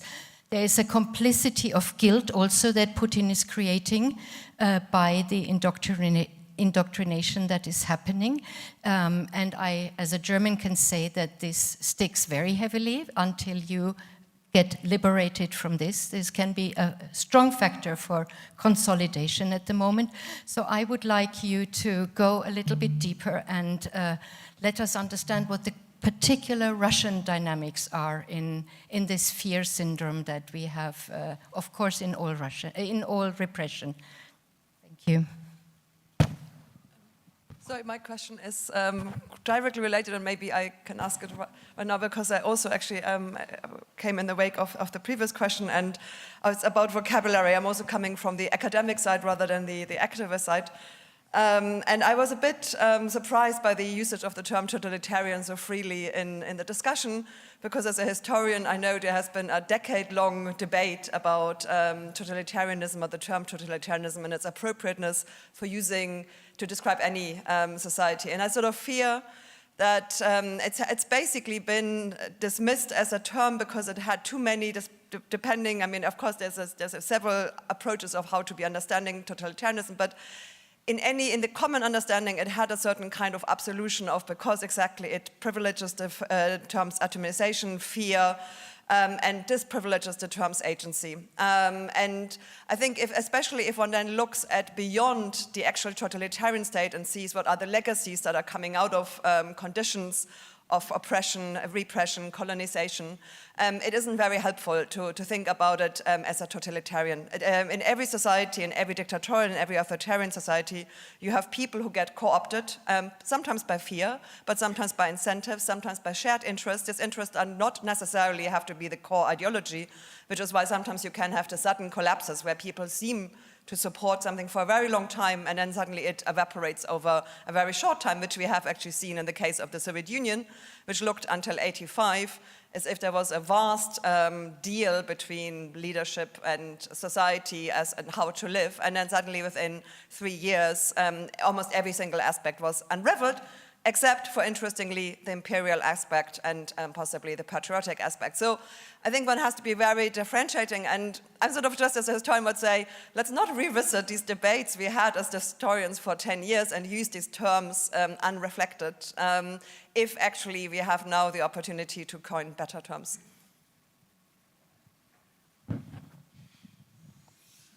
Anyone? So I think it needs really a more in-depth study. I think that's definitely the case. How this interaction between fear, propaganda, but also support for the state, and I think imperial legacy, which is in the society, is creating also this effect. So I think it's not just fear. It's not just the state is putting the society under pressure, but I think there is much more. There is this support also for the war and winning the war, and I think there is a special perspective also on the other neighbors, on the post-Soviet countries, on Ukraine, but also on the other countries, and I think there is a legacy of a totalitarian state. I think we should not forget this. I think it's not so far away, and it has not thought through. This is a traumatized society. If we think about the historical past also of the Soviet Union, and I think it has only started to deal with it, but not through the whole society, but in some enclaves or in some parts of the society. So I think it's also maybe easy for the state to build these links into the totalitarian past. And I would not call it a totalitarian state, but I think it has totalitarian elements, definitely. In the way there is no rights, no law, in the way how camps are used, people are jailed. I think you have a lot of elements which define also a totalitarian state, but I would be very careful to say this is a totalitarian state. It has these elements. It's still an authoritarian state. But I think it's like with other terms which might be also overused in a way and not really helpful in a way explaining what it is. But I think the specific for me is it's this imperial past which is driving the elite, and it's driving also the society or big parts of the society, and that makes it different to the other countries we just were referring to. And I think what we see now, I think, is the acceleration of the end of the empire, but it is still a society and a regime, an elite, which is thinking and behaving also in big parts, at least, in this imperial past. And I think that's a long way to go. And it's used and misused also by the state, but it's also supported by big parts of the society. Yes, thanks very much. A couple of notes on the using of terminology and also what's so specifically Russian about the dynamics of fear. Now, as another historian, I was a long time ago, actually, late 80s, and I'm happy that I was a history student at the time because we deconstructed together with the party line at 87, 92, that I was a student. It was interesting to us to work with terminology and to suddenly realize that what we called democratic Soviet Union was apparently a totalitarian regime. And in the 90s that we had that discussion, it was always compared to the Nazi totalitarian regime. And there's a whole historiography in Russian, I'm not sure about English, but because I haven't done that in years, but sort of writing about how totalitarian societies operated, and Germany and the Soviet Union in the 30s were two examples, but usually used by specialist historians. But I am an early modern historian originally by my first training, and it's interesting to me to see how we perceive terminology. Now, Moscow Principality in the 17th century was dubbed as authoritarian, but French monarchy was absolutist, and England was fighting against tyranny. And we could go on and on how we perceive those terms, especially in a historical perspective from today. What is important, I think, is that every generation or every sort of decade, I don't know how you call that, I hate generational discourse, that we learn new set of terms, or we develop the new set of terms that we're happy about. Now it's all about decolonization, great. We did decolonization in the 90s, it wasn't enough, apparently because of imperial heritage or whatever happened. We're back to that again. I'm actually very happy that we're coming to this terminology and we're coming to this discussion and again. And of course, as a feminist who decolonize every day, because that's what we do in our positioning all the time, I'm pretty happy that finally some other parts of the society got it. Answering, you know, in a view of talking about terminology, answering that what's so specifically Russian about this dynamics of fear, what if there's nothing specifically Russian about it? What if this society is going through the configuration of circumstances that other societies gone through? Argentina was mentioned, Brazil was mentioned, Latin America actually. What if about decolonizing African societies that what if we need to learn, in fact, from these practices, decolonization, rather than to invent yet again exotic and specific Russian dynamic that actually never existed? And that is the other question we need to be asking. Yeah, I'm not saying that it's not what it is, but every time you have that, okay, what's so specific about this war? What's specifically Russian about this war? What if it's an imperial war? Thank you, Olga, who actually sort of continued the feminist thought on that. And what if we actually don't need to really go into that, but we need to actually do something else, and probably that would be more productive in our conversation.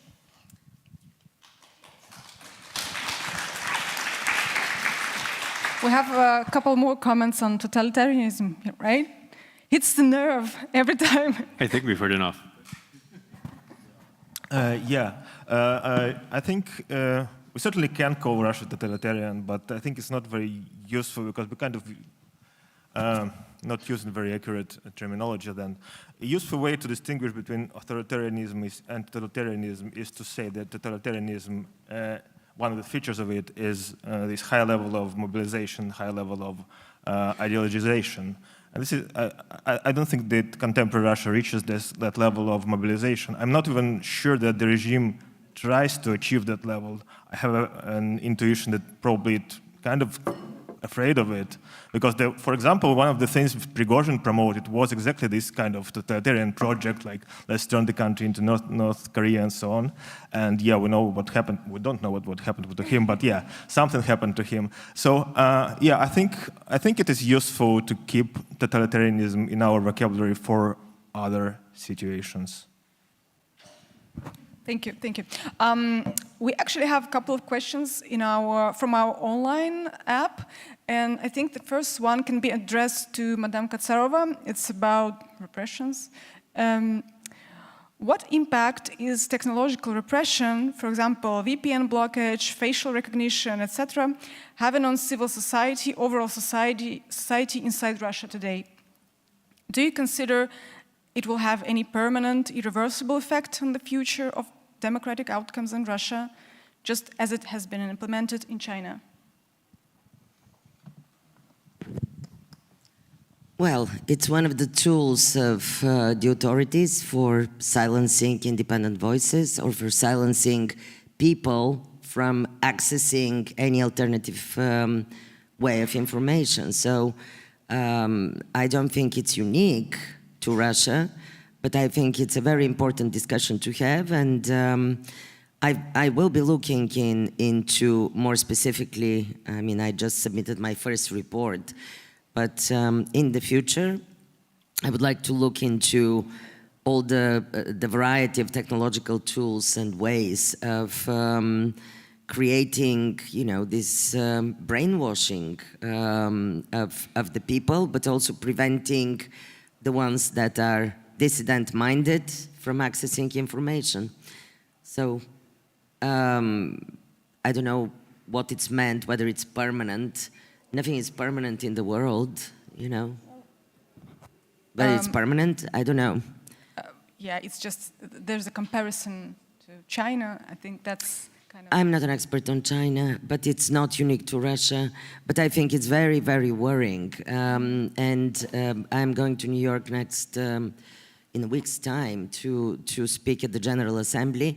But one of the things I'm going to do is actually to meet somebody I know at Meta, because I want to have a conversation with them how we could support and they could support through their work as a huge multi-billion business, but other businesses as well. It's their responsibility as well, how to support you know, the independent thinking, the access to information, to support civil society, the Russian civil society, precisely how to counteract all of these tools of repression, in fact, yes. And I also wanted to add, before we get too intellectual, I'm sorry, I'm not an academic. I never wanted to be one. I'm a practitioner of human rights, and I want to say it doesn't matter how we call it. Because you know what gives me hope is Miss Kara-Murza, who is the mother of Vladimir, who is here in the audience, and I want to honor her today. This is the mom of Vladimir Kara-Murza, who is in prison for 25 years. Whatever we call it in academic circles, for me, what happens to her son is the ultimate violation of human rights, the ultimate repression, only because he spoke truth to power, because he was brave enough, like so many others, to do that, and many in this room. Elena, could you please stand up so we could applaud you? And we applaud Vladimir.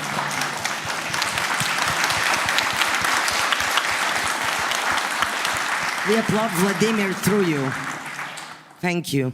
So beyond the academic discourse, we need to support these people, and we need to support the indigenous activists because they are feeling even more isolated, and the women indigenous activists.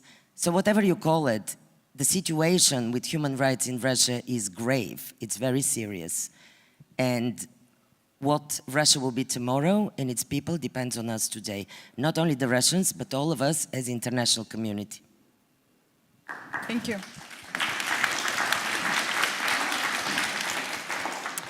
And the second question, it is said to address it to Sam, but I think that anyone who wants can reply too. Are there still reliable ways to get an accurate pulse of public opinion in Russia, or are all those avenues now closed? Tell us about your tools, please. Yes, I think there are, but I think that what the current situation does is it forces us to do things better that we should have been doing before, and that I think some people were doing before, or at least trying to. Which is to think more deeply about what our data are actually reflecting, right? And I was trying to talk about this a little bit, but the reality is that we have tended to interpret an opinion poll the way that we interpret the weather report, right? That it's an accurate reflection of sort of particles moving around in a system that obeys the laws of physics, right? Which is not the way society works, right? The reality is that the measurement is some distance away from the cause and effect process. Sorry, I'm going to be very academic, right? But that actually gets there. So there's one thing that causes somebody to be aware of an event, and then another thing that causes them to think about it a certain way, and then another thing that causes them to decide how they're going to express that, and then another thing that causes them to decide whether they're going to respond to the survey, and then another thing that causes them to decide whether they're going to respond to the survey honestly. And then, of course, their opinion can change from one moment to the next, right? The way I feel about something when the weather's nice versus the way I feel about it when it's not, right, can be different, right? So we need to be aware, right, that what we see in the data is a reflection of all of those very complicated processes reduced to one single data point, right, which is very difficult to interpret if we're not coming at it from multiple angles. So we need to be looking at the opinion polls, right, together with what we're seeing on social media. We can observe conversations online, right, to what we're seeing in terms of behavior or lack of behavior in the street, what we're seeing in terms of what the regime is responding for. They're collecting a lot more data than any of us are able to individually, right, and they're making decisions about how to respond to that. So that's another data point, right? We need to be not just triangulating, but whatever the, 8 times version of that is. I'm not a mathematician. To figure out what our level of confidence is, right, in any of this information, and to understand that the phenomena that we're looking at are incredibly complex. The second thing we need to stop doing is, just because we see a big number, right, 70%, 75%, 65%, to assume that that reflects uniformity, right? The pathway that takes individuals from being individuals to being part of that 70% that supports the war is going to be different for different people, right? We've talked about diversity already, right? But the reality is that that's not happening on an individual level, and it's not 70% of the Russian population coming into Red Square and having a brainwave implanted into their head, right? It is millions, tens of millions of kitchen table conversations. It's tens of millions of workplace conversations, school conversations, social group conversations, online conversations, right? Some of which are going to turn on ideology and imperialism, others of which are going to turn on patriotism, others of which are going to turn on conformism, others of which are going to turn on something that I can't even think of at the moment, right? So we need to understand that this is, even if we're seeing uniformity of behavior, it's still a highly diverse society and a highly diverse set of social experiences. So we need to break down that number and look at people as individuals, as social groups, as communities, however they're constructed. Thank you. Well, we're very good, in terms of time. Thank you very much. We have a couple more minutes for the questions, please. Kristina Shanok, Office of Belarus Democratic Forces in the Czech Republic. This panel is about dynamics, about tendencies, and we speak not only about people inside the country, but also about those who left the country after the full-scale invasion. And my question is related to these new members of diaspora, let's say diaspora. Ms. Kuleshova said that there are no representatives, and it's a problem, and they feel it is a problem. I can confirm it on the example of Czechia, where there are a lot of restrictions towards students from Russia, but also from Belarus. And Russian students have a tendency to ask Belarusian representatives to promote their cases, to advocate their cases. And I don't see this in a positive way because I'm asking myself what is lacking, what is missing, why Russian communities abroad, where no restrictions in comparison to Russia, are not able to set this representation, even in case of young people, which are future of, let's say, Russian Federation. So what is lacking? Why? I think that we should make another one research to answer your question, because I'm not ready to answer it right now. We should think about it, especially, it wasn't the point of our research, and now it's maybe my colleagues who want to comment it. Yeah? I just refer to the research that I have a PhD student who's doing the female migration, academic migration from Russia to abroad in the past 2 years. And I skipped the theoretical part, so we're not getting bored. But that's actually going to be the absence of solidarity, that people who, and actually Anna said something about it, that people who migrate, especially students, and we're not talking about other sectors of a society, although other sectors of a society are pretty much sort of similar in their opinion, they do not create, they do not have a very strong diaspora feeling and or diaspora sort of solidarity compared to other countries, for example.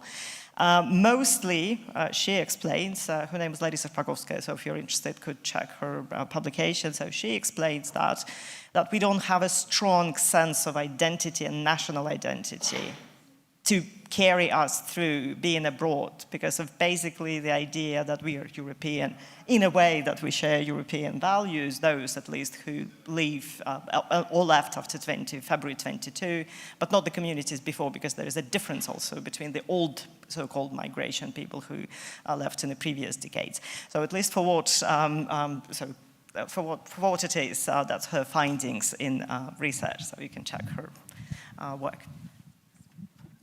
And just a short comment, maybe, maybe that's because of feeling guilty, I think. Maybe they are not sure in themselves, and they are not sure that they ask about any kind of help, and they are not sure that they understand the whole situation, and they understand that first of all, Ukraine should, people from Ukraine should get help, and so they just do not let themselves to speak about it and to ask about any kind of help, maybe. Yes, thank you for this question. I've been very worried, and not recently, but because in my previous role, I was leading for 1 year the investigation mandate of the Office of the High Commissioner for Human Rights on the brutalities after the presidential elections in Belarus in 2020. And I think somebody should do a research, because there are so many academics here, on the impact of policies in European Union countries, and maybe beyond European Union countries, where in this attempt to kind of have a carpet approach or a collective punishment approach to Belarusians and to Russians after the invasion of Ukraine by the Russian authorities. A lot of Belarusian students, their visas, their student status has been cancelled in many European countries. And these were the democratic youth. These were the people who participated in the peaceful and beautiful Belarusian revolution, which was actually without arms, and they were punished for that by torture, by rape, in Okrestina, in Zhodina, in all the places of detention, and shot at by the military and police of the government of Mr. Lukashenko. How many of these young students, because they lost their status in European countries, had to return into the hands of the government, who not only has been looking at, they have videos. There is one of the ways the Belarusian secret police have been operating. They've been going to people who participated in the peaceful events, demonstrations of 2020, because they're on a video or they're on photographs, which they've been documenting all of the protesters. And I want to know how many of these young people from all these European countries ended up brutalized, re-brutalized by the Belarusian government. And now it's going to happen also to the Russians, to the Russian students. I mean, who are we punishing and for what? In international law, there is no collective punishment and there is no collective guilt. There are concrete perpetrators. There are concrete perpetrators that take the decisions, concrete perpetrators that follow criminal orders. This is in all branches of international law, from criminal law to human rights law to international humanitarian law. And I think we should stick with international law in this moment, with this situation and with the war on Ukraine as well. and not try to punish the people of Russia or the people of Belarus, and particularly the democratic activists, the human rights defenders, the ones that tomorrow will be building Belarus, rebuilding Russia, because otherwise we will be creating what is happening in the other part of the world right now with the brutality and complete despicable violence in Palestine and Israel.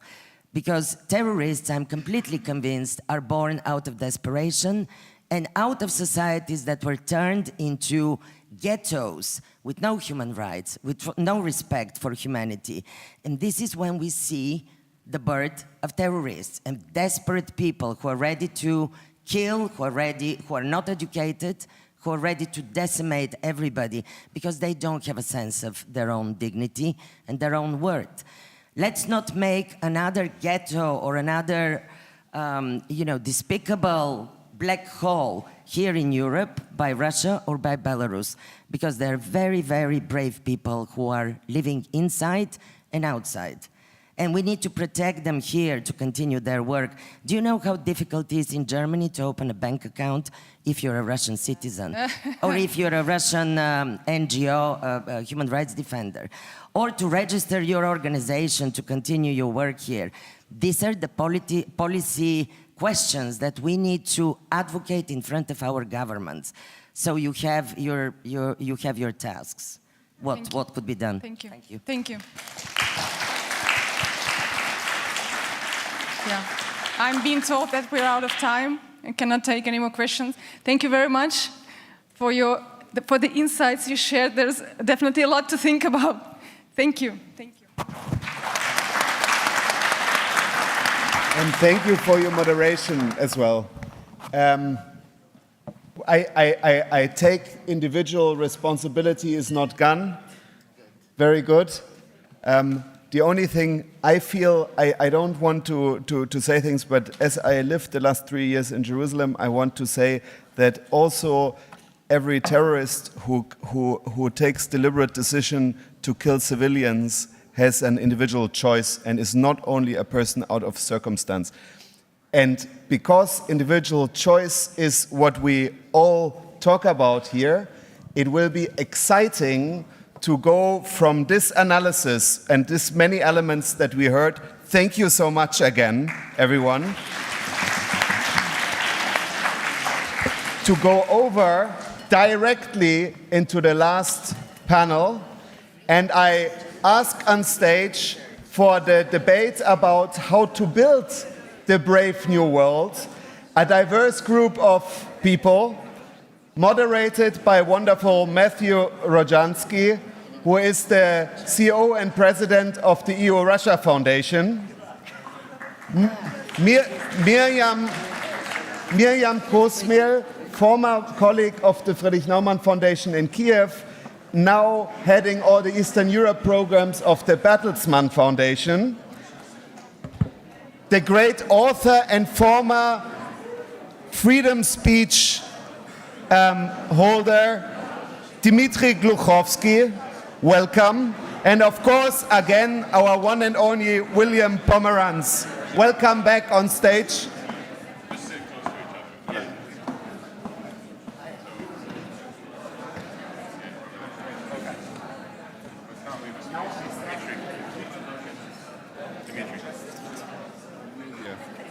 Yeah, let's not leave a space, just all together for the photos.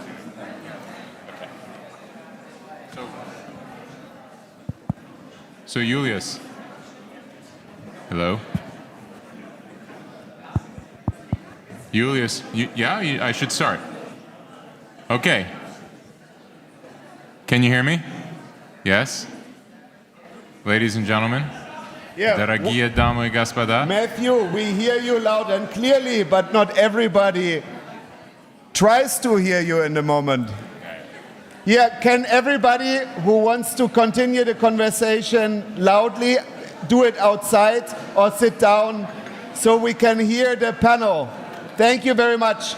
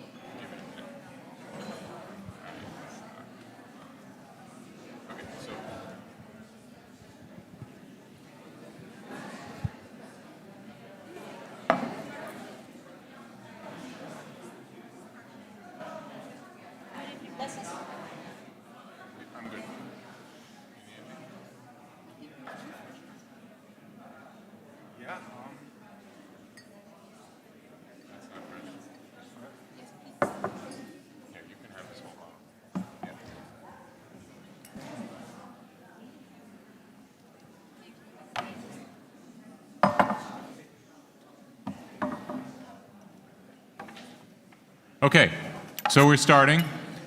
Thank you, everybody. I know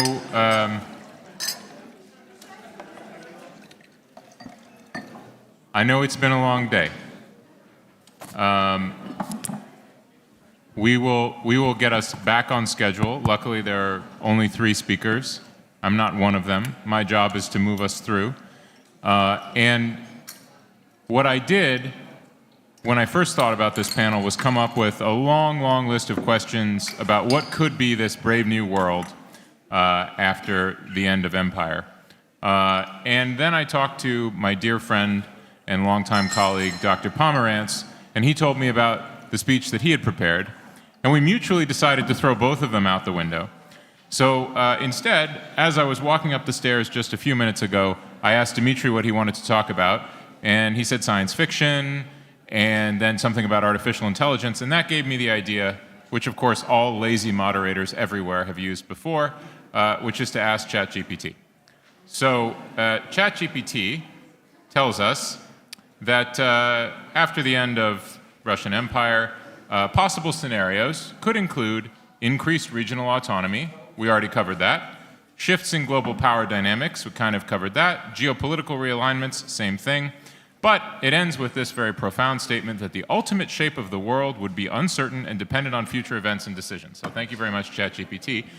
Instead, we've gathered a brilliant panel today, and what I want to do is just pose a pointed question to each of them about what I think different pieces of the human story can bring to the table in the future of this brave new world, which hopefully will not be quite as depressing as the novel of that name.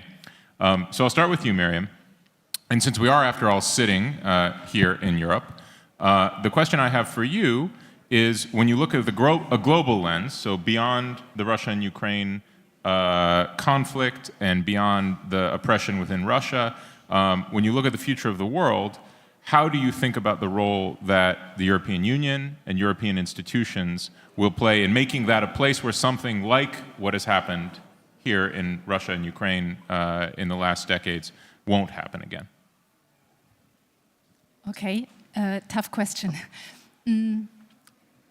Let me start by saying that it took the large-scale war to make the European Union change its somewhat ambiguous approach of having an enlargement and a neighborhood policy, with, in the end, having a gray zone, or having, if I look at NATO, a divided security in Europe, with some being in and some being out, that led to the situation that we have right now. And one of the positive outcomes is that I think finally the European Union is ready to be decisive. It completely changed course with respect to Ukraine, the Republic of Moldova, and even Georgia. That is good. What is tragic is that it comes at a moment of increased geopolitical rivalry, where Europe or the EU itself struggles to defend itself, to get out of own interdependencies, and to have, this is what we started the day with, agency, or as some previous speaker from the European Commission said, empowerment. I could also come with strategic autonomy, sovereign Europe, and so on. So what does it mean? We heard in the security panel that it doesn't work very well because without the Americans, Ukraine would not have been able to defend itself. I should also name the UK. For now, the EU's might is in geoeconomics. And even in geoeconomics, we have to sadly say that there is China that already pre-war took a more and more relevant role in the EU's neighborhood.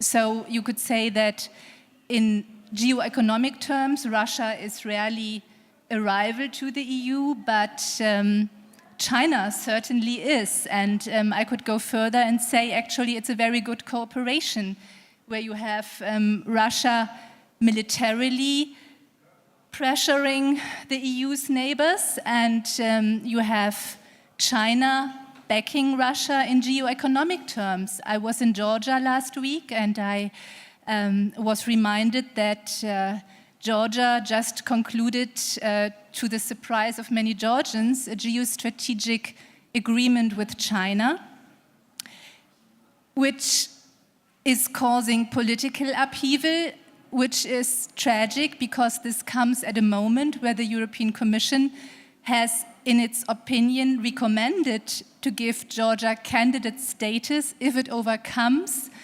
the own political polarization. So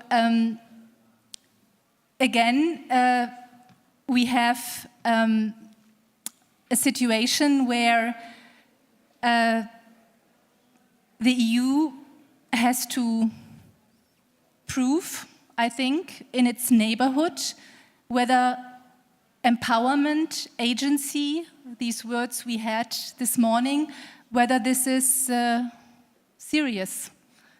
Maybe I stop here.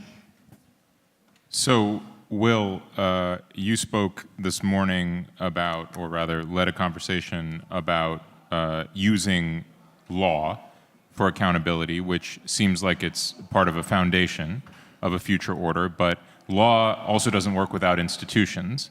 So institutions being kind of both physical and legal, juridical places where law can exist. So my question for you is, we have an institutional landscape today that feels incredibly divided, almost like bizarro world divided, right? Between a G7 that doesn't have Russia in it anymore, and then a BRICS that has now, you know, countries that hate each other are happy to join BRICS together. So what is the international and even, in fact, the domestic institutional landscape for a better future world after this? Well, the question going forward really is, how does Russia reintegrate into these global institutions? And my initial response is with great difficulty. They're not going to be invited back to the Council of Europe. They're not going to be invited back to the European Court of Human Rights. They're not going to be part of the SWIFT banking system.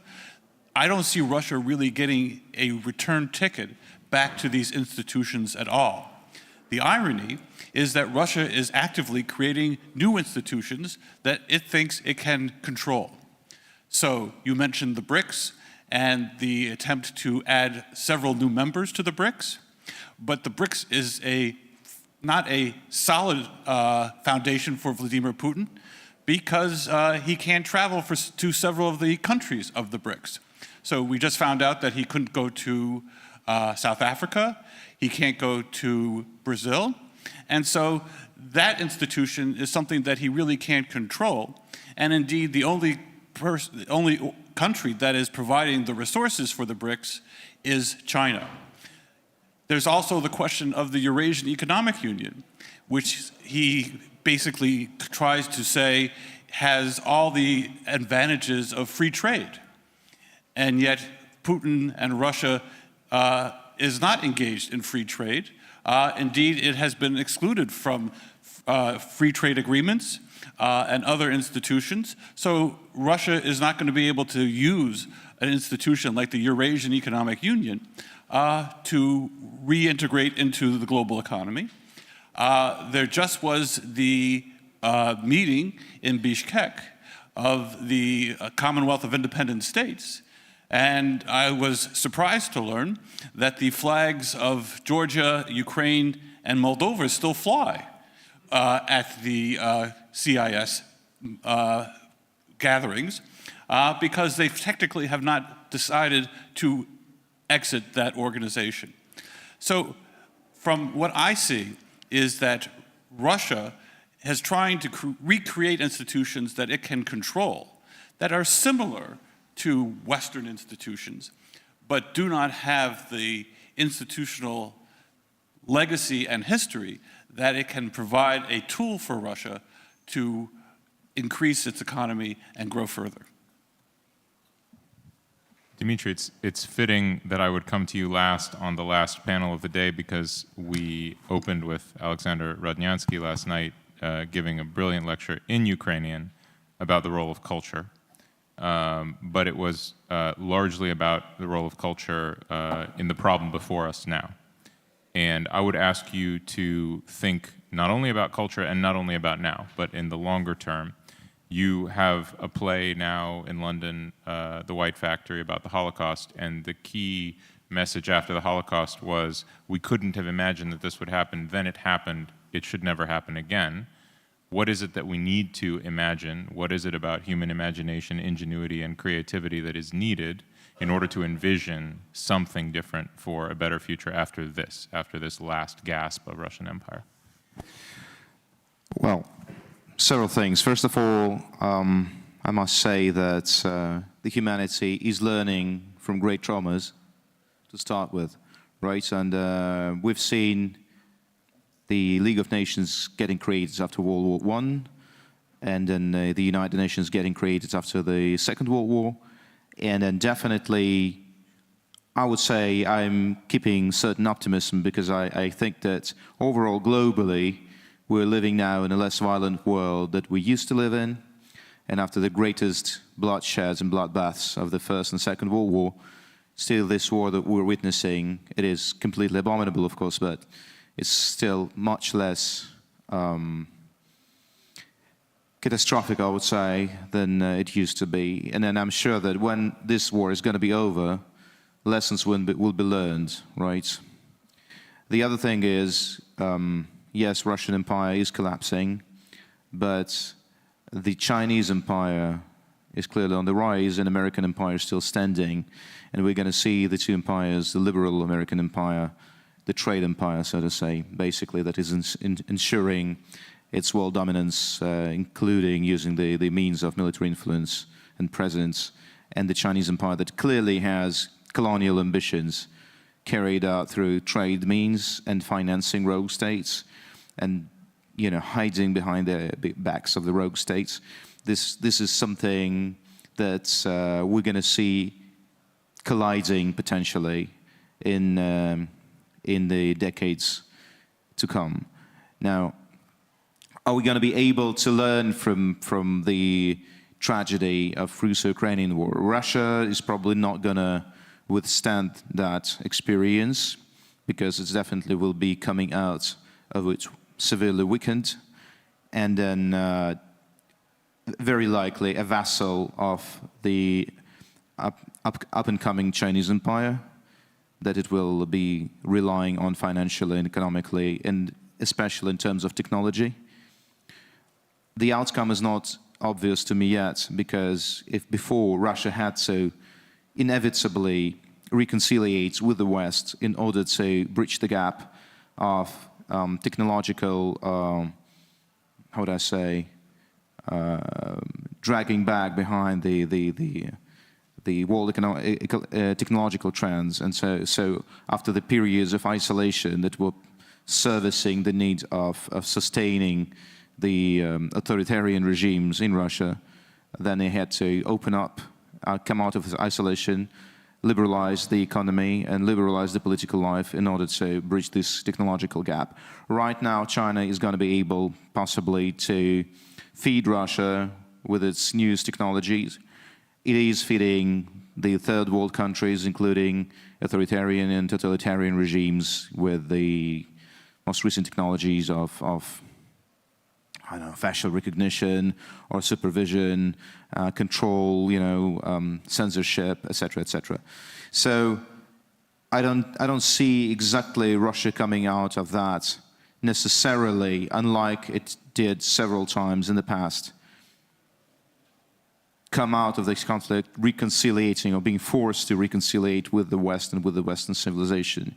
It can actually become a vassal to this Eastern civilization if the Chinese economic growth allows China to further flourish and then continue with its own imperial ambitions that sees colonizing not just Africa or South America through the trade means, but also potentially colonizing Eastern Russia, Siberia, in very pragmatic means. And I think that, to me, this is potentially the long-term plan that China is having. Let Russia collapse slowly, crumble slowly, contain it so that the nuclear weapons do not get out of control, and then pick up peacefully the parts of Russia that have crumbled out of it. So no scenarios are pretty optimistic. Back to the questions of the lessons to be learned from that.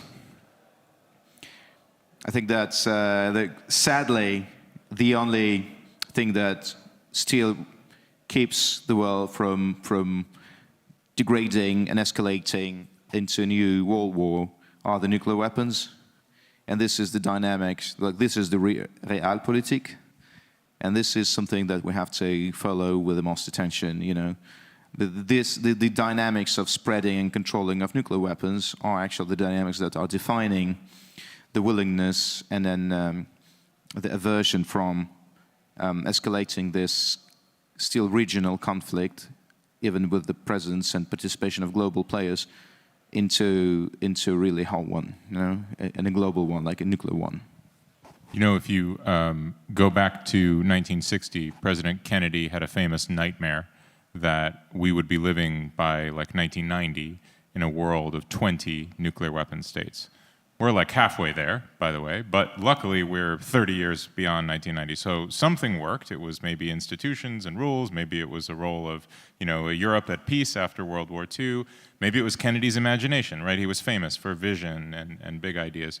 But if you go another 40-some years back, there was a moment of tremendous vision that certainly began in Europe and had its apogee in a particular period of the revolution in Russia. I'm always fascinated by this. The revolution's not one thing. The Bolshevik coup is something, right? And there are other parts of the story of the revolution. There was a moment where it felt like events happening in Russia, in at that time the Tsarist Empire, could actually be the beginning of a new world for all of humanity, for all of the injustices of the early 20th century and the late 19th century. So I want to ask a naive and ambitious question, which is, in the wake of the inevitable collapse of this, you know, unmanageable and evil system after what it has done, is that type of possibility something that could actually happen again? And could it be stewarded along in that path by the types of factors that we have been talking about, right? Including what you just brought up, Dmitry, which is, you know, you do have China on the outside, right? But that could cut both ways. You also have 1 billion Chinese people who may not very much like the way that their regime is treating them and is looking at Russia and is looking at Taiwan, et cetera. So maybe you start. Yeah, I think that overall we still see an undeniable trend towards humanization, like moving towards greatest humanity, humanism, liberalization overall, although it's clear totally that it goes like a pendulum, right, and goes left and right, and it's recalibrating. But we are finding ourselves in a more humane world, even if now there is a certain retraction, and then right now it might be seeming like the world is going back into some kind of obscure Middle Age kind of atrocities, fields, you know, events, and then it seems to be like a bigger trend. But I'm pretty certain that it's just a certain return after which we will still move forward, right? And then the information is spreading, and yes, the free spreading information can be abused by state propaganda machines in order to make people actually dumber, disinforming them, misinforming them, and then manipulating them. But still, I think that overall, if we look at the history of the mankind, it's totally undeniable that the longing for rights, freedoms, and dignity. And I must say that actually, in Russia, the first time that people can actually start appreciating this is now, when they understand that not having rights means being thrown away to the mid-grinder of the front line without being able to resist or defend yourself against it. Freedom means the freedom to move outside of Russia And the dignity means that basically you can be respected by that state, by this judiciary system, etc., etc.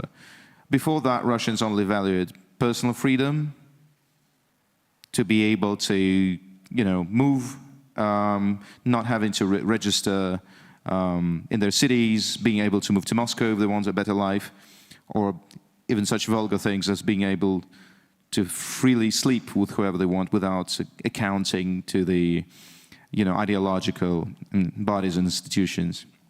Right now, the moment comes, I think that we're going to fall in Russia so low that people will understand, even being lied to by the state propaganda, even being manipulated completely in a very blunt and ugly way, people will understand what value freedom and rights and ability to feel their own dignity held in it.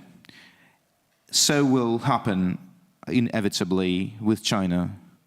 And then the world is moving in the direction of freedoms, and they're not empty words, because they're actually guaranteeing you a human life that you're meriting, So inevitably, freedoms, rights, and human dignity will become more and more widespread demand among different populations. And I'm sure that after this fall back into what seems to be obscurantism and I would say dark age of human history, with the atrocities that Hamas is committing in Israel and with the atrocities that Russia is committing in Ukraine, with this abuse of information distribution machines by the propaganda and terrorist newsmakers, I would say, like terrorist social media experts, who are flooding TikTok with the body camera records shot by the Hamas militants and terrorists during their terror attacks. All of that is a temporary fallback, in my opinion, and inevitably it will recalibrate and go back into a situation where we're going to see an ever juster, fairer, and prosperous future for us all. Yeah, this has been the trend long term, and it's true that each of us, I'm wrapping up. Each of us has this darker parts, the animal parts that are based on fear and mistrust. They have been very helpful for us to survive in the cave age, and they're increasingly harmful for us right now. They're very easy to manipulate, and we see all the dictatorships basically manipulating them pretty much in the same way, instigating through fear, hatred, suppressing critical thinking, and then leading this herd that society is becoming into as a voiceless and thoughtless crowd to where the dictators needed to bring. Yeah, but at the same time, awareness is rising. The overall level of literacy is rising, and then the ability of societies to resist it will rise too. Some things, just the final words, can never be learned from the books. And I don't think that Russia has deserved the freedom it received when the Soviet Union collapsed. There was no demand for civil freedom, and there was no demand for human rights. There was just a demand for a decent material level of living. Right now, because of this catastrophic war that is costing not just Ukrainians, who are the primary victim of this unfair, horrible war, but also to the Russians, who are paying for this silence and their obedience with hundreds of thousands of their lives. That will ultimately, in a few years from now, give them the feeling of necessity of change. They will understand the price of this silence and this obedience, of this passivity, and they will inevitably come to the right conclusions after a certain time. And then the demand for this human life full of dignity will ultimately prevail. The pendulum, after swinging left, will swing right, or if you're from the left, you have to swing in right, it will swing left. It will swing forward after swinging back. And I'm sure that ultimately in 15 to 20 years from now, we are going to be living in a better society globally. I have to say, Dimitri, I'm not sure what I expected from someone who writes about apocalypse and Holocaust, but it wasn't that.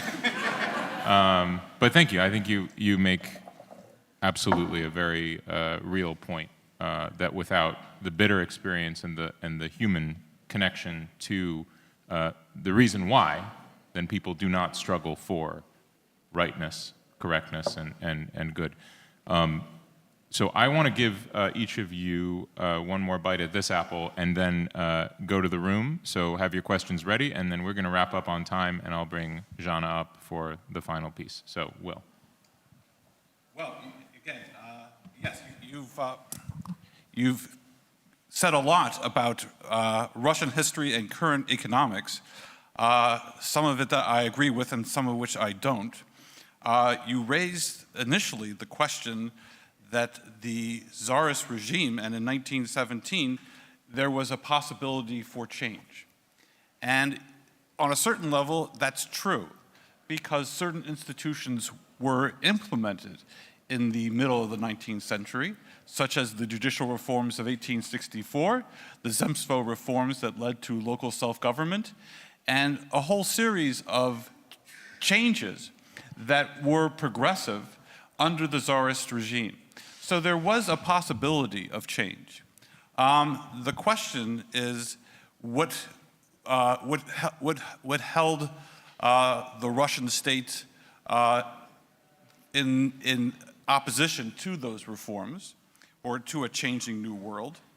And I will basically talk about two. One, that there were no property rights in Tsarist Russia. Indeed, there was plenty of attempts to try to create private property, both in the Stolypin reforms, with his wager on the strong, and other reforms as well. But private property was never seen in Tsarist Russia as a fundamental civil right. And therefore, the ability for Tsarist Russia to change and to evolve was limited going forward. The other issues that you raised was that there was no demand for human rights at the end of the Soviet Union. I would disagree with that, and I would disagree with that because of all the very courageous human rights institutions that emerged after the end of the Soviet Union, whether it be Memorial, whether it would be the Glasnost Defense Foundation. A whole series of human rights organizations evolved after the end of the Soviet Union and were engaged in the changes in Russia. So I think that there was a possibility for a different human rights future at the end after the collapse of the Soviet Union. And there were institutions that were put into place to facilitate that change. And so I think that in light of the attempts to change Russia after the end of the Soviet Union, there was a better chance of actually implementing these human rights. And you had an ombudsman for human rights, you had prominent politicians, such as Boris Nemtsov, who was active in the advancing human rights in Russia. Russia became a part of the European Court of Human Rights.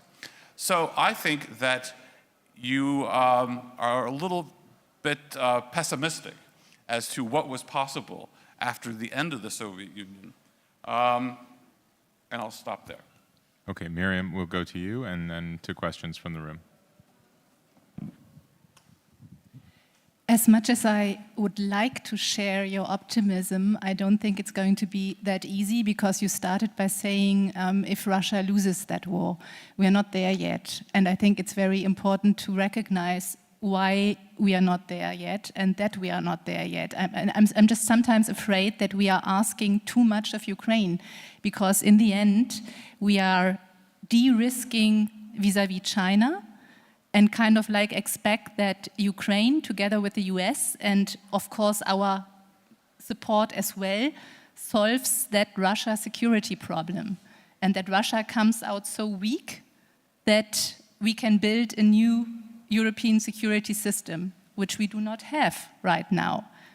And if I get back to the Chinese-Russian cooperation, I don't think China, at least this is my impression, has an interest in Russia losing that war.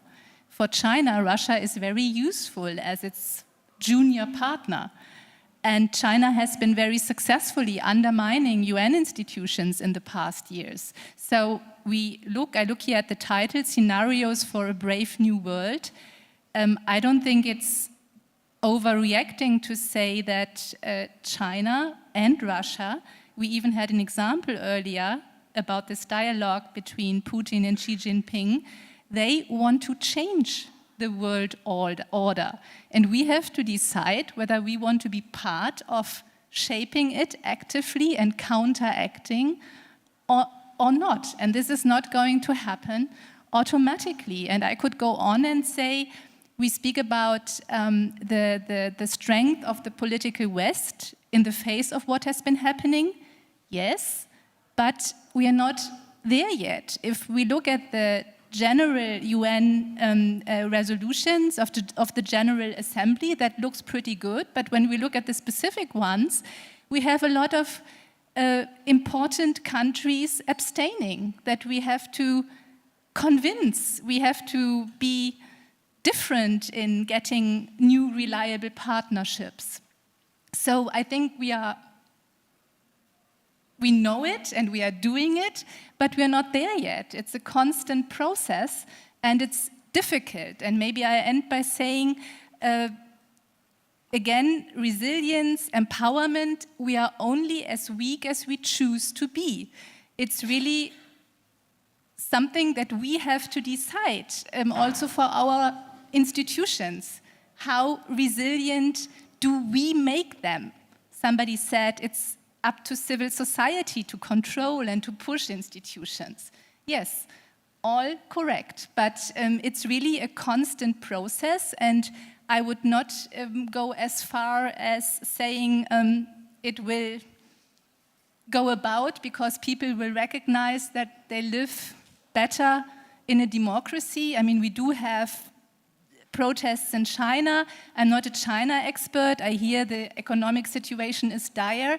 But to just expect that something is going to change from within is, for me, too much wishful thinking.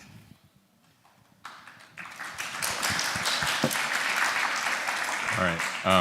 I'm going to go to the room. I think we have microphones. I just comment with Sergei Guriev in the room. I'm reluctant to say it, but I'll say it anyway, which is, it reminds me what you say about we're as strong as we wish to be.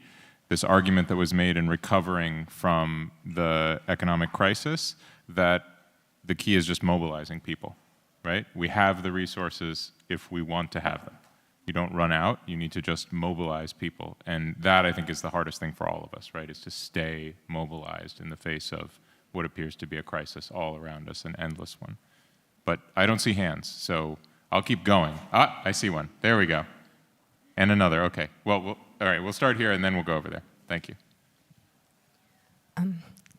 Lisa Wolfson, cultural anthropologist, media scholar, and activist of the grassroots initiative Demokrati Ja. And my question, thinking of this great, very positive vision of Dmitry Gluchovsky, the vision towards the vision of this moving towards freedom and dignity, I ask myself, how can we deal with the huge problems of social justice, of economical problems and environmental problems. Thank you. You've been called out. Yeah, it's you, man. Yeah, so I think that we have to actually abolish the United Nations. I will replace it, right? Because 3 of the most important questions for the future I have to answer right now, okay? So regarding economic injustice, I think the biggest issue is that if you give, well, we've tried economic justice in the Soviet Union, it didn't work out. If you give just people even parts of welfare without prompting them to work, they just stop working. And that's the biggest issue about the economic justice. I think that it should not be independent from the efforts. Well, human psychology is so built that people want to be rewarded for the efforts, and then you have to try harder in order to be rewarded better. All in all, I'm sorry, I think that we are solving most of the issues when they become really urgent. So it was with the holes in the ozone layer, so it's becoming with the plastic, and so it's becoming like humanity is not capable of forward thinking, really. It only starts solving issues when they become really pressing, you know, the last moment pretty much, because people are easily distracted, and then they get, you know, carried away with some fashions and trends and etc., and people are easily manipulatable. People are not rational, with the exception of few scientists here. The majority of humanity is being guided and stewarded by emotions and not the rational thinking. It's a big mistake to think of us as rational beings that can cold-bloodedly calculate things, you know. So I believe that I'm probably it's just my damned optimism, but I do think that such issues as social injustice is getting solved already, while the United States is slightly dragging behind, but it will have to, well, the social changes in Europe were brought about by the communist revolution in Russia, when the liberal governments or the capitalist governments in Europe, being scared of potential cost of revolution, started to introduce social guarantees and then rise the minimum wages in giving like more equal opportunities to people. Basically, it's in the face of a big threat that is imminent that people start moving and start doing things. I do believe that humanity is able of organizing itself in the crucial moments, and then issues such as climate change, probably it cannot be tackled as efficiently as it could have been if we had been able to think forward, but the efforts are being made already. Social injustice, and what was the third thing? Social injustice, ecology, and then what have I? So basically, I do believe that we have the ability of organize ourselves in the light of an imminent danger, yeah. And then we are responding to the life threat. And then we are able to overcome our disagreements and unite when we have a common enemy. So this is functioning. Unfortunately, we're basically the cavemen that have some technologies and do not have the ethics to handle these technologies. But in the crucial moments, we're still able to unite and to find some better parts in us and overcome the fear and the paranoia and then act for the common well. You know, so yeah, we'll survive. We'll survive, yeah, don't worry. Next question here. Hi, I'm Olga Oliker. I'm from the International Crisis Group in Brussels. So I really like Dmitry Glohovsky's vision of the wars that we're seeing right now as the last gasp of bad behavior. But given that they're so in line with a lot of history of bad behavior, I'm not really all that optimistic. I also notice in a lot of the discussion and this also is not new, that we talk this very transformative talk, right? That it's all going to be different. But the walk we walk is a very traditional security, traditional approaches walk. So, I think this links to the previous question. I want to know if we really are able to think about this transformatively. Can we think about this, that if Ukraine wins, it's not just a war to end Russian neo-imperialism, it's a war to end neo-imperialism. That it's not a question of holding Russians and Russia accountable for aggression, it's about holding aggressors accountable for aggression. That if we aren't just thinking about how to secure the regional transatlantic, we're thinking about, indeed, the world as a whole and climate and massive movements of funds and reallocation of resources from the wealthy to the not so wealthy, not so that as a welfare program that they don't have to work, but as a system that is in fact more equitable and more resilient and could actually support, for instance, climate progress. But I see no real conversations about what that would take. I see debates about whether or not you can ramp up European defense spending fast enough to build ammunition. Now, I agree, that's the first step, but I kind of worry we're going to stop there, and I'm curious if you do too. I feel like that question, at least the last part, goes to Miriam, and then Will, I'll come to you. Olga, I couldn't agree more with you that in what are extremely challenging times, a lot more honest communication within our societies would be necessary to take people along, because it is also a question of social injustice why we in Germany struggle with the party Alternative for Germany having a high a percentage in polls that we hardly imagined before. And we are, in comparison, I mentioned Georgia, a off-to-do democracy with more stable institutions to counteract such difficult transformations that are abused by populists. I mean, this is what democracy is about, to struggle and to have hard debates about such issues, but to include people. I cannot respond to all the issues you raised, but they are spot on. And I think because they are so challenging, we have to really all follow that approach to be honest about also what it means for us personally to cut back on whatever issues. And that is certainly in Germany not very much happening. Will? So I want to talk a little bit about the question of social justice.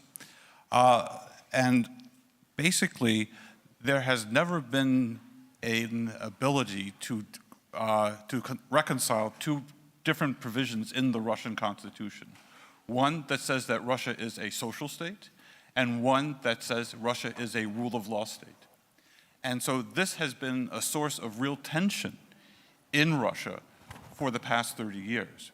And Putin has used the idea of the social state to diminish the idea of the rule of law state. And he has consistently talked about social justice and social rights, but he has always done so in opposition to advancing human rights in the Russian Federation. So any new breakthrough of where Russia is going will have to reconcile these two notions somehow of civil rights and social rights, because at least in the 1993 Constitution, they were never able to do so. The second thing I want to talk about is how Russia can change. And I have looked at this new course on the Russian state that Putin has introduced and will now be in every high school and university going forward. And these new principles of statehood, that the most important thing of Russia is not only the notion of statehood, but a unified state. These are now the principles that are going to be taught to Russians for several years. And I really do fear that if this course is actually implemented and it doesn't become the problems of Marxist-Leninism, but people actually have to listen to this course, that there will be an emphasis on a historical notion of statehood that has never been compatible with civil society and the rule of law. Okay, and I think we have the last question we'll take here. I will start with a question to Dmitry. Are you sure that this we that you described, I'm Valeria Karableva at Charles University, that the we you described applies to the entire humankind? You know, just a second, I need to follow up with something, because like my observation is I very much sympathize with these all ideas. I'm Ukrainian, I think that's very much what we are fighting for. Freedom, dignity, you name it, like whatever you said. But my observation is that what we are observing today is like radicalization or polarization, when we have like more radical position, when some people are proactive, they value freedom and dignity and so on, and are happy like to take responsibility on themselves to tackle all the crises, including ecological and social inequality. But then there are other people who are very prone to take the responsibility off in exchange for prosperity and predictability, very much given into this allure of this order, which I think Alexander Rodnyansky was speaking about yesterday. So that's my question, that it's not like a linear direction, that the entire humankind are marching together towards the brighter future, but that it could be more polarization. And the second question goes to Miriam. I really appreciate your comments, but I want to ask you about this rational calculus on the side of the EU, that we are using Ukraine to continue exhausting Russia militarily, and it seems to be like the best winning strategy, just like not allow Ukraine lose, but not allow Russia lose, and so like, it just keeps rolling, and then we're exhausting Russia. But don't you think that actually the cost might be higher than you expect on the side of the EU, that all these rising utility costs and energy and everything causes like more social tensions inside the EU, and you will have like more radical AfD type of government winning elections everywhere, so it's not. So this long-term strategy could be not actually the best one. Thank you. Thanks for the questions, Valeria. So actually, I'll go first to you, Miriam, and then to Dmitry on polarization. I think that it is, for now, certainly a new situation in that the EU is serious about recognizing its own need for reform. This is something that we haven't seen for many years. And in the end, I cannot predict what is going to happen. I hope that those member states that, as you know, are decisive will in the end go along, because they realize that this is the only way united and reformed to actually be a global actor, to have agency in impacting this world order we want to live in. I mean, it is up to us to influence our governments so that this happens. If we realize that the way we live here is dear to us, and if this is something we want to defend.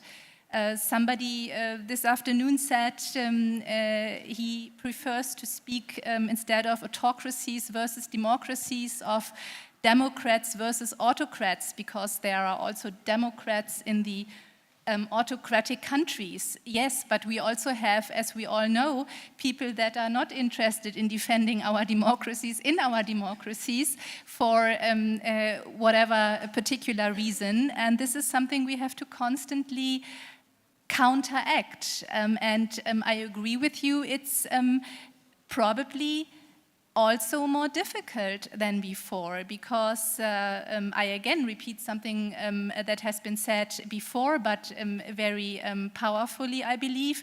We have so many communication platforms as probably never before, but it hasn't done our communication particularly well. The opposite is the case, because we communicate in bubbles. And I mean, even here, we are a very similar crowd of people. And it would be probably very good to repeat that with people who think differently, to get more people convinced of our cause. I'm sorry, I cannot give you a more specific answer. I think it's a process that we have to find our way in this more and more unpredictable world. That's how it is.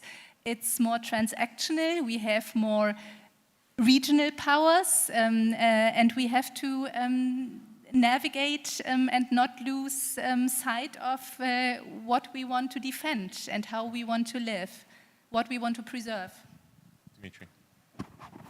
Yeah, about polarization. Yeah, and about whether we all long for freedom. Maybe not necessarily all of us long for freedom, but every one of us longs for dignity and rights. Of that I'm totally certain.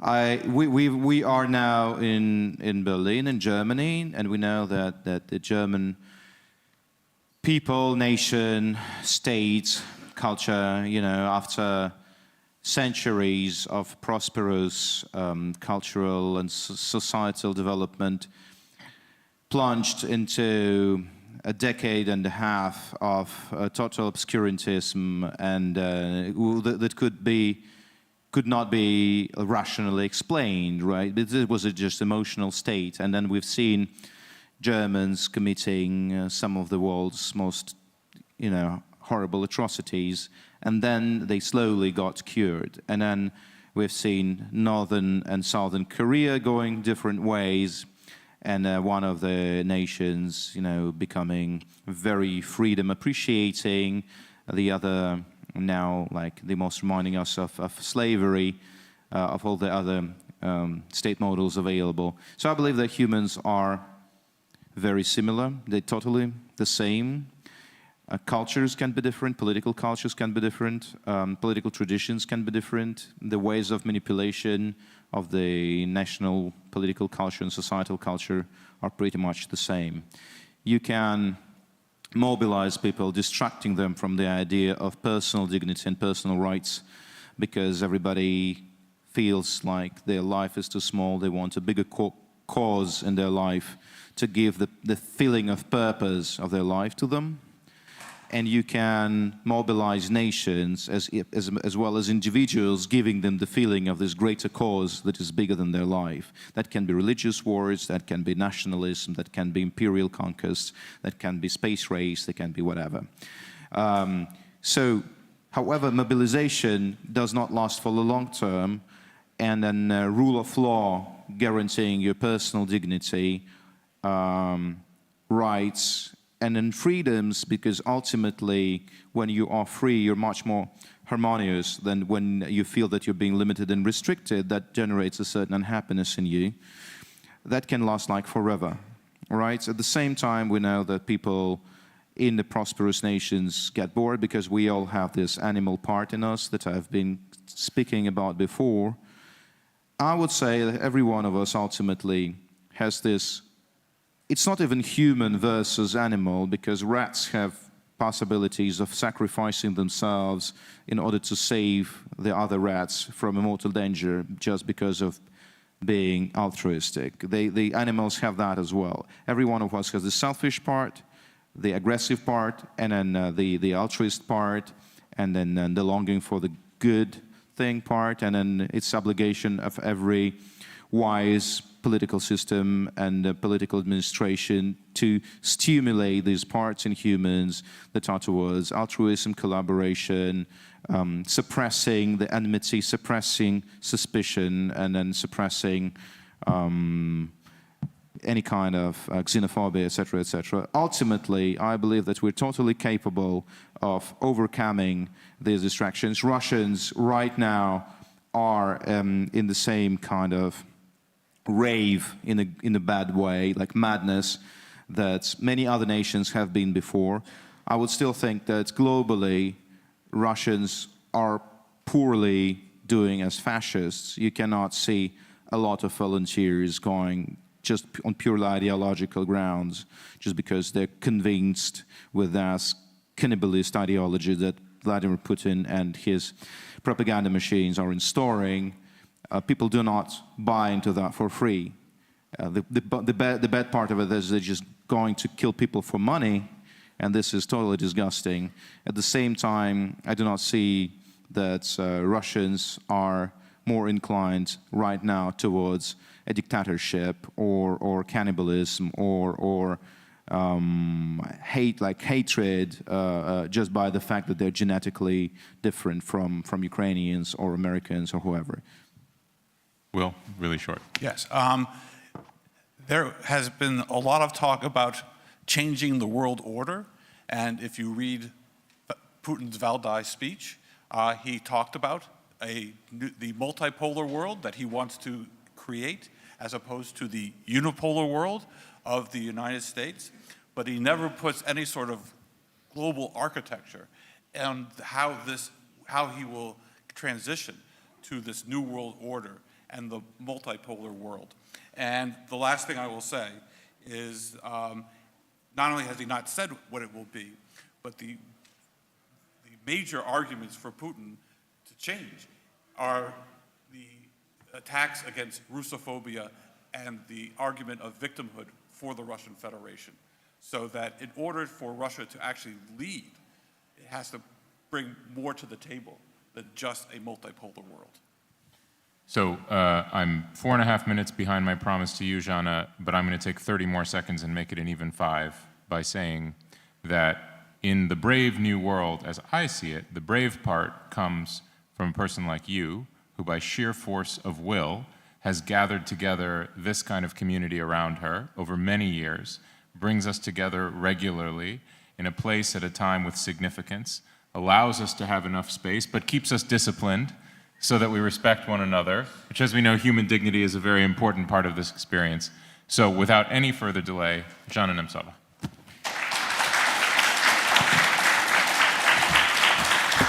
So, dear guests, I will try not to bother you for too long. So this is the closing session of our panel, and I'm very grateful to you for participating in all the debates, and it was a very long day. But I want to present a project that the Boris Nemtsov Foundation supported earlier this year. So unfortunately, Sergei Ponomarov, who is a renowned photojournalist, he was not able to come to Germany because he now works in Israel. But in collaboration with him, we supported 5 documentaries and 1 photo project. All these visual projects reflect the different impacts of Russia's aggressive war against Ukraine. And I think all those projects need not any further commentary, so they speak for themselves. And we will soon watch the teasers of these videos and 1 further project. But I just want to say that in this audience we have today 4 authors. Taisia Zubova, who is the director of the documentary Territory Without War. I don't see her. Oh, okay. Taisia. Sergei Stроителев, a photographer who created the project The Dreamers. Sergei, you're here, great. Tatiana Chekhova, who directed the documentary Further and Further. I think she is here. I cannot see anybody now. And Nigina Beroeva, who produced the documentary about TV Rain, Lost Rain. So we will now watch these documentaries. And with that, I want to thank all of you. And if you are used to using our great application, we will be very grateful for your feedback. There is such a tab there, so provide your feedback and we will try to get better next year. And I hope to see you next year. Thank you.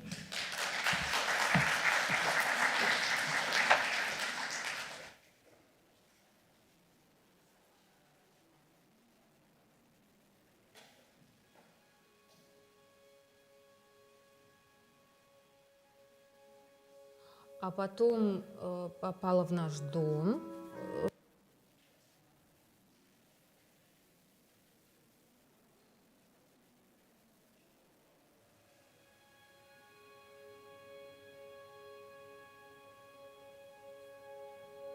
А потом попала в наш дом, в угол дома. Ну, получается, комната осталась, а кухня, как бы кухни нет. Была сильная атака по инфраструктуре в Одессе. И ехать мне некуда. У брата дом разрушен, родители тоже сидят без света, без воды, без отопления. И куда ехать?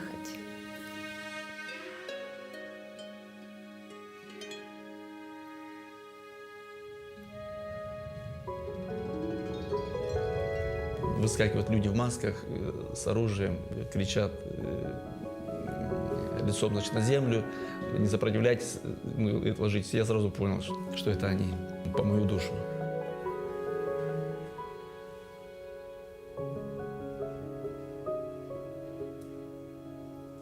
Типа ты, видим, тюрьмы не боишься, а дети? С детей не страшно, всяко было. Дочка у тебя маленькая. Врачи сейчас такие неаккуратные, спит, ну, все еще гуляет.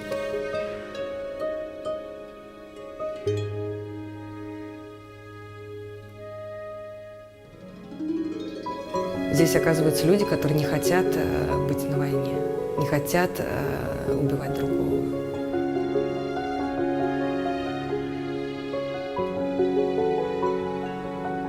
Таких сообществ, где вот прям живут, значит, граждане Украины, граждане России, там, граждане Белоруссии и поддерживают как-то друг друга. Но я думаю, что этого нет, потому что у них нет этой возможности. Везде центры разделены. Вот он для украинцев, вот это вот для белорусов программа, вот это вот для россиян.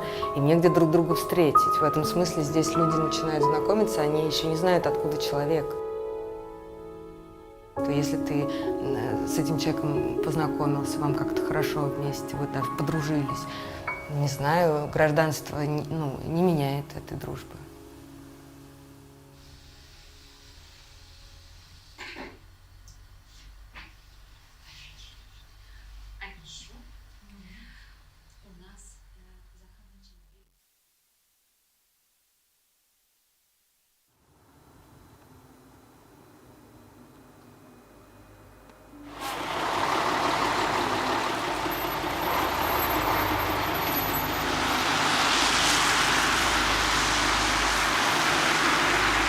Если мы, типа, в Монголии не сможем, то мы уже, блядь, нигде не сможем. Мы также будем, блядь, просто языками чесать, ля-ля-ля, и ничего не сделаешь, типа. А тут, блядь, целая страна, типа, как вторая твоя родина, где вообще индустрии так таковой нет. У нас в Бурятии оправдание было, что, типа, да, блин, это же Бурятия, это же Улан-Удэ, тут, типа, нет возможности, типа, там, а что тут сделаешь, мы же вот, типа, вот, только там окраины, там, вот. А тут, типа, столица, ты, типа, находишься в столице, где у тебя столица страны.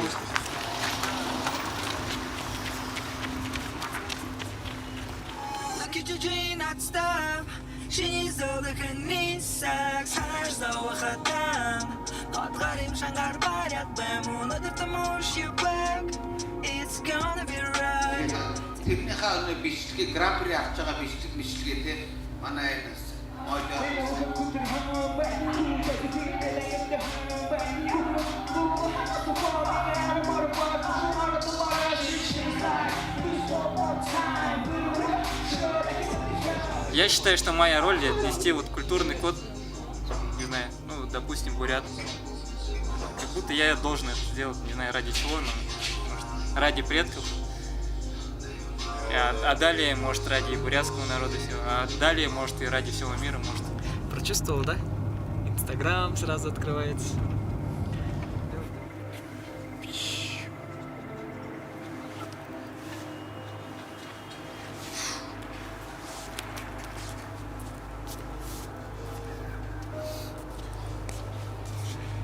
Телегу закинешь.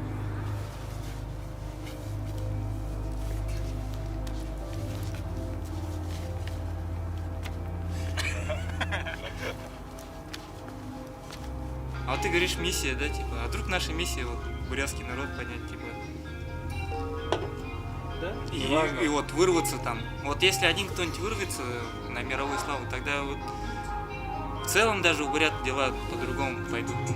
Далай-лама покоряет Нирвану, Далай-лама покидает сансару. День за днем я трачу чакру, день за днем читаю мантру, день за днем я трачу чакру. Далай-лама покоряет Нирвану. Там, короче, 98%, да? Ну, вообще везде же так. Ну, в моем колледже возьмем, эту войну поддерживают жестко. Жестко топят. 98, да. Когда ты творческий, ты же это все чувствуешь. Именно Улан-Удэ, ну, типа, когда живешь, вот это все окружение, смотришь, как люди живут, то есть это все чувствуешь. Это все в музыке идет, и ты такой сидишь весь такой, бля.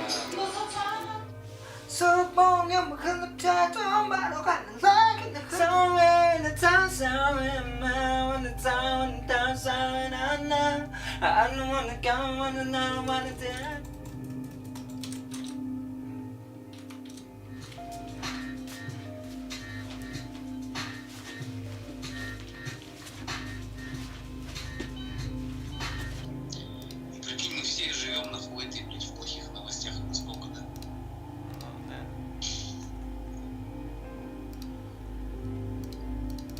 Блин, капец, я вообще в деревне жил, кайфовал вообще, оказывается, нормально там, ни о чем не парился. Как в Ланде приехал, началось коронавирус, там, еще что-то потом, еще потом. Уже сколько лет уже это длится.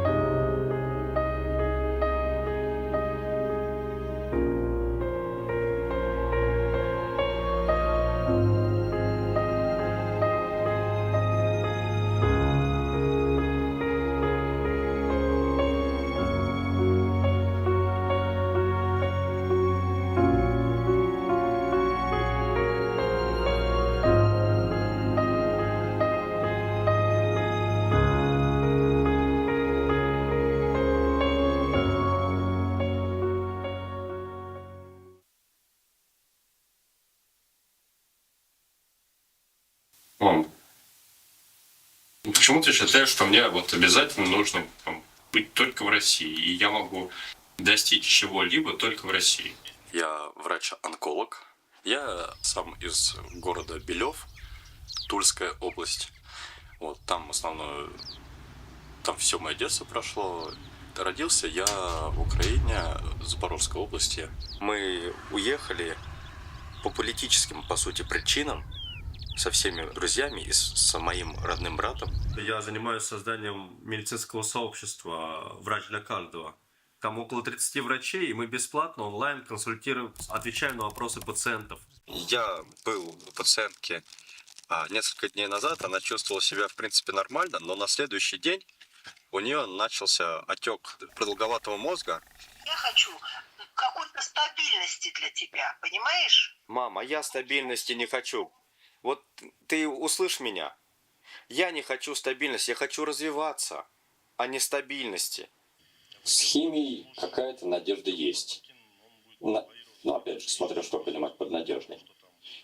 Сын пациентки приобрел лекарство, и мы провели химиотерапию, и ей, получается, дом. Вот, конечно, это не совсем в рамках закона, но вариантов как бы я других не вижу.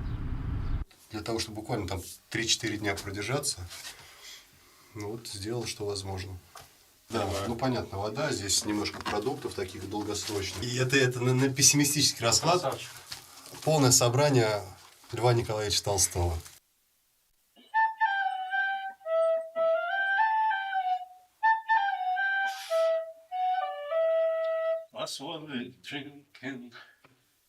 Это спойлер на вечер.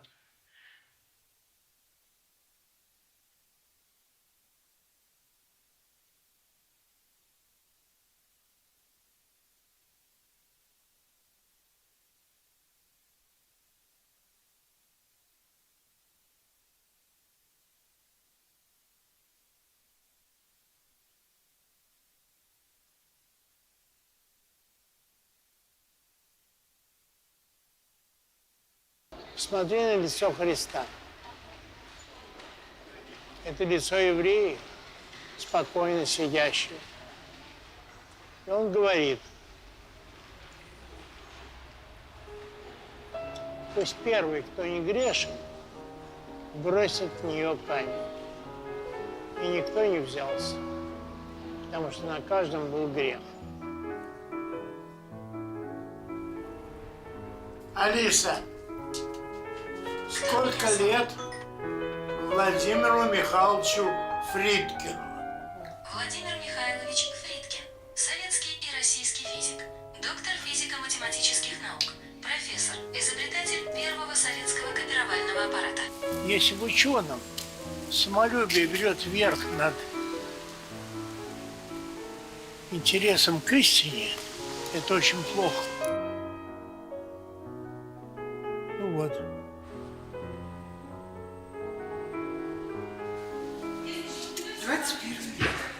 Записываемся в тетрадочку.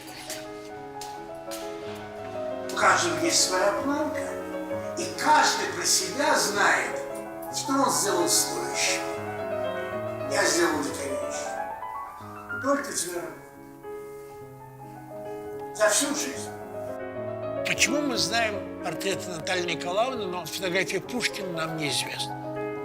Да потому что фотографии еще не было. Это правда, что подводные лодки американские стоят вокруг Крыма и стерегут наши? Нет, неправда. Неправда? Да, вранье.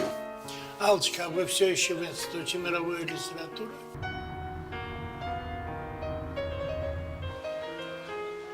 Даже на этих самых написано ЛДПР.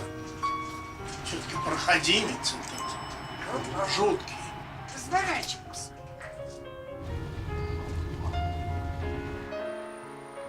I feel honored to be able to come today and share a few reminiscences of Professor Playbook. Я чувствую себя как на похоронах. John Spanier! That will not work. Yeah, I will text him. That will work a little bit better. С бабой связываться хуже нет. Некоторых вещей она не понимает. Я тебе сегодня вечером ночью замучаю. Что? Ой, папа говорит, что он так себя хорошо чувствует. Алиса, кто такая Тамара Идельман? Заслуженный учитель Российской Федерации. Мне встать? При этом в наши планы не входит оккупация украинских территорий. Мы никому и ничего не собираемся навязывать силой. Мы все равно сильнее их. Ты свои эти самые держи при себе, побить могут. Я абсолютно убежден, что через лет 100 Россия будет процветающей страной. Так же, как я уверен, что Украина будет в своих границах. На кольце у царя Соломона было написано: «Все проходит, все проходит». Пройдет и это. Это все кончится. Кончится. История развивается. Понимаешь? История развивается. Как трудно себе здесь представить, что где-то война идет, да? Кого-то в тюрьме держат. Это, Володя, не плакать.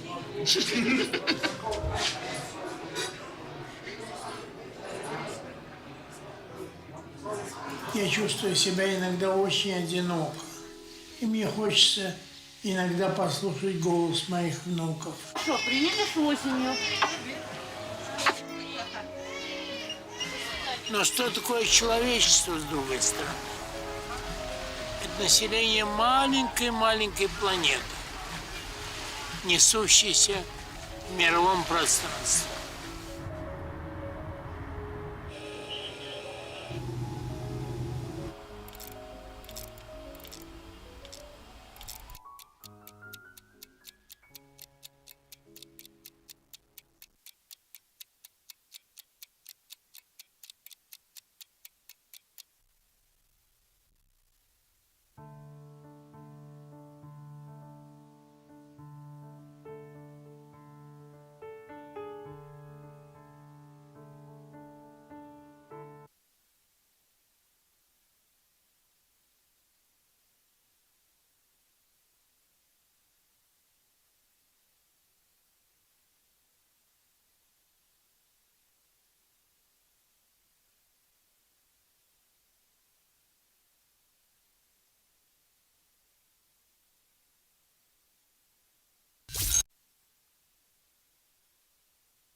К сожалению, я ошибался. Война началась.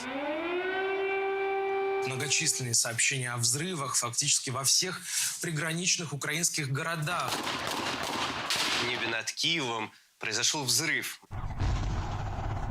Я понял, что на этом меняется все. Судьба Украины, судьба России, что это начало конца в том виде телеканала «Дождь». То, что с нами сейчас происходит, это катастрофа. Сейчас сотрудники полиции задерживают людей. Нет войне! Я уже в самом Львове. Это, конечно, полный кошмар. Масштаб бедствия, который здесь происходит. Государство тебе говорит, войны нет. Операция по демилитаризации и денацификации Украины. Именно так называют военное вторжение федеральные телеканалы, избегая слова «война». А ты в эфире говоришь, война идет. А это настоящие боевые действия, это война. Явится какой-то ОМОН или там спецназ, и нас просто выдернут из розетки. Естественно, мы все ждали. Ощущение, что придут как наши менты к утром. Да мы только что обсуждали, что нас здесь дежурить для сидеть. Доступ к информационному ресурсу, страница tvrain.ru, ограничивается оператором связи на территории Российской Федерации. Никто не может оценить риски. У меня есть ответственность перед вами. Едем дальше? У нас будет завтра какая-то... Не знаю, будет ли завтра. Сюда придет спецназ. Я правильно сказали.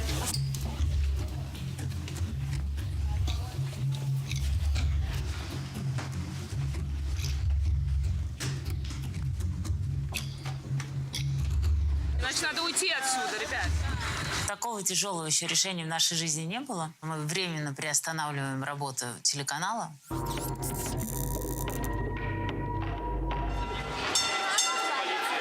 понимаешь, что тебе надо уезжать, и ты рыдаешь. Потом ты идешь в последний эфир, и ты рыдаешь. Потом ты приезжаешь домой, блокируют сайт, и ты рыдаешь. Потом твой ребенок спрашивает: мама, что случилось? И ты его будешь в 5 утра, и он едет куда-то, и младший... Я уже не плачу. Это было такое кино, в котором тебе не хочется оказаться. Все были абсолютно в опупении, все были очень растеряны. Я ходила по улице, мне уже я боялась людей, и у меня случился нервный срыв. Я звоню маме, и начинаю рыдать, и говорю: мамочка, мне очень страшно. Твоя страна объявила войну, соврав подло, что это еще и не война. Она убивает людей, ты как бы в меньшинстве, ты бежишь из своей страны. Будем мы перезапускать канал, не будем, понимали, что, наверное, будем, но где, как, какими силами, этого никто не понимал. Дождя как дождь, может, не будет.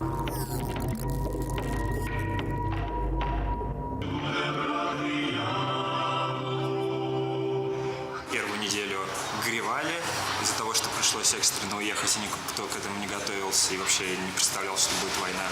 А вторую неделю мы вот собирались силами, и через 3 дня уже мы, собственно, делали. Мы ждем, мы дождемся. Дождинки собираются потихоньку. Это очередной стрим, 3-й наш стрим. Да. На YouTube-канале Катрикадзе. Володя Роменский. Мария Бразунова. Сегодня 56-й день войны, который Россия развязала на территории Украины. Это YouTube-канал «Вся такая Мангай». Я хочу начать сегодняшний эфир минутой молчания.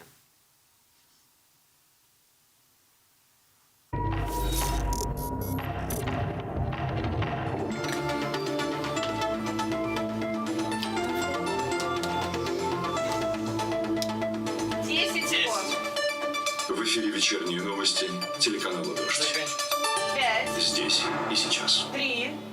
Движение. Я приветствую всех, кто смотрит телеканал «Дождь». Меня зовут Тихон Зитко. В Москве 20:00. Это программа «Здесь и сейчас». Эту фразу я не произносил 4,5 месяца. Последний раз я ее произнес в эфире «Дождя» 1 марта, в 6-й день войны, за час до блокировки нашего сайта, за 2 дня до того, как «Дождь» приостановил вещание, за 12 часов до того, как я и многие мои коллеги приняли решение на время покинуть Россию.